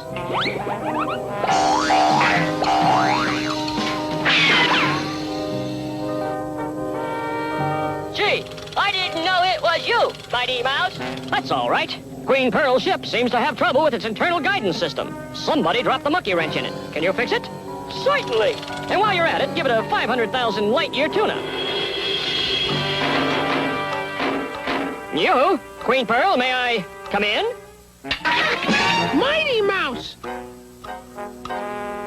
Mighty Mouse! Why, I wasn't expecting you. Why are you taking all those pictures of Humongo, Queen Pearl? If you wanted souvenirs, all you had to do was buy the picture postcard set. The ship should be fixed soon, Queen Pearl. I'm going to the local gym for a workout. Unless you need me, of course. Oh, no, dear sweet Mighty Mouse. I just have to make one teensy-weensy phone call and then pay a visit to the King of Humongo. I'll be all right. Harry the Heartless calling his crew. Harry the Heartless calling his crew.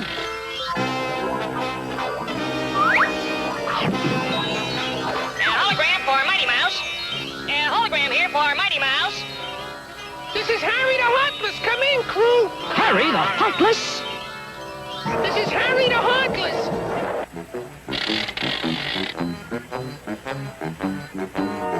Come in, crew. Come in, crew. If you clowns don't answer me pronto, I'll personally exile you to the dog star.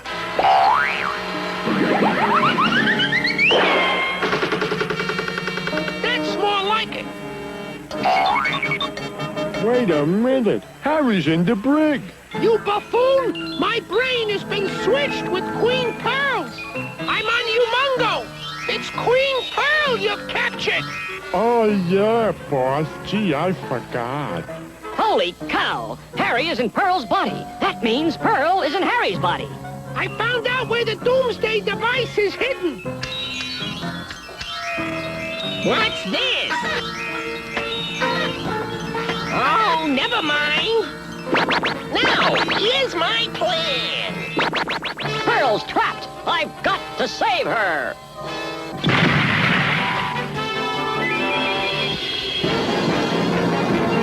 Will I ever get switched back to my own body? Will I ever see my starship again? Will I ever get the smell of cat food off my breath? Mighty Mouse! Wait a minute, Mighty Mouse. It isn't what you think. I'm not really Harry the Heartless. Don't worry, Queen Pearl. I know Harry the Heartless has switched brains with you. You do?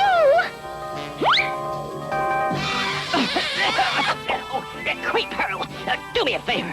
Wait until you're back in your own lovely body to kiss me. Oh. Sorry, I lost my head.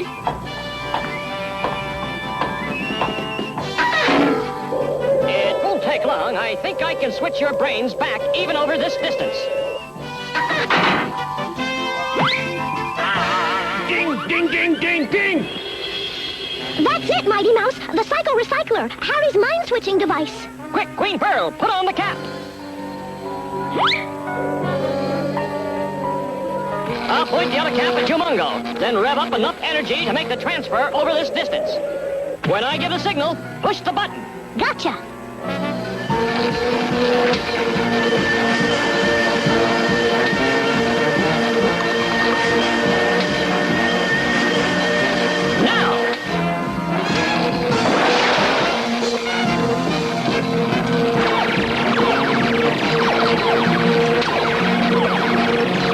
Now to visit that fat fool king of Humongo!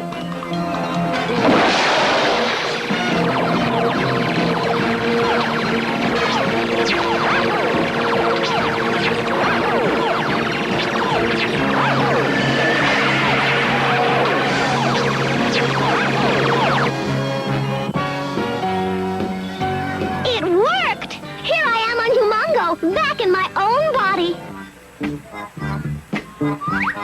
Curses, foiled again! You'll not escape me this time, Mighty Mouse! You can't fool us. Back into the brig with you. You mindless Neanderthal! I'm Harry the Heartless! Oh, yeah? Prove it.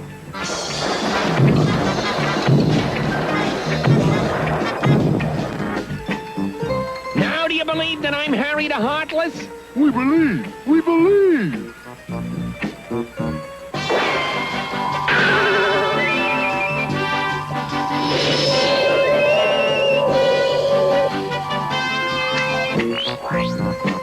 The mouse has defeated me for now, but I know where the doomsday device is hidden. Head for Humongo! The universe is in our grasp!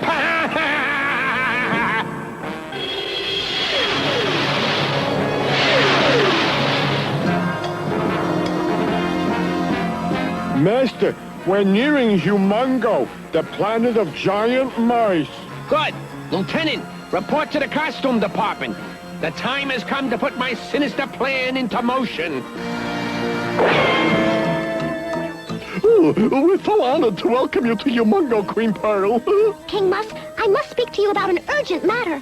This is a dire emergency. I have reason to believe that Harry the Heartless is going to attempt to steal the Doomsday device. Oh, but how does that villain know it is hidden here on my planet? It's a long story. Remember, you stooge, keep this end up. It is vital to my plan. Commence beam down. Not you, fool. Us. Now this time, don't screw up.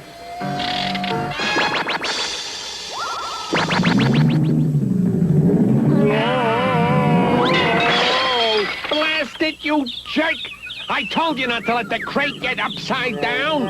Gee, Master, looks okay to me.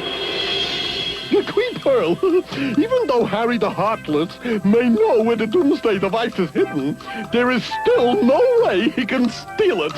The device is under the utmost security, behind a tempered steel lock. Master, look at that tempered steel lock. What are we gonna do? Relax, you clown. I happen to know where they keep the spare key.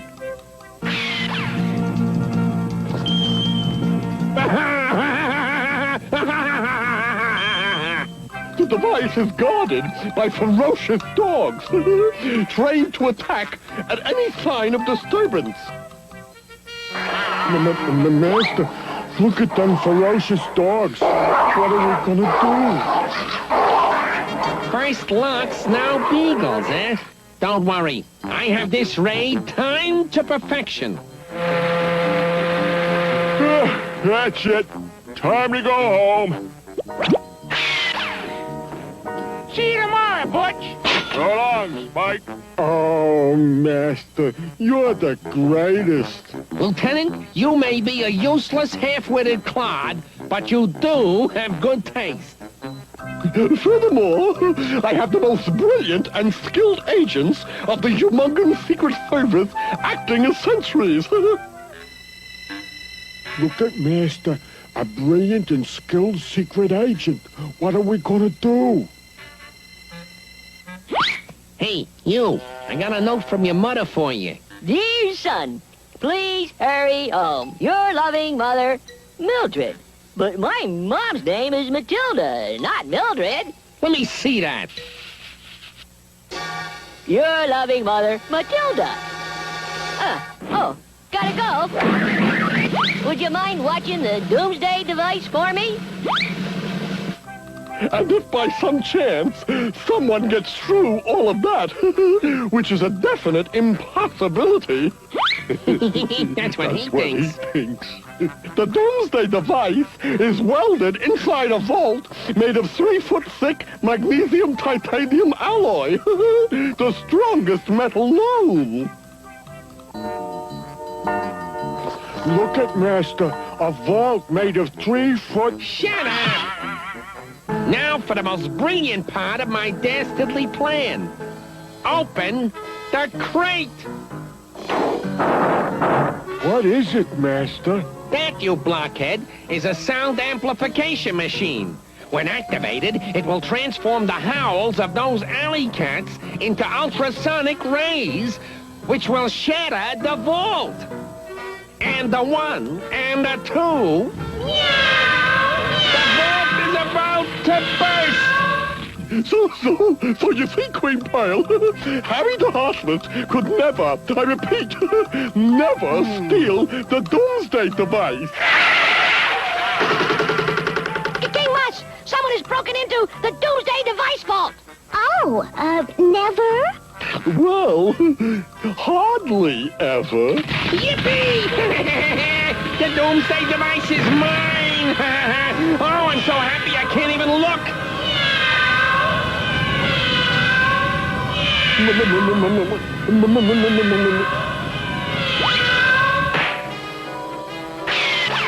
He's trying to say Mighty Mouse. Mighty Mouse?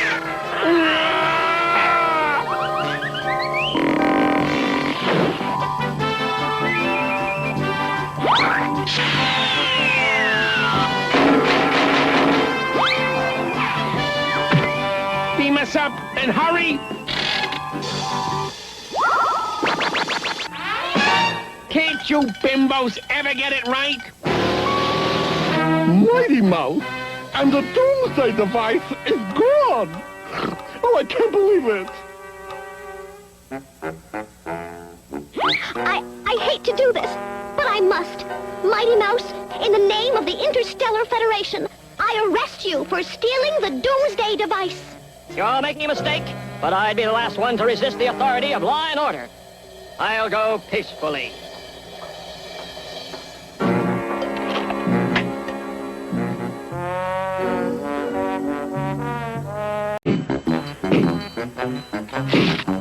Order in the court! Order in the court! I'll take a Swiss cheese on rye. The next case is Humongo versus Mighty Mouse. But first, I move that the court has a recess. Recess is over. Don't worry, Mighty Mouse. We're going to give you a fair trial before we find you guilty. Your Honor, I appeal to you. Not as much as Queen Pearl does. Queen Pearl, will you take the stand? Looks like someone already took it. Do you solemnly swear to tell the truth, the whole truth, nothing but the truth, the absolute truth, the truly true truth, the positively true truth? I do. Well, I was in the middle of a conference with King Muss. I wondered whether the Doomsday device was safe here on Humongo. Suddenly, an alarm went off. When we got to the vault, the device was gone. I thought Harry the Heartless had taken it, but they're in the empty vault. Was Mighty Mouse? Ooh, it looks bad for you, Mighty Mouse. I have a feeling you're going to spend the next 900 years rotting away in a cold, damp, dark prison cell. But, I'm a superhero. Everyone knows of my valor and good deeds. In that case, maybe we can get you a cell with a view. This trial is a joke. Yeah, and an old one, too. Aren't you going to give me a chance to defend myself? This is what really happened. I was flying over the planet Humongo when I saw Harry the Heartless's ship. I knew he would be after the Doomsday device. Knowing its secret location, I made my way through a mile of solid bedrock until I reached the vault where the Doomsday device was hidden. Then I launched it into space, so there was no way it could fall into Harry's sinister clutches. Of course, I foiled Harry's evil scheme, but by the time you and Pearl arrived, Harry had beamed back aboard his ship. And just where is the Doomsday device now? Your Honor, I calculated its trajectory so that it will land in 1 minute. Right here. Prepare the shuttlecraft for launch. I'm going to intercept the device before it lands on Humongo. Soon the device will be mine.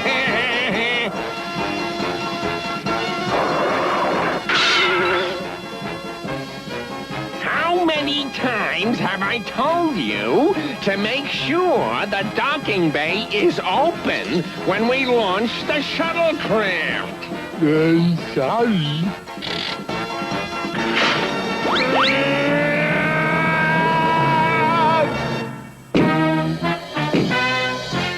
I find you not guilty. Oh, Mighty Mouse, how could I have doubted you? There it is, the Doomsday device. Hop right in.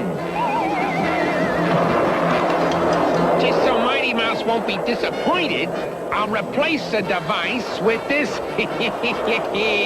surprise.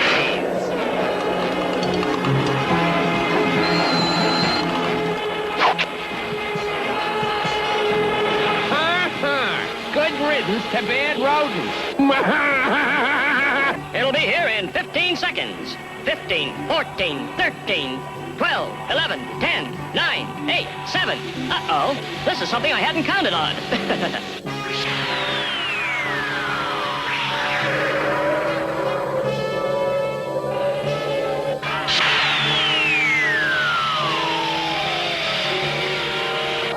At long last, the Doomsday device is mine. Now, nothing can go wrong.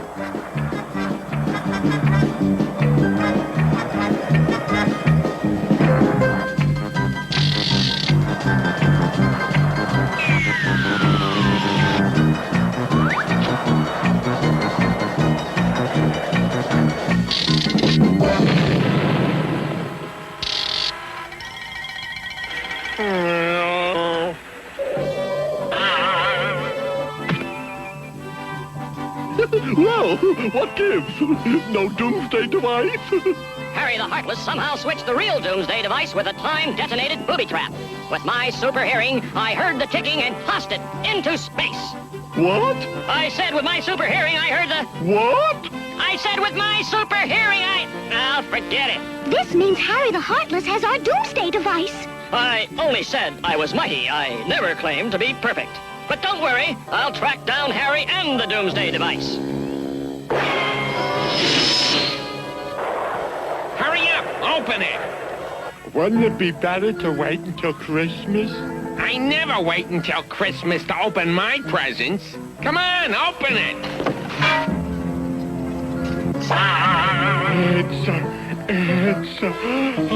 It's a no-good, stinking, lousy kit. Look at that. Doomsday device kit. 2 D-cell batteries required. That means we have to put the dang blasted thing together ourselves.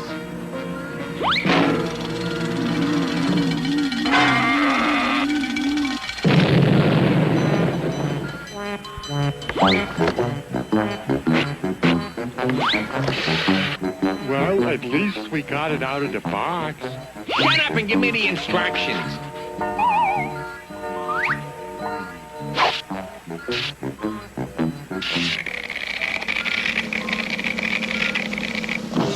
Master, are you sure we can put this together? Of course we can put it together. Why, a 6-year-old child could do it. Get me a 6-year-old child. Come to the control room. We spotted something on the screen.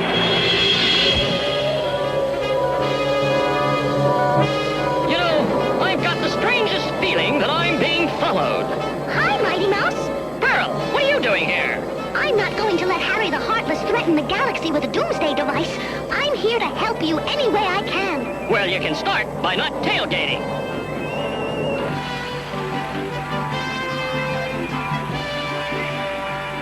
That meddlesome mouse won't escape me this time.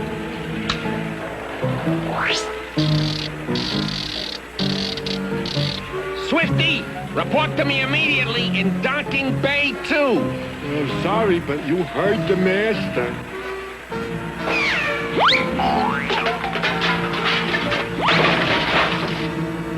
I admire your courage, Pearl. I'll scout ahead to find Harry's trail. You follow in your ship.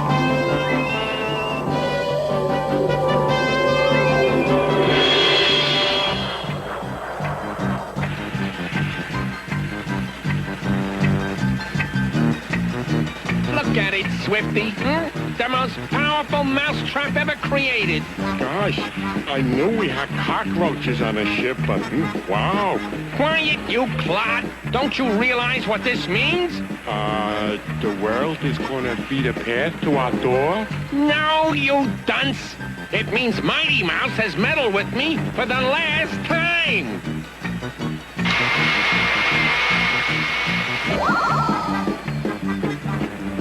Master, where did you get a mousetrap that can turn itself invisible? It's one of the options. I could have gotten racing stripes, too. Mighty Mouse won't see it. He'll fly right into it and wham! I've got that putrescent pipsqueak right where I want him.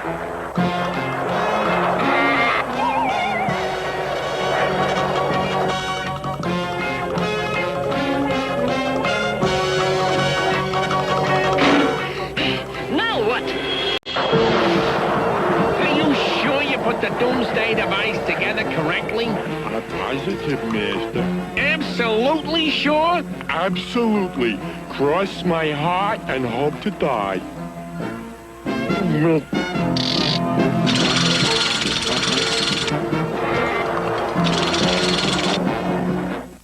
We'll test it out on Queen Pearl's ship first. Countdown. 5, 4, 3, 2, 1. And this be the end of our heroine. What was that explosion? I guess not. That's a relief.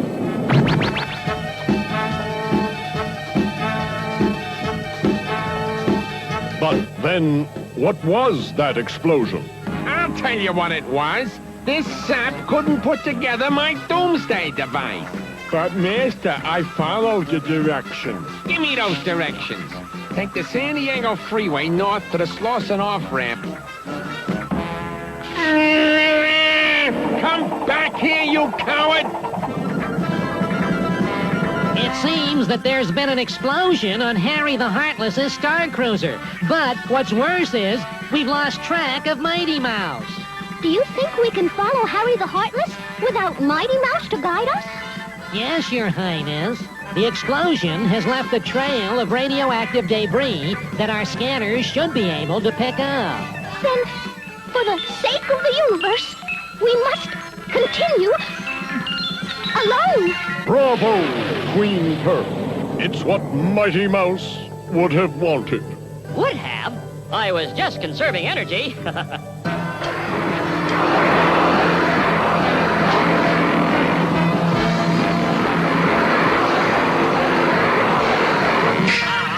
I haven't felt such a tight fit since I washed my uniform in hot water. You dolt! What did you do with the directions? No, I forgot. Hey, Master! The explosion! We've lost control! Don't bother me with trivialities. I'm busy. Where are those directions? We located Harry's ship. It's on a wild crash course to the planet U-turn. Then steer our ship that way.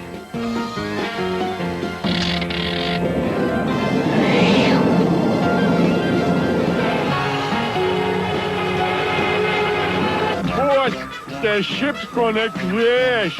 You imbecile! You've got to remember where you put those directions. I can't. Swifty, where are those doomsday device directions and plans? 30 seconds until impact. Oh, Master, I just remembered. I put the papers in the bottom of the birdcage. I know, you nincompoop. I know! And now I can build my own doomsday device. Oh, this is a glorious day for infamy. That's good, Master. Now can we do something about the crash? The what?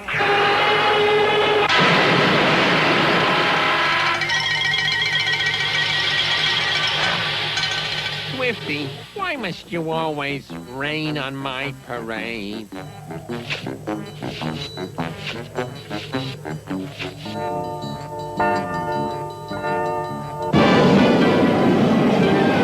Please, First Mate, you mustn't take me so literally. Pull us out of this before we crash. Don't worry, Your Majesty. It's just the last 6 inches that hurt.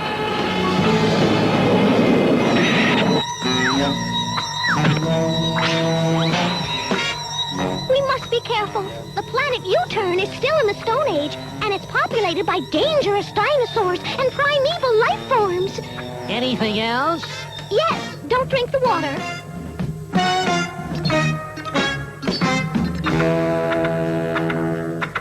Where are we going, Master? This is a primitive planet, Swifty.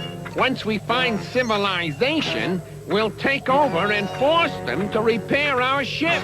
But how will we find anybody? We're lost. Stick with me, Swifty. You're never lost when you're with someone who can read the signs of nature as I can. Ah, look, there's one now. Maybe there's someone inside this cave. Boy, it sure is damp in here. And dark, too.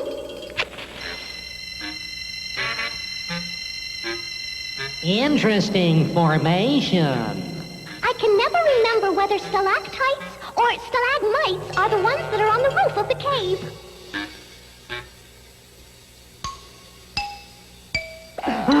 You mean the roof of the mouth. This is no cave. We're in the mouth of a dinosaur, and I saw us. Look, Swifty, stupid, dull, primitive clods. It'll be a snap to boss them around. Are you sure, Master? You're living proof. Me, Harry the Heartless. Me land in giant bird. Funny, from here, it looked like a star cruiser. Pleased to meet you. Me, Ugg. Me, Mug. Me, Reginald Algernon Whitecap III. Reginald Algernon Whitecap III? My parents wanted a girl. You want us to take you to our leader? I am your leader! We've got to use the Save Our necklace. No matter where Mighty Mouse is, he will receive our 3-dimensional holographic distress signal. Hologram for Mighty Mouse. Hologram here for Mighty Mouse. Mighty Mouse, we're about to become lunch for a Uternian Isaurus. We need your help. Don't worry, Pearl. I'll save you.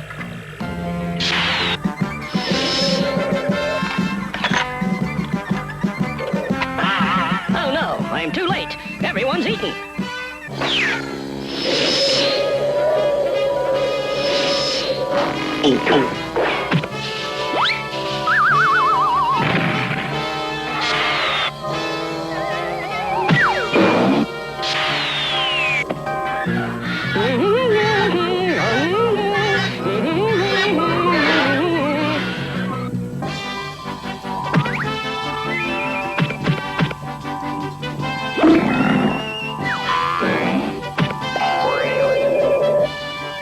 Just in time to be the second course. Look out!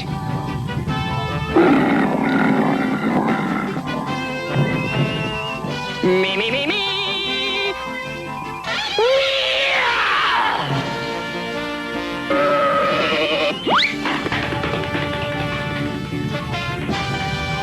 That was great.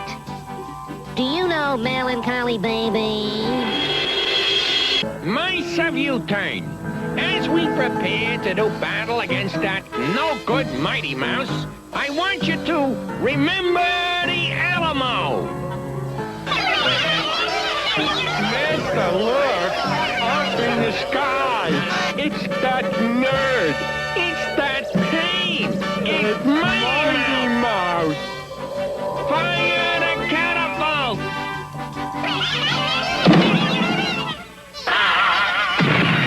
That's him! Get him! Remember the Alamo! Yeah, remember the Alamo! Oh, why, that evil Harry the Heartless must have told them that you killed Davy Crockett. Remember, men, I'm right beside you, fighting to the bitter end, to my last breath. Master, our ship is repaired. Let's get out of here. Remember the Alamo! Not bad, and decorative as well. I hope those saps can do as good a job on Mighty Mouse.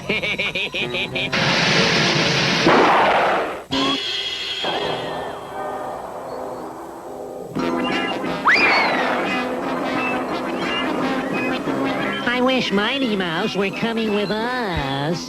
He'll catch up when he's finished helping the mice of U-turn. But we'll get Harry ourselves if we have to. Right. Go. Yeah, thanks for the crash course in agriculture, Mighty Mouse. You're welcome, Dr. Mugg, but never forget. Science is only as good as those who use it. What a mouse. What a mouse.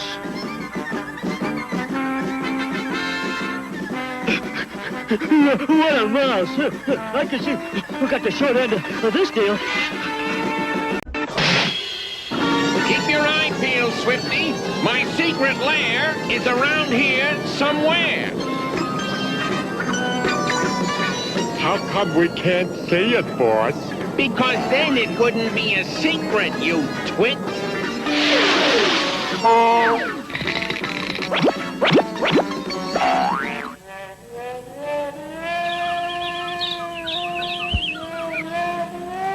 I knew it was around here someplace.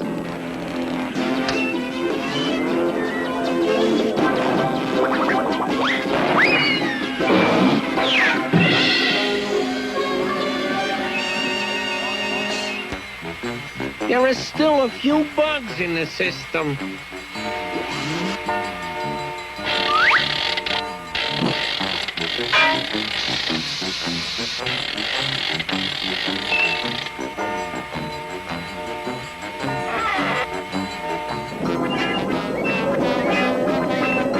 Come on, Queen Pearl, we will catch Harry the Heartless at this rate. We need more speed. Activate the supercharger.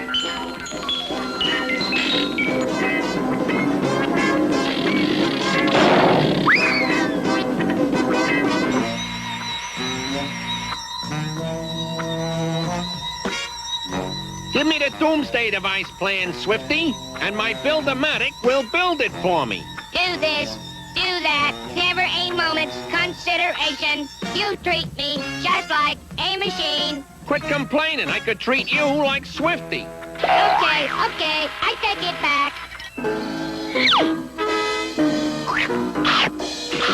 Drop in the Doomsday Device parts.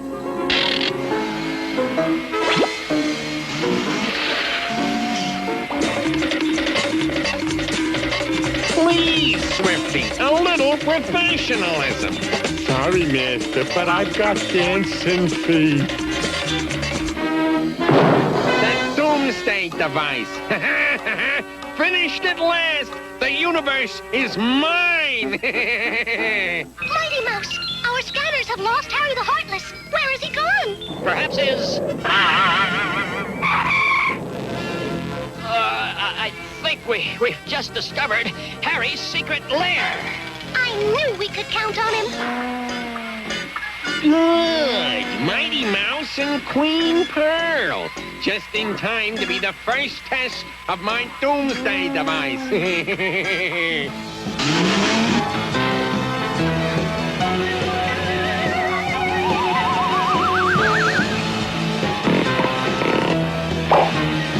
It's all over, Harry. The jig is up. Come out with your hands up.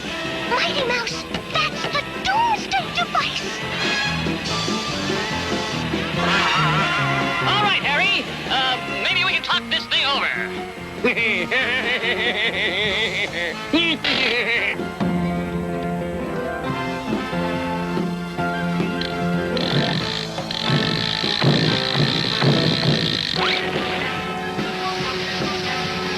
Mighty Mouse?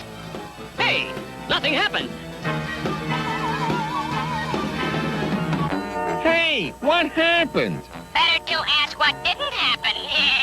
Don't jerk, baboon! Jerk! You already said jerk. I'm saying it again! Don't blame him. In order to function, the doomsday device requires 1 ounce of hit paradium, which is 1 more ounce than you got, Bimbo. Hit paradium, the most dangerous and most unstable element known. Kinda like you, except a rock, huh, mister? At the sound of the tongue, it will be panic time.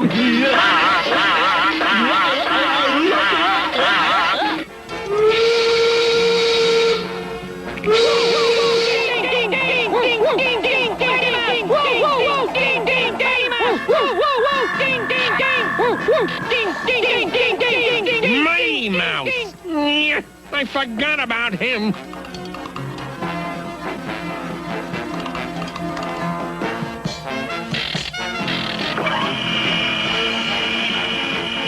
Mighty Mouse, look out!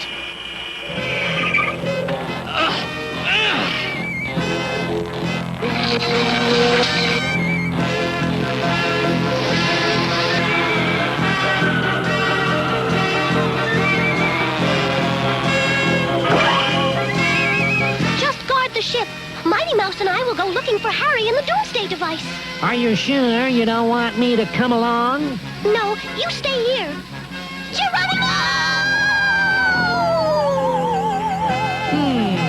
All dressed up and no place to go. Hurry up, Queen Pearl! A cheese sandwich? But I could have sworn I put that in my lunch bag.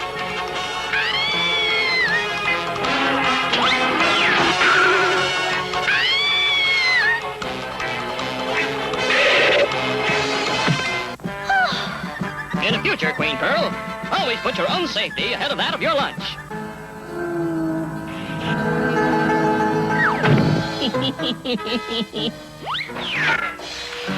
Be sure to wipe your feet.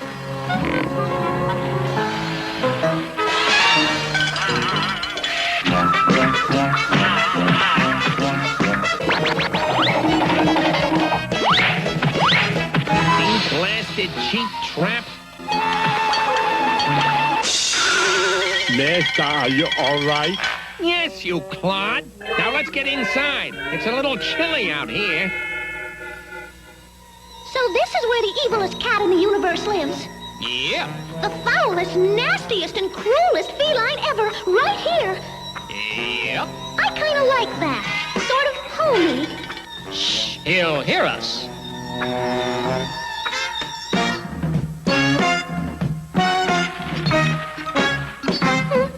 Mighty Mouse, do you have the feeling we're being watched? Oh, tut-tut, Pearl, it's just your imagination.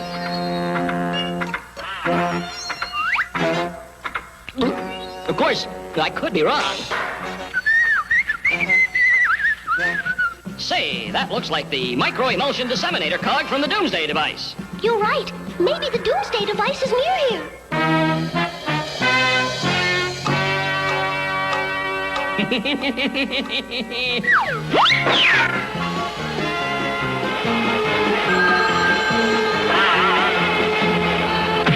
Look, this is the fine-tuning cog. The Doomsday device must be close by.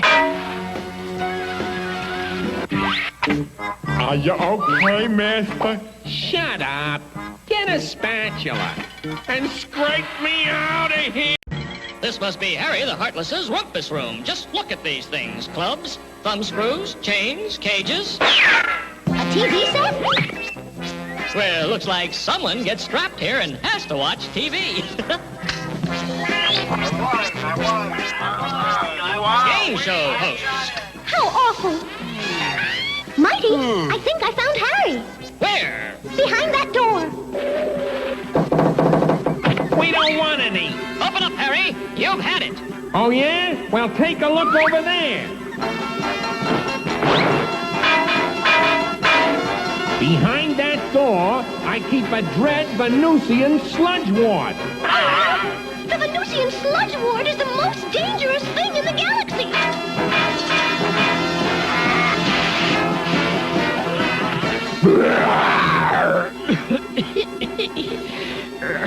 That's the terrible Venusian sludge wart?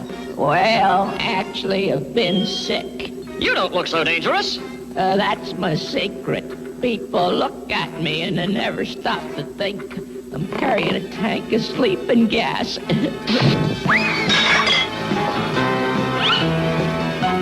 That gas, it's making me sleep.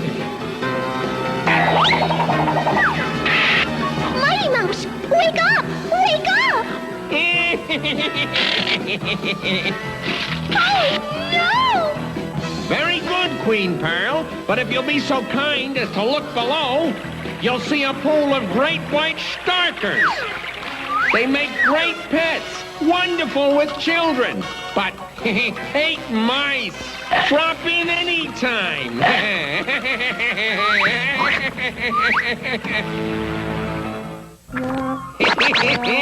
Now that's entertainment. She's holding up that muscle-bound fool and herself with one hand. Oh, what's she doing with the other hand? I, Queen Pearl Pureheart, being of sound mind, hereby leave to... Well... Gee, Queen Pearl, can I have the mouse ship? What an opportunist! Never! Curses! I wouldn't be so hasty. Mighty Mouse is a pretty important character. Mighty Mouse phooey. Take away his noble character, incredible strength, and magnificent looks, and what have you got? You? I'll ignore that. We'll ignore this. Mighty Mouse is the only one who knows where the last ounce of Hitparadium is, and without that, your Doomsday device will not work. What?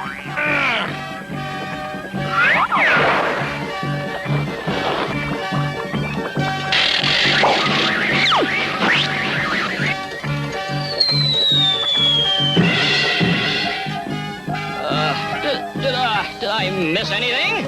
So, Mighty Mouse is the only one that can tell me the location of the last remaining ounce of Hitparadium.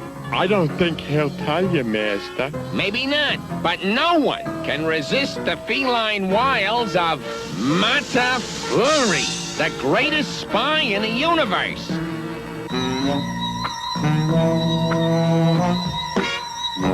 I wonder what Harry the Heartless has cooked up for us now.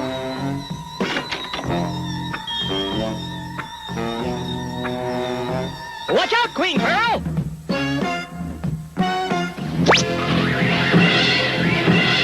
A handkerchief. Yours? Oh, thank you. You're so gallant. Something smells fishy. She can't mean my perfume. You like it?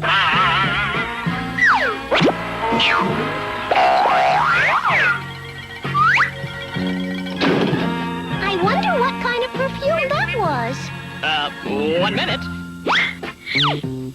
These are for you. Oh, aren't you sweet? Gosh. Come here, big boy. Don't worry, Mighty Mouse. I'll save you. Nori!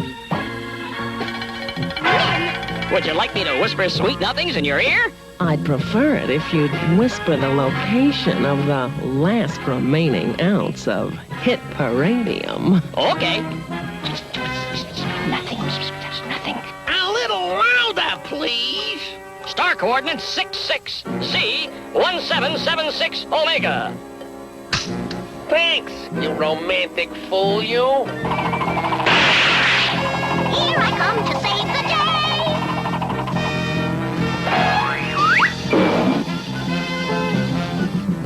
Okay, you. What did you do with them? Wow. Some kiss. For goodness sake. Goodness had nothing to do with it.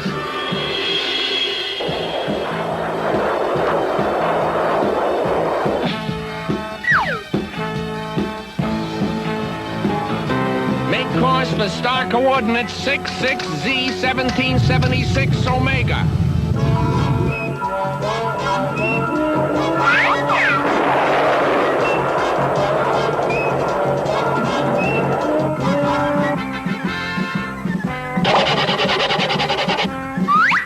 I don't know what came over me, Queen Pearl. You never affected me like that. Let's just catch Harry, okay? There it is! Hey, it's a toy store! Yuck, I hate toys. Except for one I had when I was a kid, an unbreakable toy. I used it to break everyone else's. Beam us down.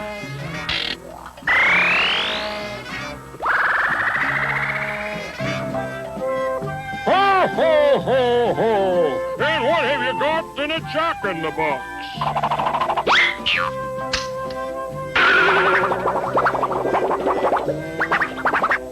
Ho, ho, ho, ho, ho! I'll take several 100 million of them.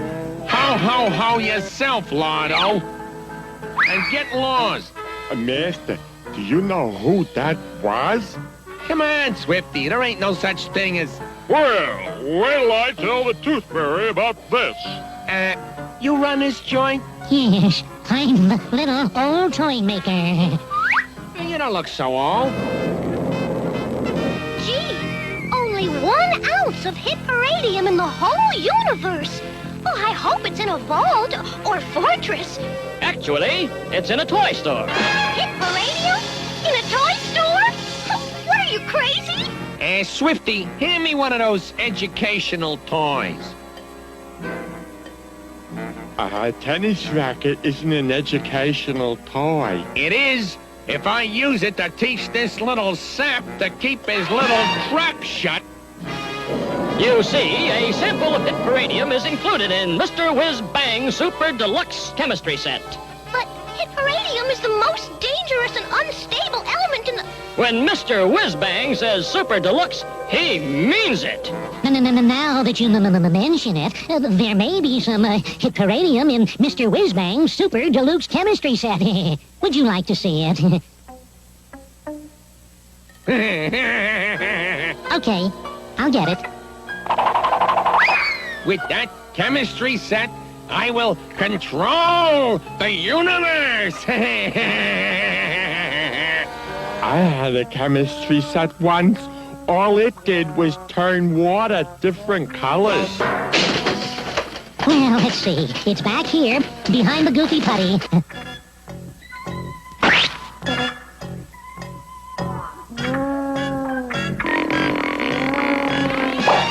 Just hurry up and find it. 1 Super Deluxe Chemistry Set coming up. Hit paradium. For the first time in your life, Swifty, you're bright. Grab some of these ant farms, too. Beam us aboard.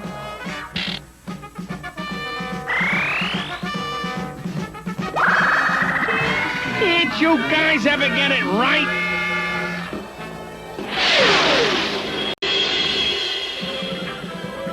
There it is, Queen Pearl. Toys We Is, the largest toy store in the galaxy. I hope we're not too late.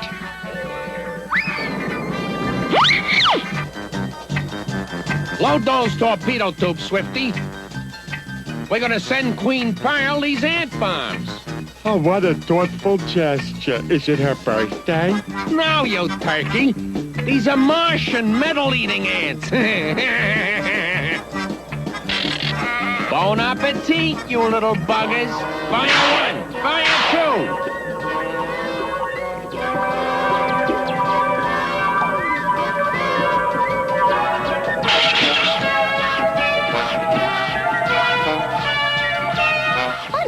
It sounds like Martian metal-eating ants.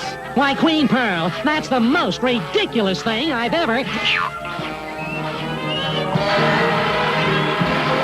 You say they come from Mars? Those ants will scarf down a mouse ship before Mighty Mouse even has time to say, "Holy cow!"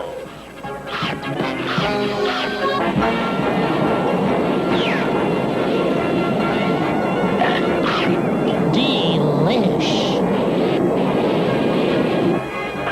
Holy cow! What's going on, Pearl? Mighty Mouse, do something, quickly!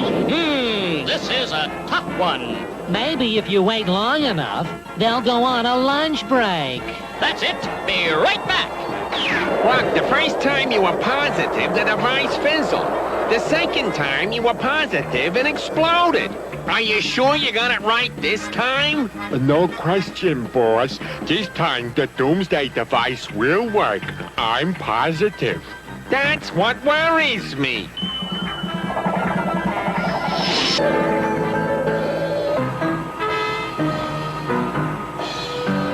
We need to test the doomsday device. We'll take a practice shot at those heavenly bodies over there. Ready? Aim, fire!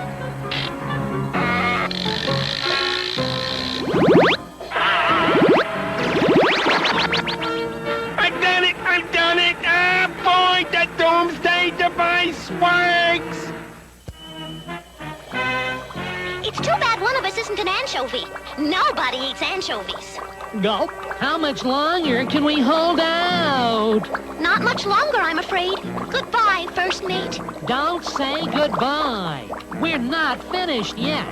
No? Stand on the bottom and say that. Here I come to save the day. It's Mighty Mouse! This is the life. I hope no ants come along and spoil it.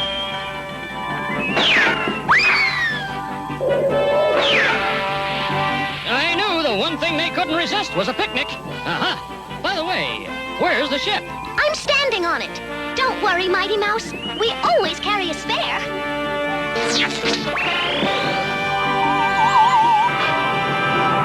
Come on, we've got to track down Harry.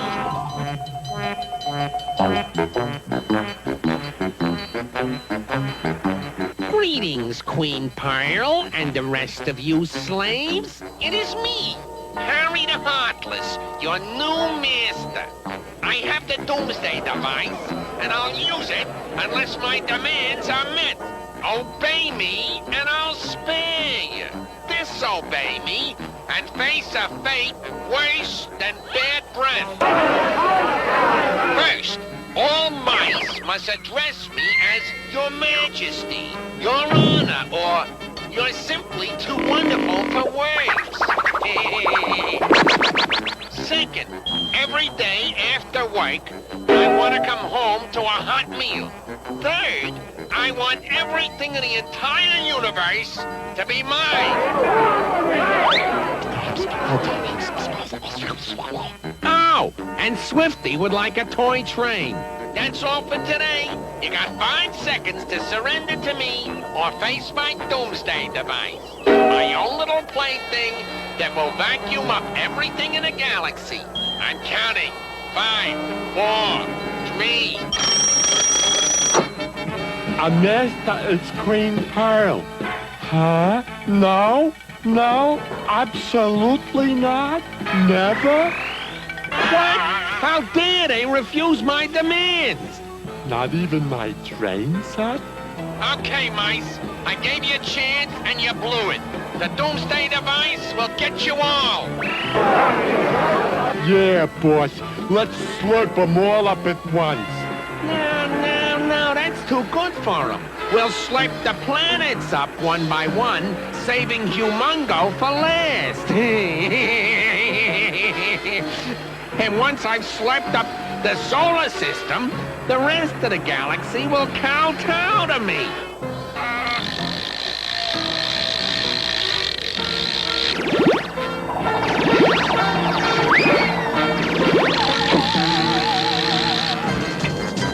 Harry the Heartless has made good his threat. At this very moment, his doomsday device is slurping up all the planets in our solar system. Jeepers! Mighty Mouse! Harry's using the doomsday device! I know, Pearl. Just look ahead. The sun! This time he's gone too far. Let's get him.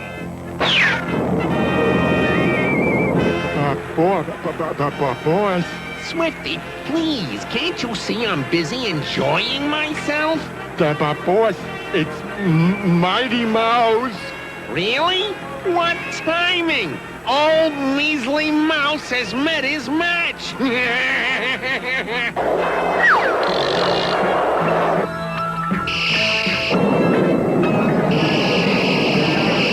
The doomsday device has us!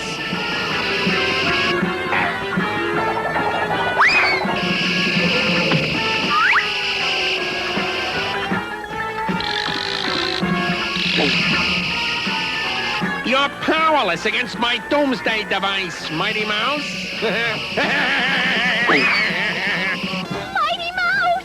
Oh, I can't look. The world's greatest mouse losing out to an oversized vacuum cleaner? Oh, it's embarrassing. This is Harry, Pearl. Mighty Mouse is no more. Nothing has ever left the clutches of the doomsday device. You got one last chance to think over my demands, or it's curtains for you too. Speaking of curtains, the doomsday device has an attachment for doing curtains and shag carpets if you'd like to buy one. Not now, imbecile. What's your answer, Queen Pearl? No. Pearly, you asked for it. You'll have no choice when my little pet makes a demand.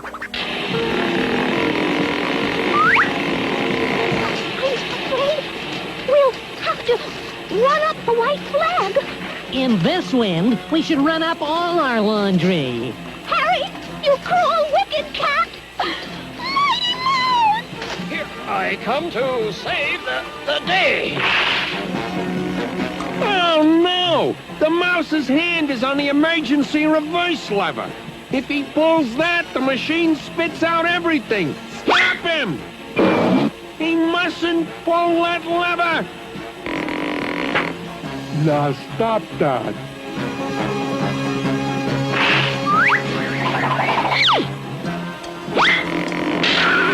Oh, nincompoop! He's reversed the device!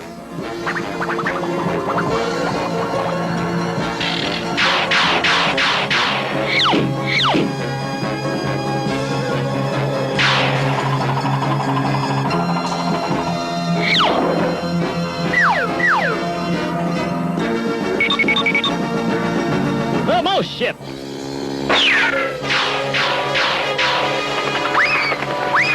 What's happening? All I know is someone forgot to flash the fasten the seatbelt sign. Hang on, everybody. Let's find a safe spot. Should be some parking space around here somewhere. Let's see.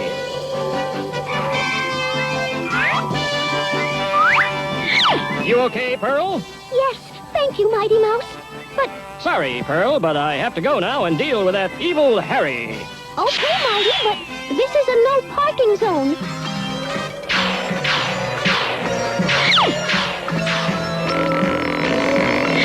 Say, boss. Did we just land in Chicago? No, bird brain. That troublemaker Mighty Mouse stuck the doomsday device nozzle into our port. Don't just hang there. Get it out. Boss, it's too windy. I can't even move. Here, I'll show you. Boss, I knew someday you'd eat your words. You boys have terrorized the galaxy for too long. Mighty.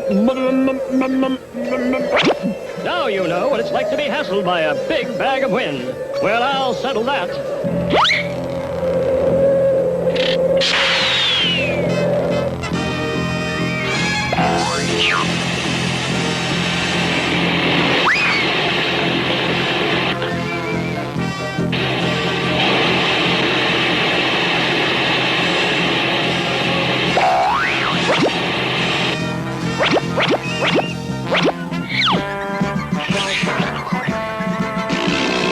Finally, the end of Harry the Heartless. But I wonder... Pearl! Oh, no! Sir, please. Aye. Ain't you Mighty Mouse? You just saved the galaxy, didn't you? Well, I couldn't have done it without... I think you're the greatest. Oh, well, thank you, but, while I was saving the galaxy, I had to park the ship here, and I was, sort of wondering, Oh, tough break. Don't worry, Mighty. I'll pay the ticket. You're the greatest no matter what. Yeah, that's right. true hero. Yeah, real hero.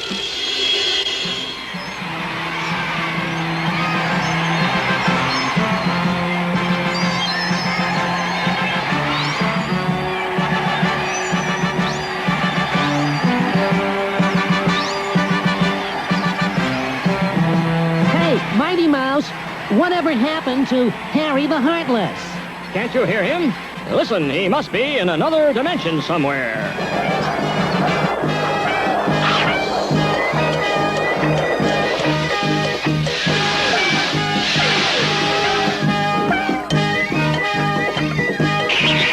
He's on our tail. Do something, you fool.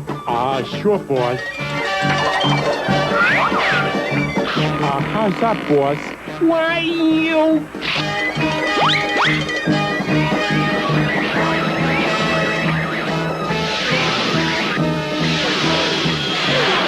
Mighty, the galaxy is safe forever. But praise for your heroic deed is not enough.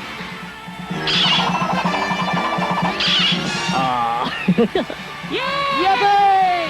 Yippee! Wow! And so, as the celebration crisscrosses the jubilant skies of the galaxy, we bid farewell to the dedicated crew of the Starship, the courageous compassion of Queen Pearl Pureheart, and to the heroic blushing of Mighty Mouse. And that's the way it is. This is...